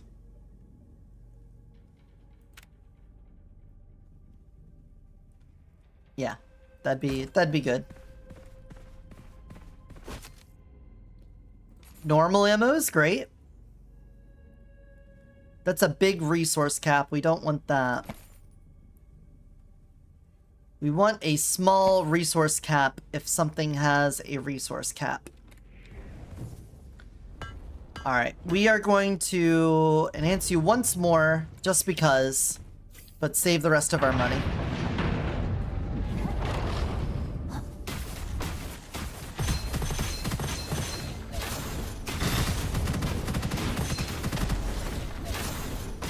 getting there. Oh, we just skipped right past that stage. Oh, they missed. Oh, but they came back. Okay, so the damage seems pretty good on it. I think the damage seems... Oh, we got to get rid of Ancient Timer. I can't have that. That messes up my right-clicking. Get out of here. Ink point gain.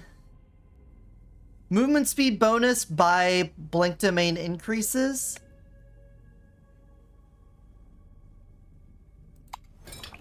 We could probably take that later. For now, we don't need it.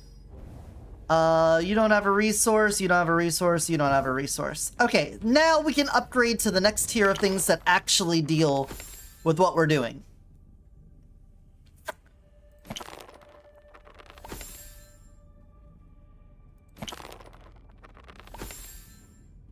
The extended magazine was cool, but it doesn't fit what we're doing this time. So we go to gun stuff. Weapon skill with weapon skill damage. We need that. Give me that first. You are the crooks of the run. I'm worried about busting on that. We can have 2 of those. Okay. Your game knowledge isn't good enough. Understandable. We can have 1 of these. So we'll take that. A 9. Get rid of this stuff.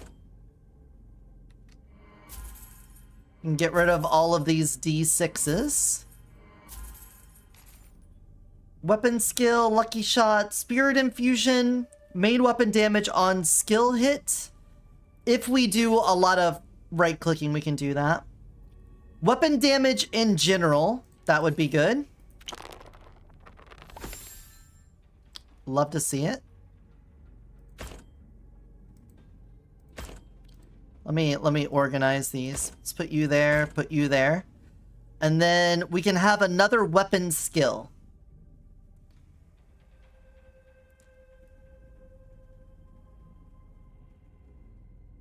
Which seems like the right choice. Let's just double check things. On the skill side of things, we only marked fair trade, general, blood valor. Getting HP back on kill or assist could be nice. We could just take some lucky shot, because lucky shot is pretty nice. But I think we really want to lean into the weapon skill, so let's do that. Bueno. Mucho bueno. Okay, that's pretty much the setup we want to have right now. So we're going to be getting a constant tick. So if you don't understand what's going on here, I don't blame you. Don't worry about it. That little bar in the middle of the screen, we want that to fill as quick as possible. Currently, you get a little bit of energy when you hit an enemy. I'm also getting energy while I'm standing in this thing.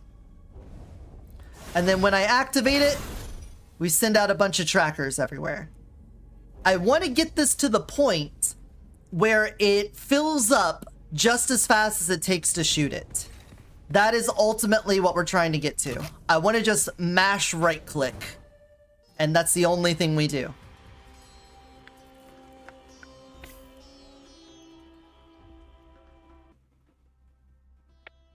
After hitting the player and other players will receive extra damage as percent of HP. Safety measures, we probably want that. We're not going to be swapping, so brief respite doesn't do anything for us. We don't have EBT on this one. But we have other forms of movement speed mitigation, so that's not a bad curse to take, to curse the enemies. I don't want our enemies to have backup shield. The corrosion area on death can get me backed into a corner, but we do already have another pulse. But enemies, this is a really good one.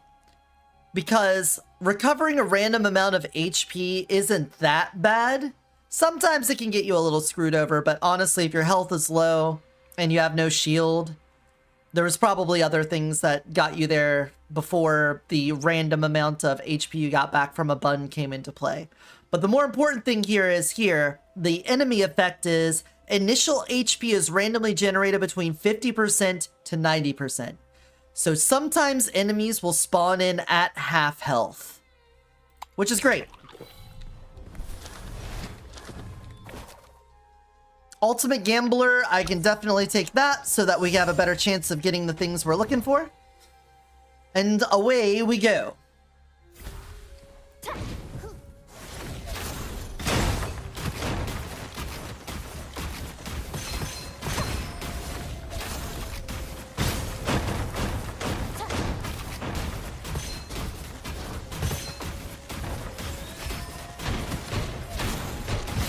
Ooh, I can get the lock on and then curve it over the rocks.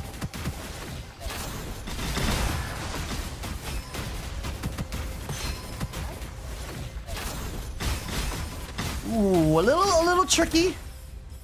It'll be a little tricky. Lock onto them and then point up.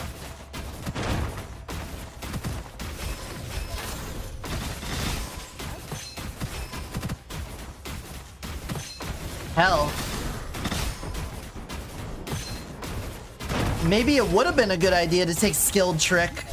I am getting these right clicks off fast enough that it might be worth it. If I take an unfortunate death on this one, I think I'm gonna redo this.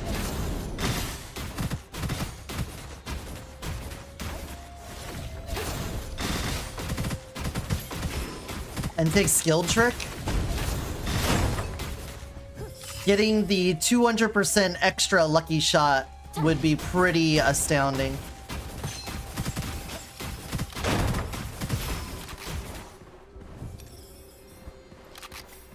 It would be pretty cool. There'd be a lot of damage.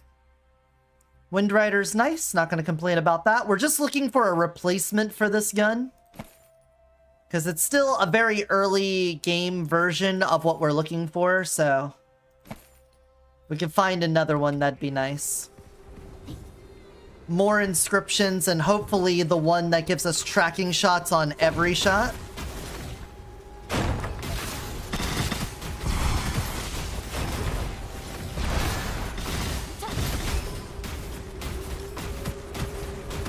Sentient Tornado, please leave.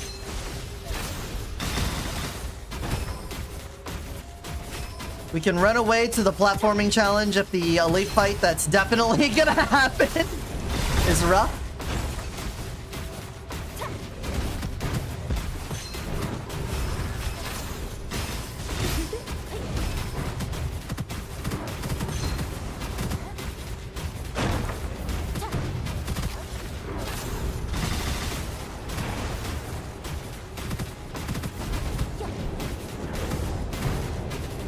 Sentient Tornado, you're an ass.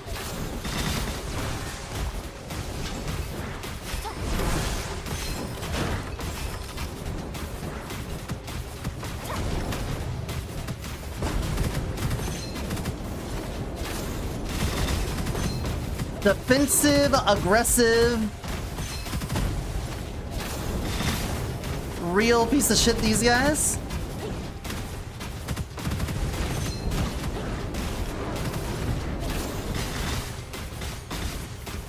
There we go, now you've respawned. Oh, Sentient Tornado, please.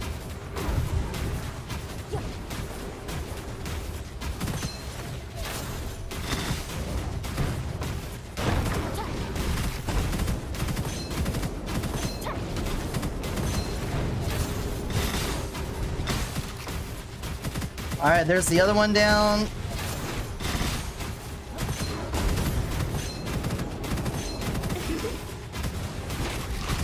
Uh-oh. Yeah, you're trying to leap on me? I see that. I see that.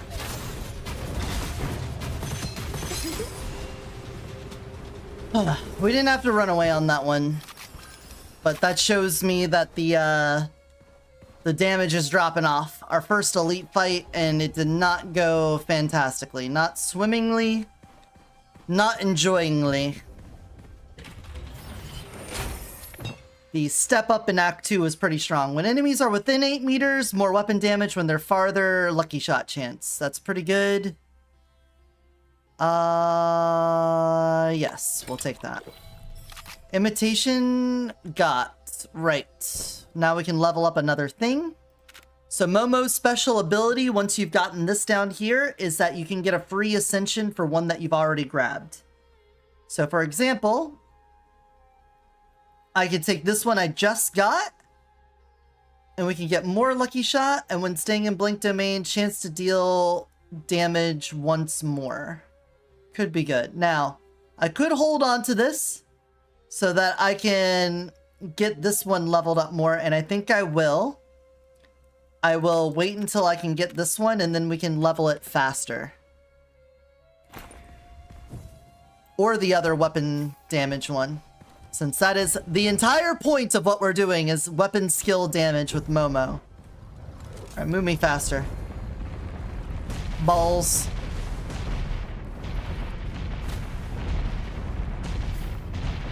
Balls.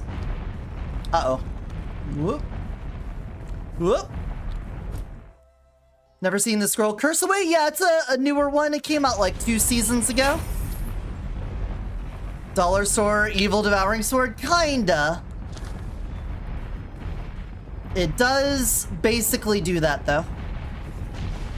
There's in this season, there is a quest for using that in a run to get rid of 2 curses. So if you go grab 2 curses and then use it on it, that's pretty good. I guess I'll take It Takes Two. Pretty good, pretty nice, pretty neat. I am going to need to get my resource Gemini going, even if I don't want this to be... I really need to get a better gun. We're on a gun run where my gun is not good enough right now.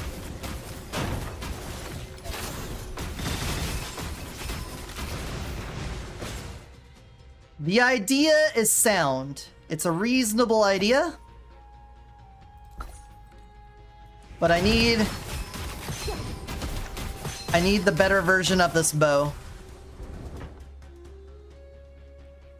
Fall fewer than 1 times before completing 3 scenes.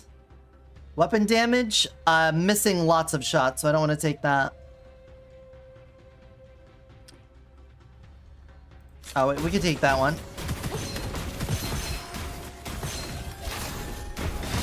I should instantly... Nope.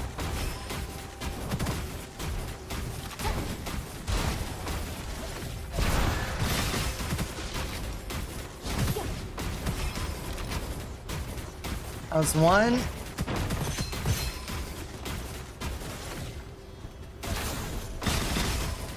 That's another. One more time.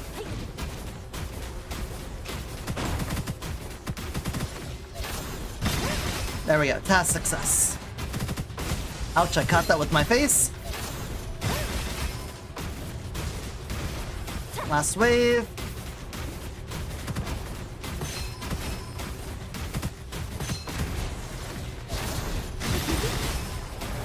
Oh boy. Alright, that's not a bad one to get.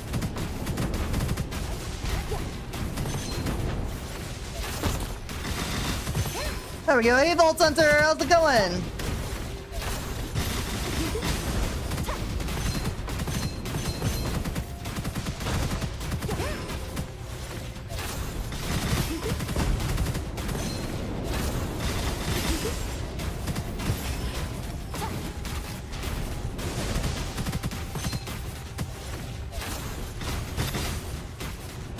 Ooh, get me out of here. There's one.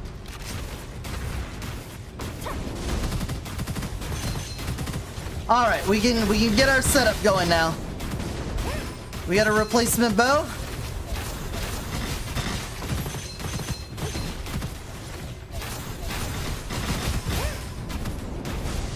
We're having a good day so far. We've been trying out busted stuff. I am playing on the hardest difficulty just to make sure that it is indeed and in fact as busted as I'm hoping it is. But in that respect, a lot of the times we're just getting instantly deleted at certain parts of the game. Which has been anticlimactic, let's say.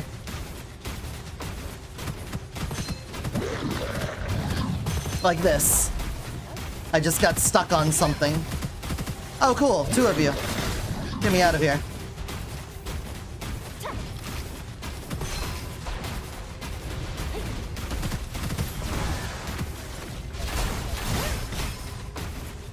Ah.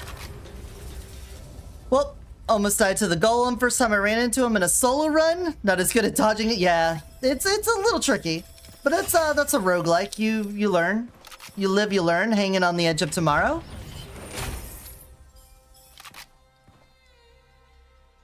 Oh, died almost immediately. Oh. Well, you live, you learn. You gotta stay behind the wall, let him shoot, and then shoot him. Easier said than done, as always, and of course.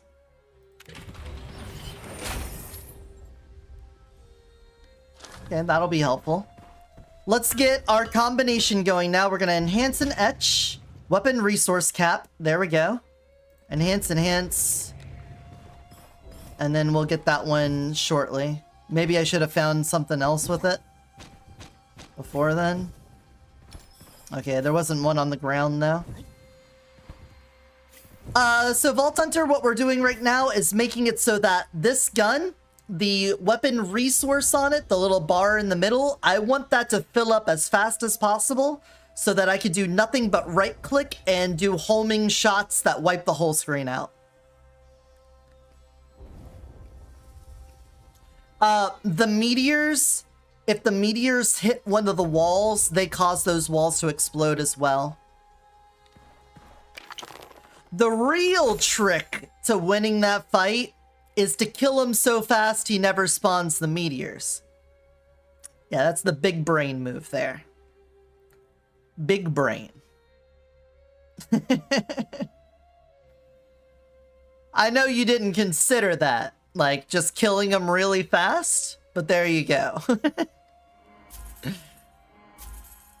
I'm gonna roll once for a potentially upgraded weapon. Actually, what if, for a weapon recharge.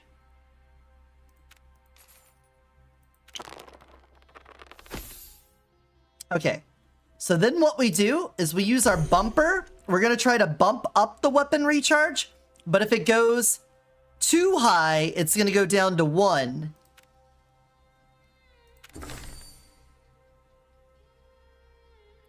It went to 12, perfectly. So, now that is at a minus 30% capacity, which means you only require... You still say you require 30, so I don't know. Maybe, well, you know what? We've already found that sometimes the stats on this don't work. So let me drop this. You say 30. You still say 30. Okay, so I don't know, man.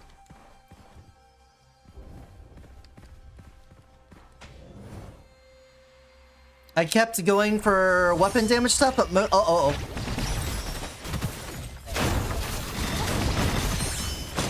Sorry, gotta focus. Hey, hey, you motherfucker.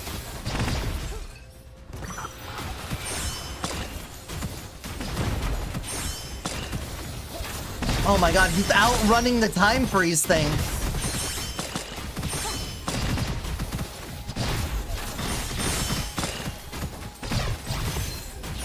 There we go. This one.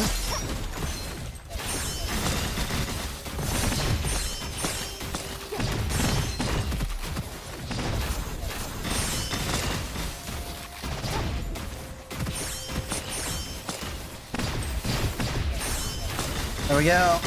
I lost track of which one. One up on the steps.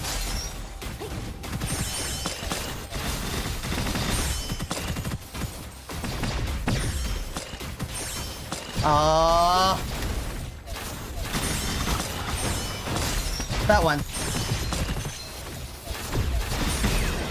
Jeez. DPS is kind of low. Just need stronger damage in general. I kept going for weapon damage stuff. Most damage I could do was 1400, but on Golem I was just doing 600.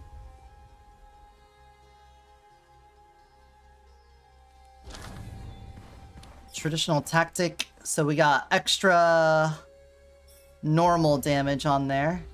I have elemental enthusiast, but I'm not even doing... Oh, I am doing lightning damage. Never mind. Never mind. I'm cool. You have a resource cap on you? You do. Cool. It's not as... You're also level 4. Okay. Whatever. Whatevs.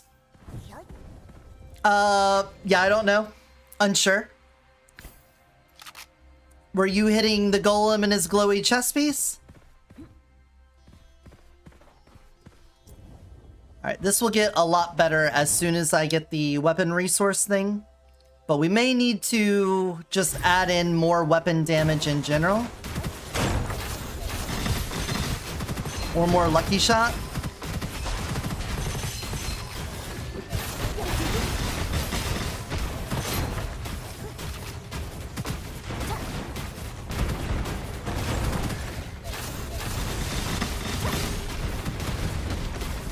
Fucking sentient tornadoes.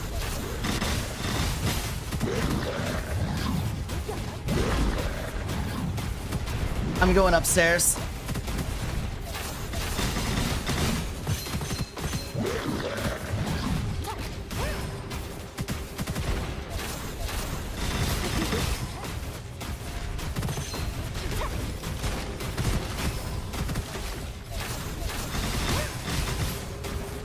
Okay, I saw the double weapon skill activation there. Okay, that's good. Just trying to, but I didn't hit it consistently because I was using daggers, not an instant hit marker gun. Yeah, hit scan is what they're called. You do nothing for us other than give us dice points, so thank you for the dice points. Now go away.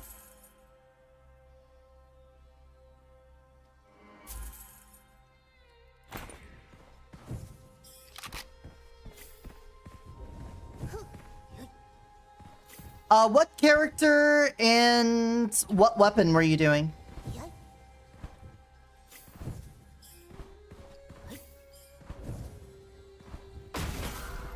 Alright, an elite. I think we're gonna wait until we get the goblet on this one.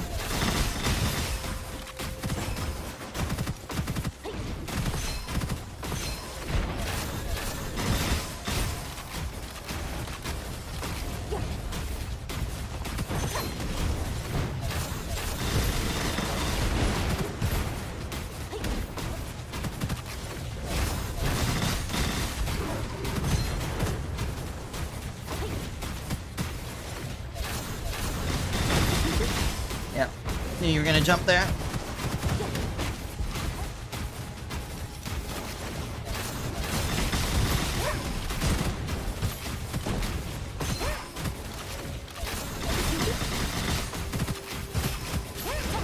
Interesting. I saw his shield come all the way back for a moment. I feel like I'm not doing a whole lot of damage. Maybe I need to pump up the lucky shot then.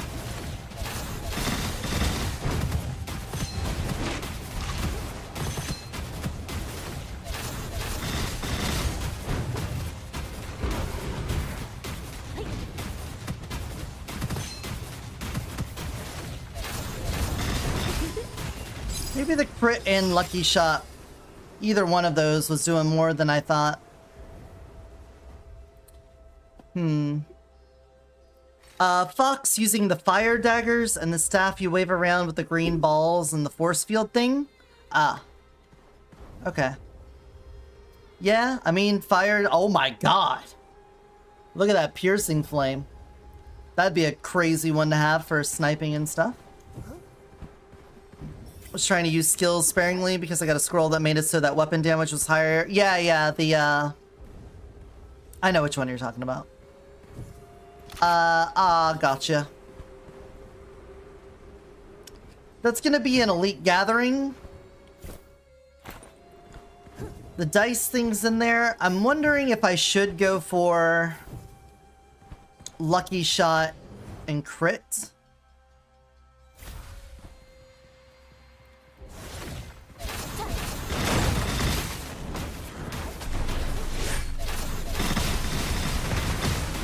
Just to get, because I feel like this boss fight's gonna be a little rough if this is the time to kill I'm getting on elites here.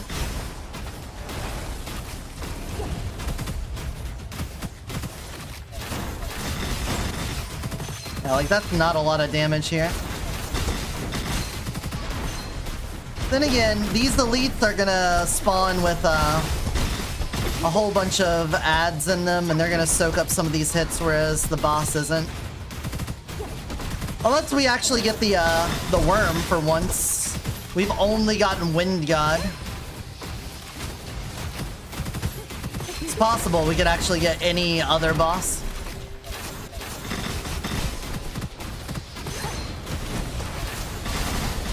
Uh-oh.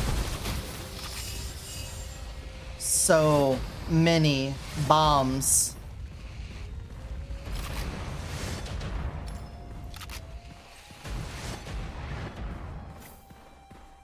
If we get the worm, then some ads are gonna pop in, but based off of everything, I think we'll get the Wind God in here. Curiosity box? Sure. Giant Slater and Greedy Choice? Okay, those are two really good ones to get. We're about to go in to an elite gathering, and I think this is gonna get intense. I expect this to take a little bit of time.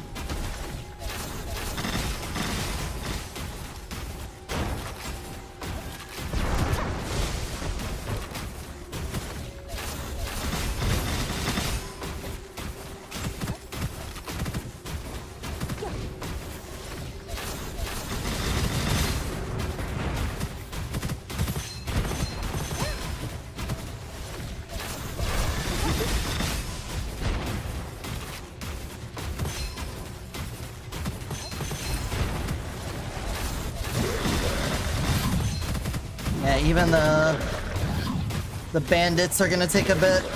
Oh no, it's Oops All Arsonist, isn't it?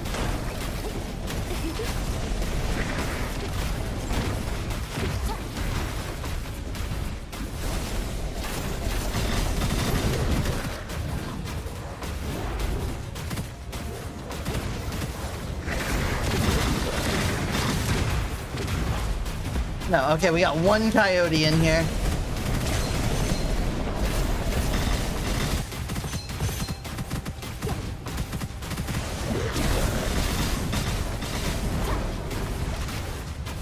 Oh my god, that one's fast.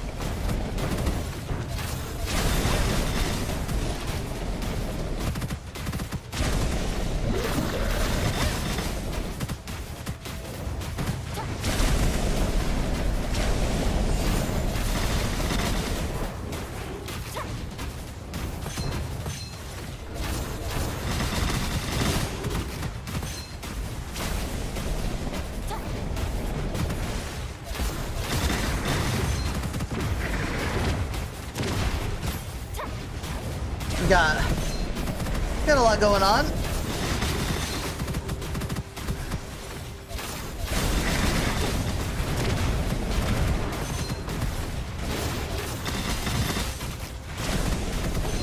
Try to focus the one that almost dead. There we go.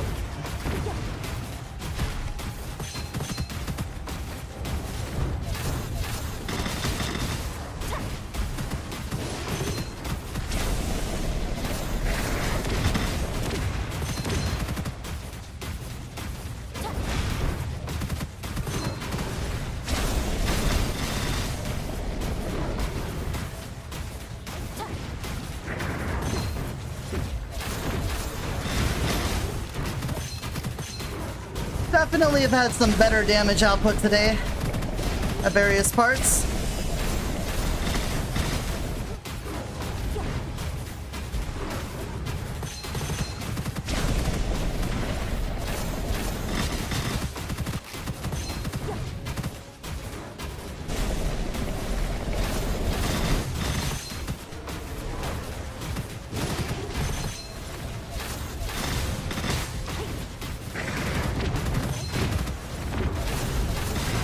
Uh-oh, I just got decayed. That's not good.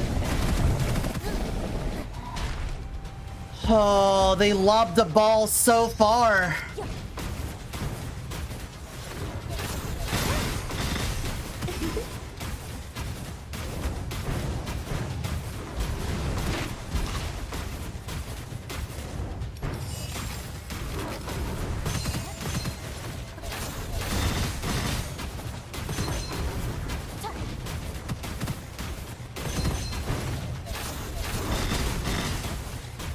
Coyotes are pretty dangerous on R9 and 10 because they can do a leap that covers a ridiculous amount of space and does a lot of damage.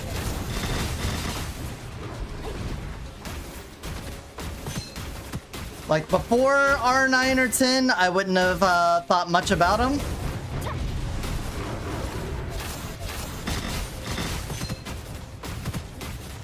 Damn.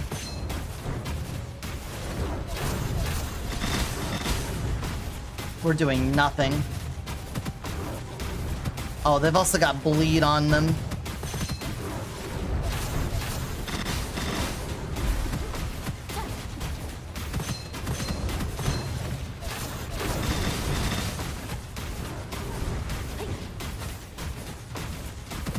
Oh, an ad. Okay, cool.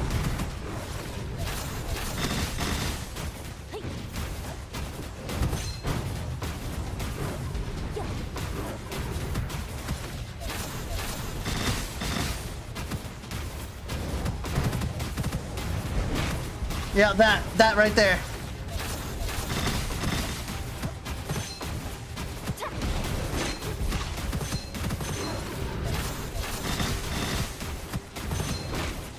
Woo! The other one came up right as that happened. All right, that one's down.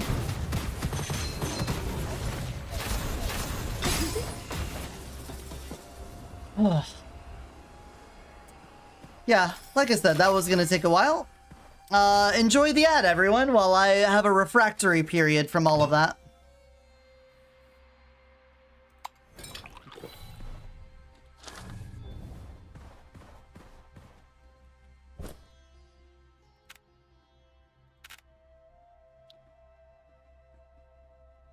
Alright, we can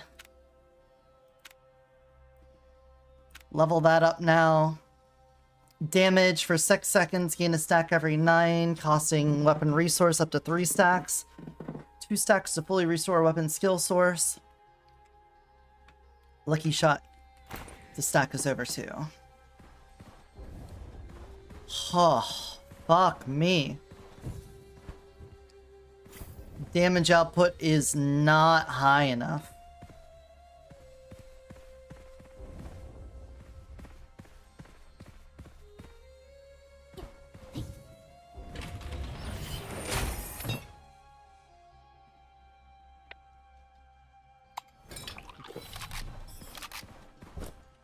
Let's go to the Dice Man and see what we can get out of this, because we're not going to make it through this boss fight at this rate.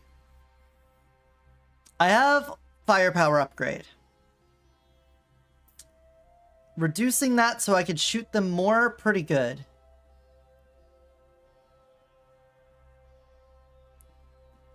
The weapon skill damage, not enough. We need, let's get Lucky Shot on here. There's just another multiplier. If we can get pretty good Lucky Shot, 40% with 10% for that.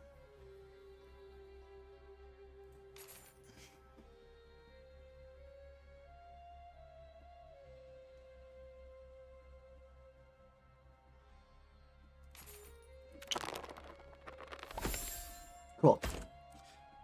take that. I'll leave that there in case this doesn't work, but with Lucky Shot 60% there, hopefully we get another doubling. That might be the thing we need to save our ass. And then we can get this combined on the next screen. I don't have extravagant consumption, so that's fine. Ethereal Feline definitely doesn't help when you have oops all. Well, it wasn't oops all, but it was a lot of arsonists. 3 arsonists and 2 coyotes. Let's get this part figured out first.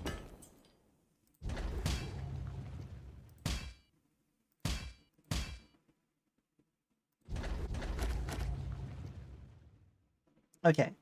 Obtain 1 stack for every 5% weapon skill resource costs, 6% up to 150% final weapon damage for each stack for 15 seconds. Yeah, the worm doesn't exist. You're right. We just never see the worm anymore. I've seen Golem. I've seen Brutus, Brutal Guy. We've seen both the ship and the serpents. I've seen Gluttony and Polar Bear over the past 2 days, but I've only seen Wind God. It's weird. It's weird stuff. We can start building towards Soul Ferryman, I guess. Okay. Everyone's back from the ad break. Let's see how the wind fight goes with this setup. I get the feeling it's not going to be good. But we'll see. Never mind. We are at the point where I can do nothing but right clicks. So that part of the run is a go. Now that we got the Gemini. Oh, never mind. I spoke too soon.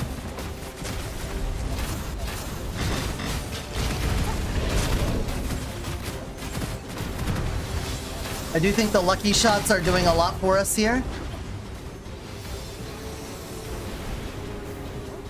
A tornado is right on me.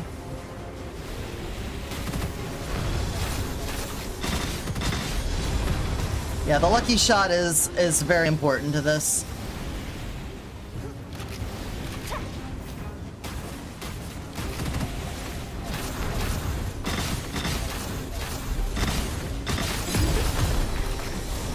Okay, not terrible. Getting the Gemini there and the lucky shot there, that was massive.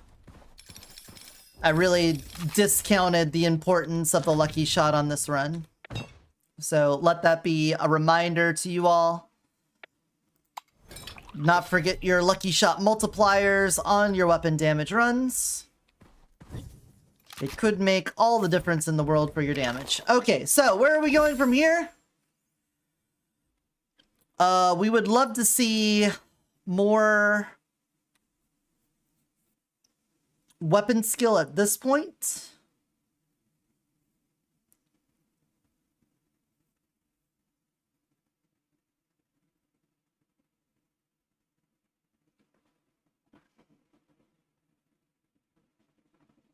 The weapon recharge, we've got that pretty far down. I think we take another weapon skill. And we start building for red here, if we can. No. You ass. Do it again. Okay. Very low roll. I don't even have enough to, like, nudge that up to red. But we could set that in for now. And then roll it again. Well, there's a red. Okay. So now we get 120% weapon skill damage every 200 weapon resource cost, which means every 2 times we do it, we get a 30% weapon skill damage for 10 seconds. So if we can activate the weapon skill many, many times very fast, we'll be doing great. Let me put this one here and this one here. In that case, then, we could just go for a firepower upgrade. That's another thing that could help out a lot. Or more lucky shot. This one's already at a gold. Well, this one's also at a gold. I know the red one on this is also worth it, right? Yeah, an extra 40 on that with the 20% for health modulation. Though 200% is a big up, so let's go for that then. And you failed me for the last time. Okay. Still though, that should be a pretty significant damage up from where we're at. We could just work on these three, getting them up to red, and we'll be good. Can I, should I, would I bump this up with my 2 refines?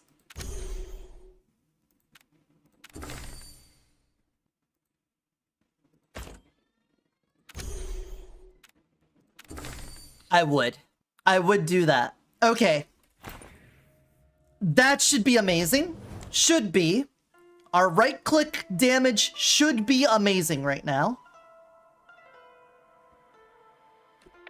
Paranormality would also go very hard for us, so we could take that.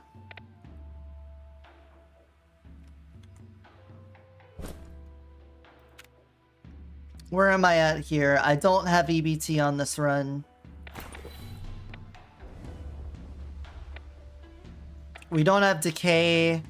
Speedrunner, we're at 0. We don't need to buy a whole lot from peddlers, so I could take that. We're not really doing a whole lot of Elemental either, but we already have our Misfortune Aurora, and we don't have Evil Banishing Talisman, so, you know, whatever. We'll take Glaze Sight. And then...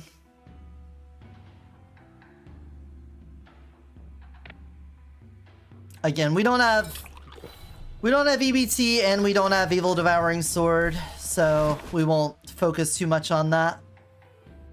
Fake Death is going to keep us alive. We've already lost our revive, so we might as well. And let's see if right-click run has what it takes to make it through Act 3.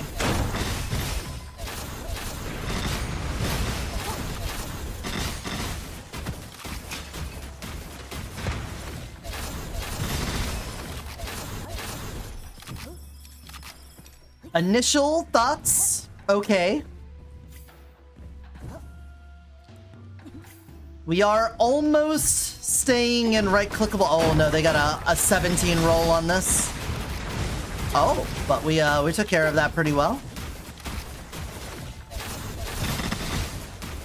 Pretty good, pretty good.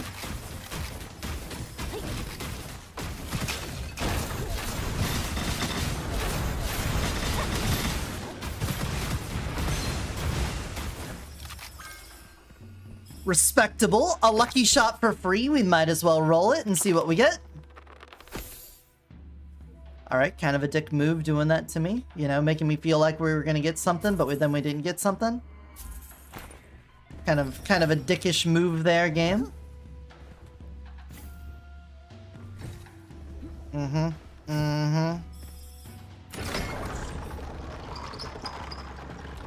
of a dick. Kind of a dick.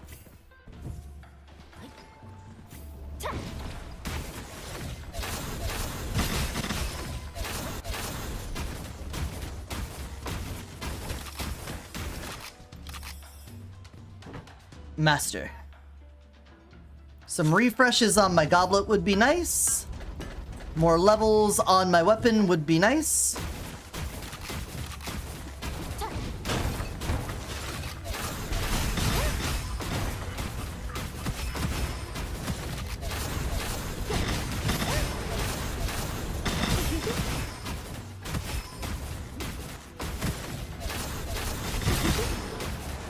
An elite invasion? Okay, okay. Single right click takes down the elite. We're back, baby. We're so back. It's not Jover yet. It's not Jover yet.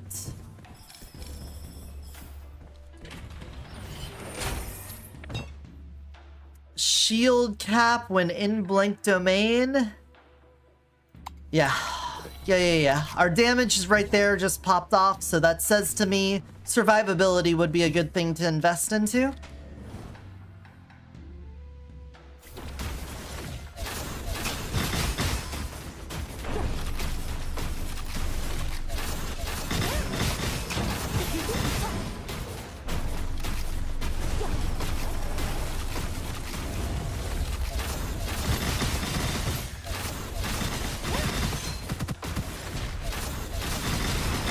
Ugh, other guys are soaking up all my damage.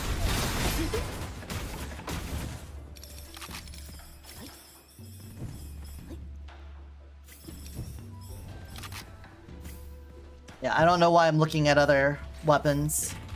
There's no way we're switching off of this at this point. Snow boots. Yo, all three of these are great, so we're gonna take them all. Cool. All right, and now our curses are supplying us with damage. That's great. Fantastico.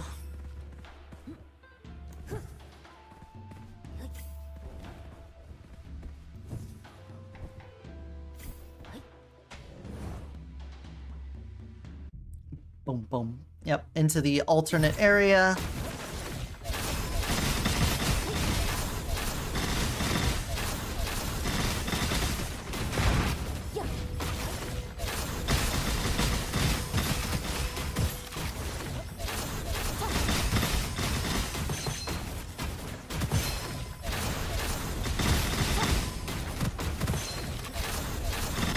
Shields kind of suck.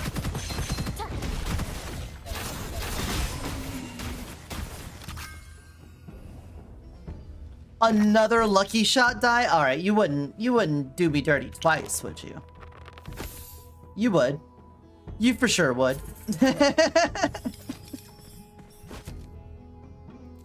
Silver medal. That's a keeper. That's a keeper.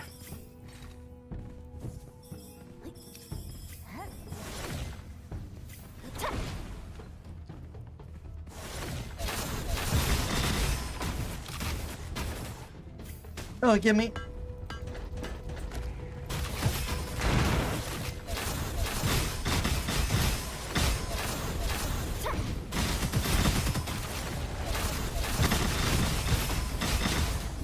That was so many lanterns. Oh, the elites are right on me.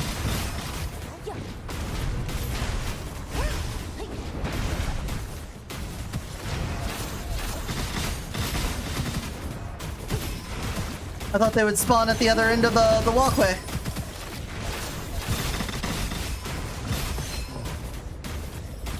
Ooh. Oh.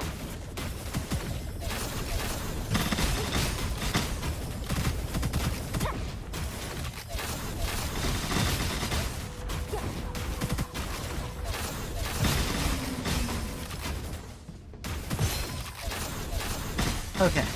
Something hot were to happen during sleep paralysis and you came, would that be considered a wet dream since a part of your brain is still in REM sleep?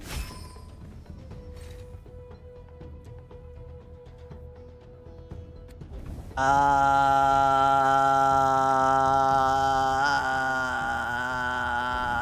don't think that's a dream. I feel like if you're in sleep paralysis... I don't think so. But I'm not about to, like, stake myself very hard on that.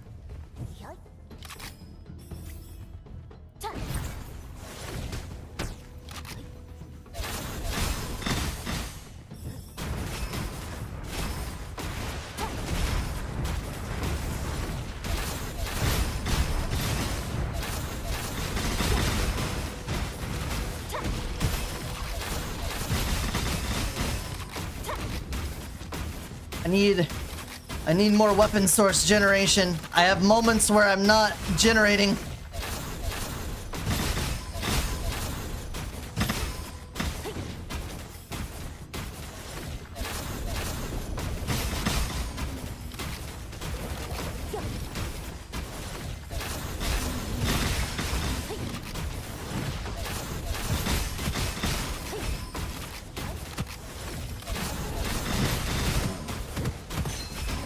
I can't tell if most of these hits are even hitting crits when I do the right click.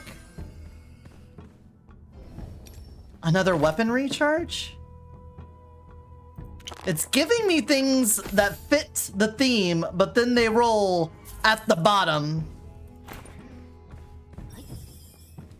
I mean, this says fire tracking arrows, but it doesn't say it's trying to hit weak points. They just track. So I don't think they're hitting crits. I'm not hearing like constant ping noises.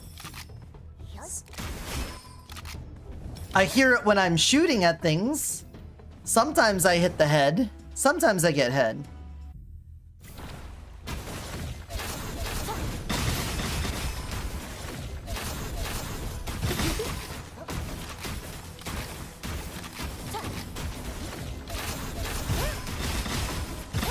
They do seem to track pretty well, though.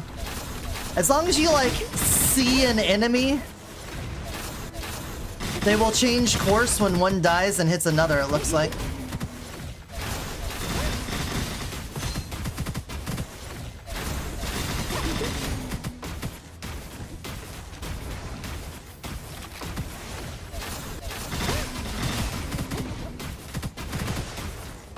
Why are you going down there?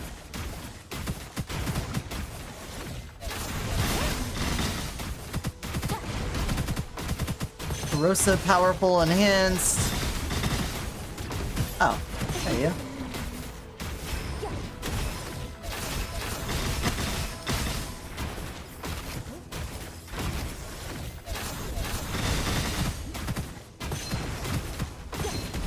Yeah, I'm just going to assume we're not getting crits, so I won't focus on crits. We could probably get some more lucky shot going, and that'd be good. I'm still not seeing, like, a lot of reds. We're just seeing purples. So we could crank that up a bit more.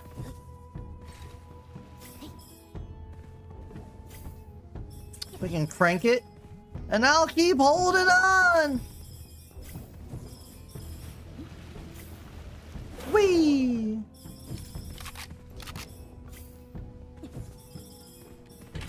If they hit crit spots, that would probably be way too strong.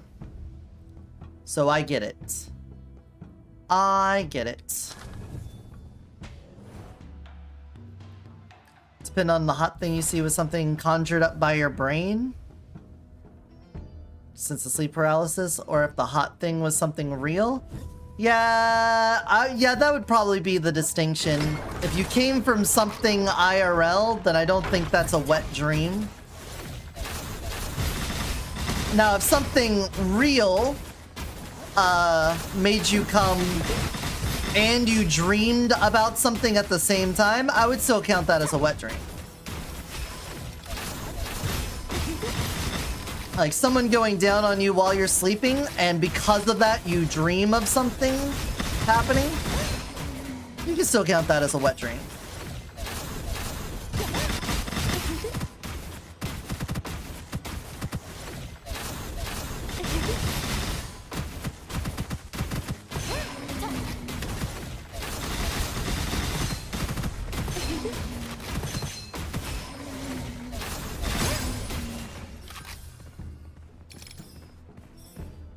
Man. We're still looking for lucky shot. Got it.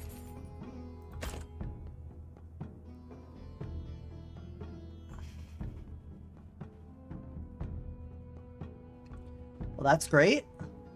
Guaranteed 100% on that. We can get rid of you. Cooldown loop.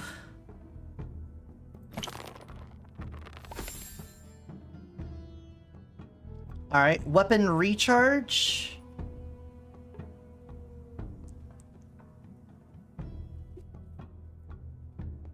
I don't know if we need this as much. Let's go for the firepower upgrade and try to get that. Jeez, you are just fucking me with these low rolls. I just need you to get close enough so that I can bump you. Not even close.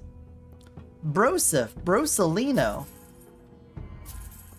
Yeah, you're killing me here. I got this whole bumping thing so we could go bumping in the night.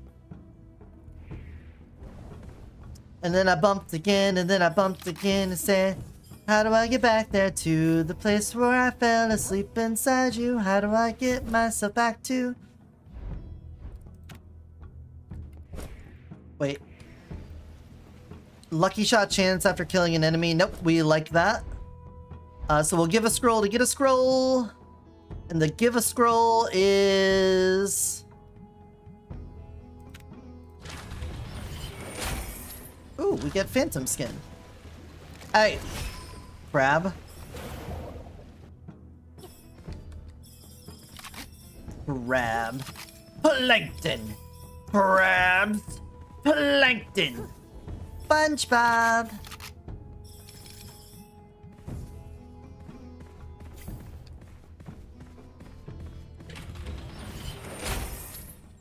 Okay. When enemies are within so close, blah blah blah.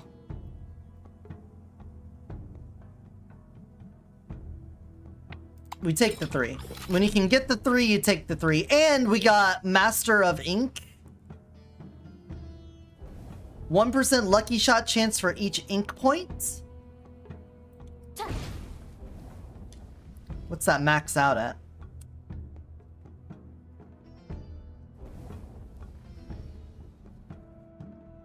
60-ish? Okay.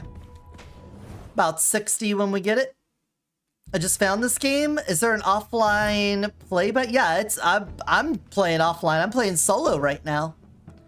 Welcome on in, Pook KG on the YouTube side of things. You can just play offline, no problem. I'm doing the seasonal mechanics and stuff. If you want to be multiplayer, you can even right-click on the invite thing in the lobby, and you can just add bots in if you want to play with bots.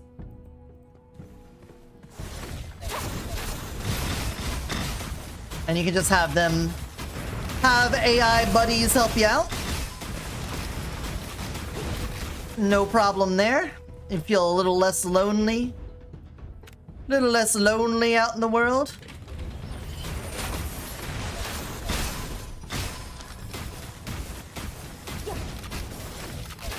Yeah, no problem.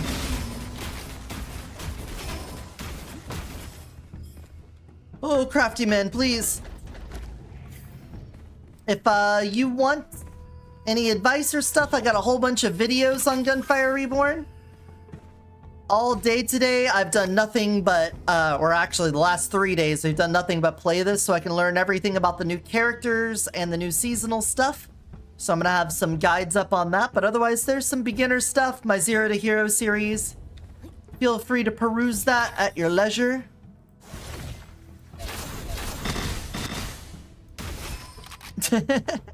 Okay, so the lock-on can determine which of these shells laying around are hermit crabs and which one are just shells. That's cool.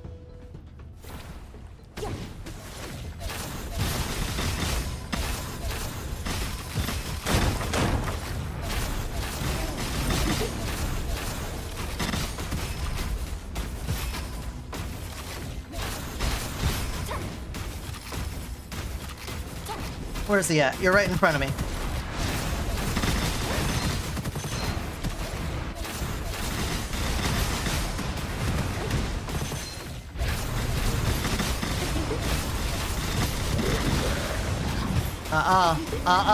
Ain't happening.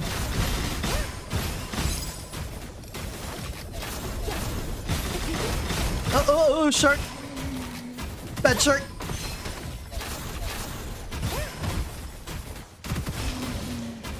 Bad shark. Land shark. Don't look at weapons, it doesn't matter. None of this matters.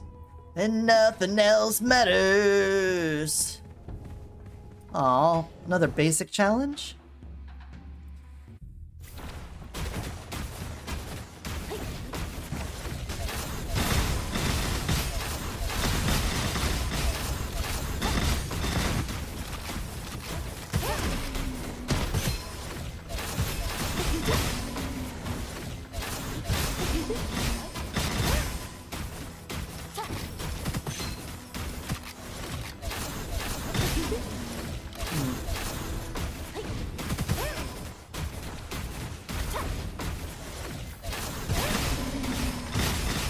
This one, now that we're here, now that we have gotten to the point where we have the damage we need, The resource refilling super fast, our lucky shot up. It feels comfortable, but getting to this point was a bit of a hassle.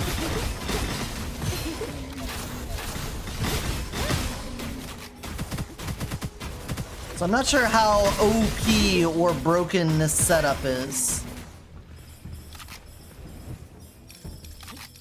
I definitely feel like the dice build is still the strongest yet because it was good out the gate, just right away, and then on top of that, it scaled into the end game just fine. I'm not sure how much of that had to do with the prince. I do have to recognize the bit of the RNG there was we were on the prince and we happened to get his increased damage to enemies in elemental effect. Ascension maxed out as soon as possible. So maybe on other characters, their mileage will vary. Oh. Nope. Alright, this room can get a bit crazy. I want to get up here on top of the boat. Moving back and forth between broken ends of this boat seems way more sustainable.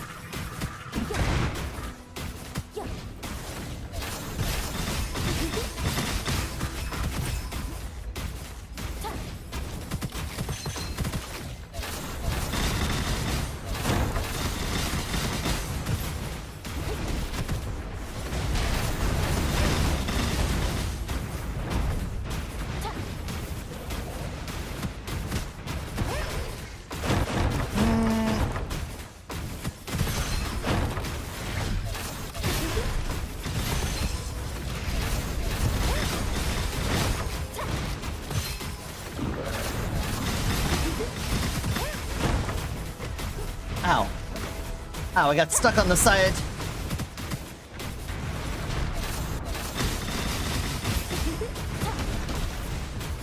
Whoop. Oh, there you are, Corrupt Monk. Just wondering where all these were coming from.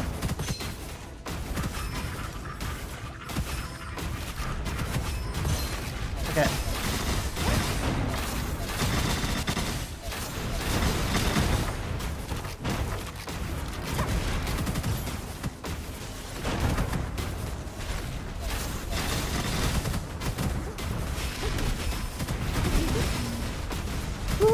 Just skirt on by there, just skirt.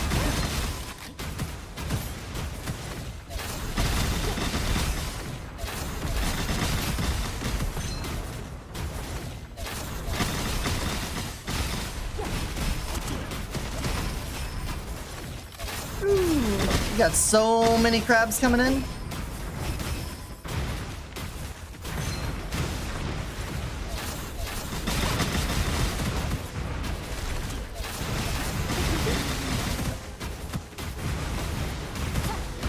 Ooh, we lagged a little bit there.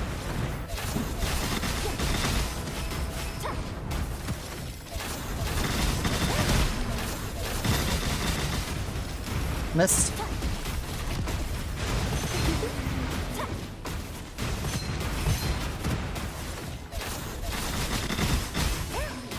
That was pretty good. Yeah, things splitting the damage caused me problems. When the damage is focused, it's very manageable.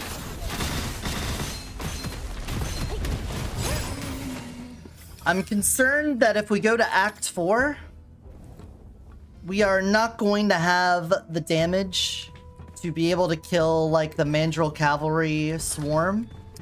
Wicked Power activating is pretty good, though.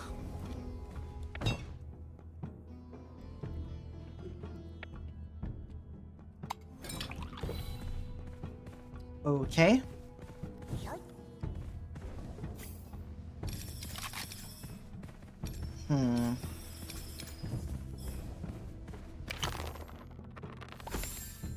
Dice Mana Pool.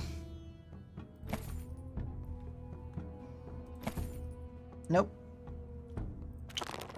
Give me more shards. We're still looking for a firepower upgrade. You're just laughing at me at this point. A 12? We could spend bumps on that.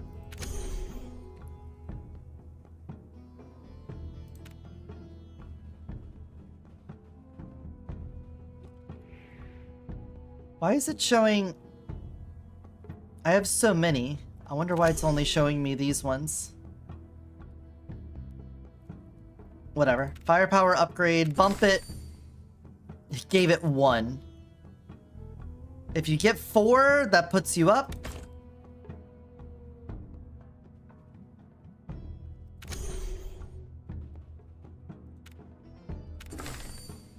There we go. A +1 and a +4 will do it.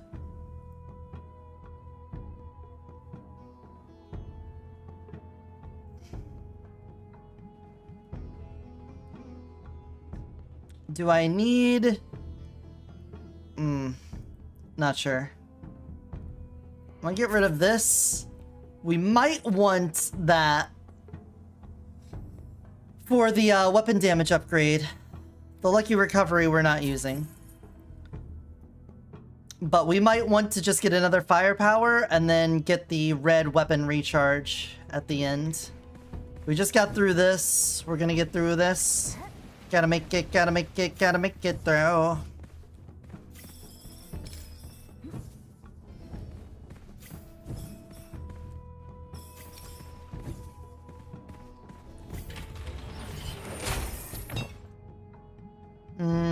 Refresh me. More damage. Okay, snake. I'm pretty confident that we'll be okay with the snake. We got a little bit of movement speed up because of the ink. We move faster in it. Curse away. You don't actually do anything for us right now. Empty bonus. Fight for immortality. Gives us heavily armored, which is really good.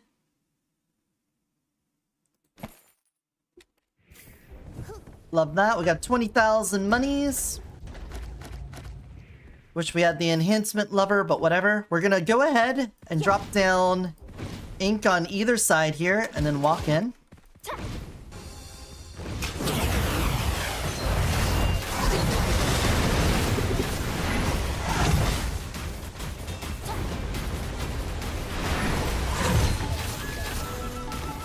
It's not damaging.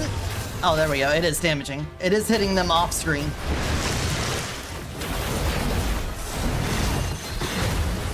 It's a lot of red.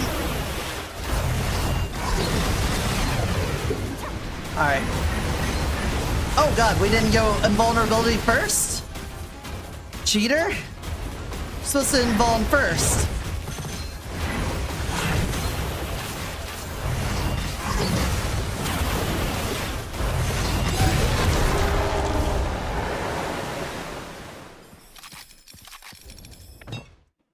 Supposed to do it in a very specific order.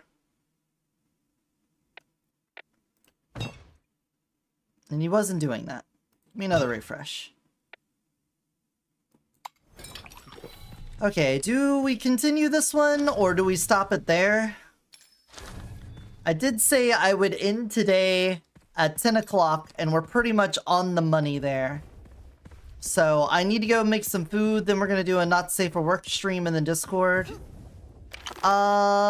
We could? Weapon skill damage. I can only have 2 of those game. Why did you want to give me another one?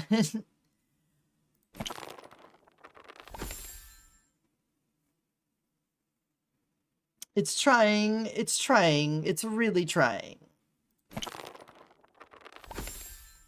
Quick cast. That'd be for primary. Let's see. If I get weapon recharge to red, we continue.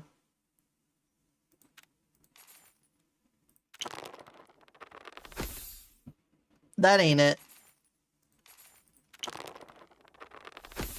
That ain't it. Okay. We call it there.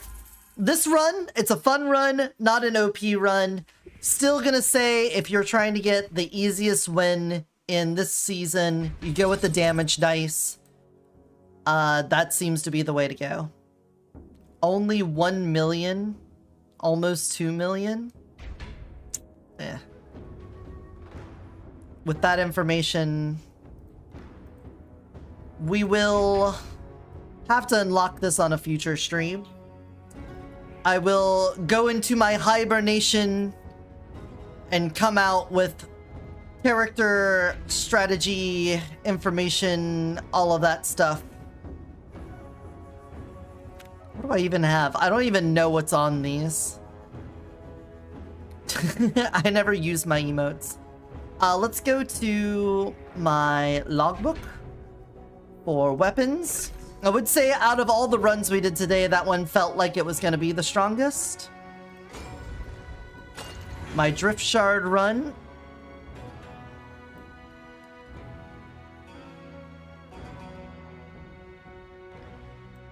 So let me grab that. And let's head on over to the Wall of Memories.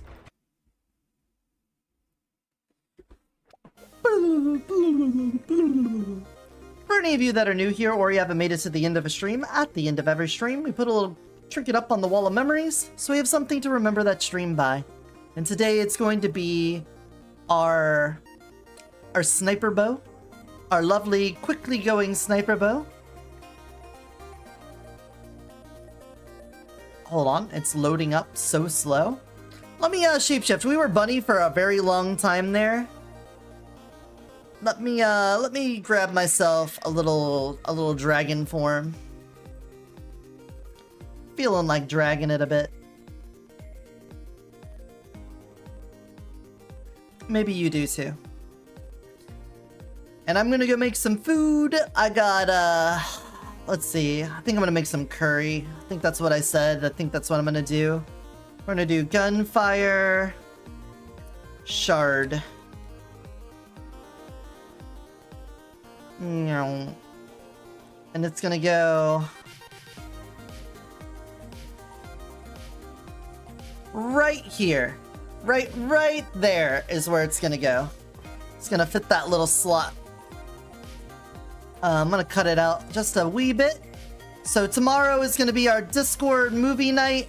We are going to watch a bunch of shitty movies. We're gonna watch like Sharknado and horrible movies like that, and we're gonna make fun of it the whole time. Bring your booze, bring your bongs. We're just gonna be making fun of them and mocking them the whole way.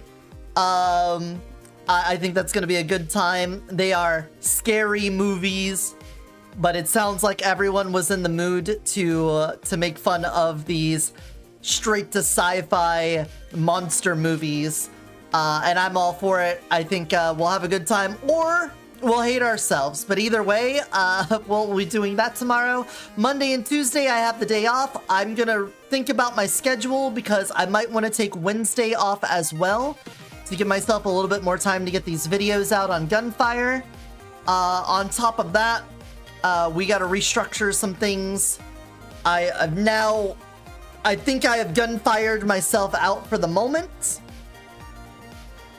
We will come back to it. I'm sure they will do some mid-season updates and things like that. We'll have a reason to come back to it. Maybe even do some collabs with people. But I want to go back and do some more Mega Bunk and some more Hades 2. And also restart my runs of Noida. I really want to do some more Noida again. And have an excuse to do that. So we'll consider that. I'm going to look at my schedule, see how things pan out. But that's how it is. There we go. We got our bow right there. And now let's see who we want to raid into. Hopefully you guys enjoyed today's stream. It was brought to you by the letter M. I'll let you figure out why. I don't know why. But it is the letter M. For Monster Girl. There we go. I figured it out myself. I uncovered the hidden information. Daz is playing Orcs Must Die. Is this original Orcs Must Die? No, they're playing Death Trap. He's playing as the bear. Well, we've done some Orcs Must Die Death Trap. It's a roguelike tower defense game. We haven't seen Daz in a bit, and it looks like this little cute kobold has gotten himself a kobold hoodie, which just looks adorable. So we're gonna over there to say hi to Daz, and then I'm gonna make some food, and I will see you all in the Not Safe for Work section of the Discord to play a game from the next fest and that I couldn't have on Twitch. So until I see you next time, remember to take care of yourselves and take care of those around you. Bye-bye. Bye-bye.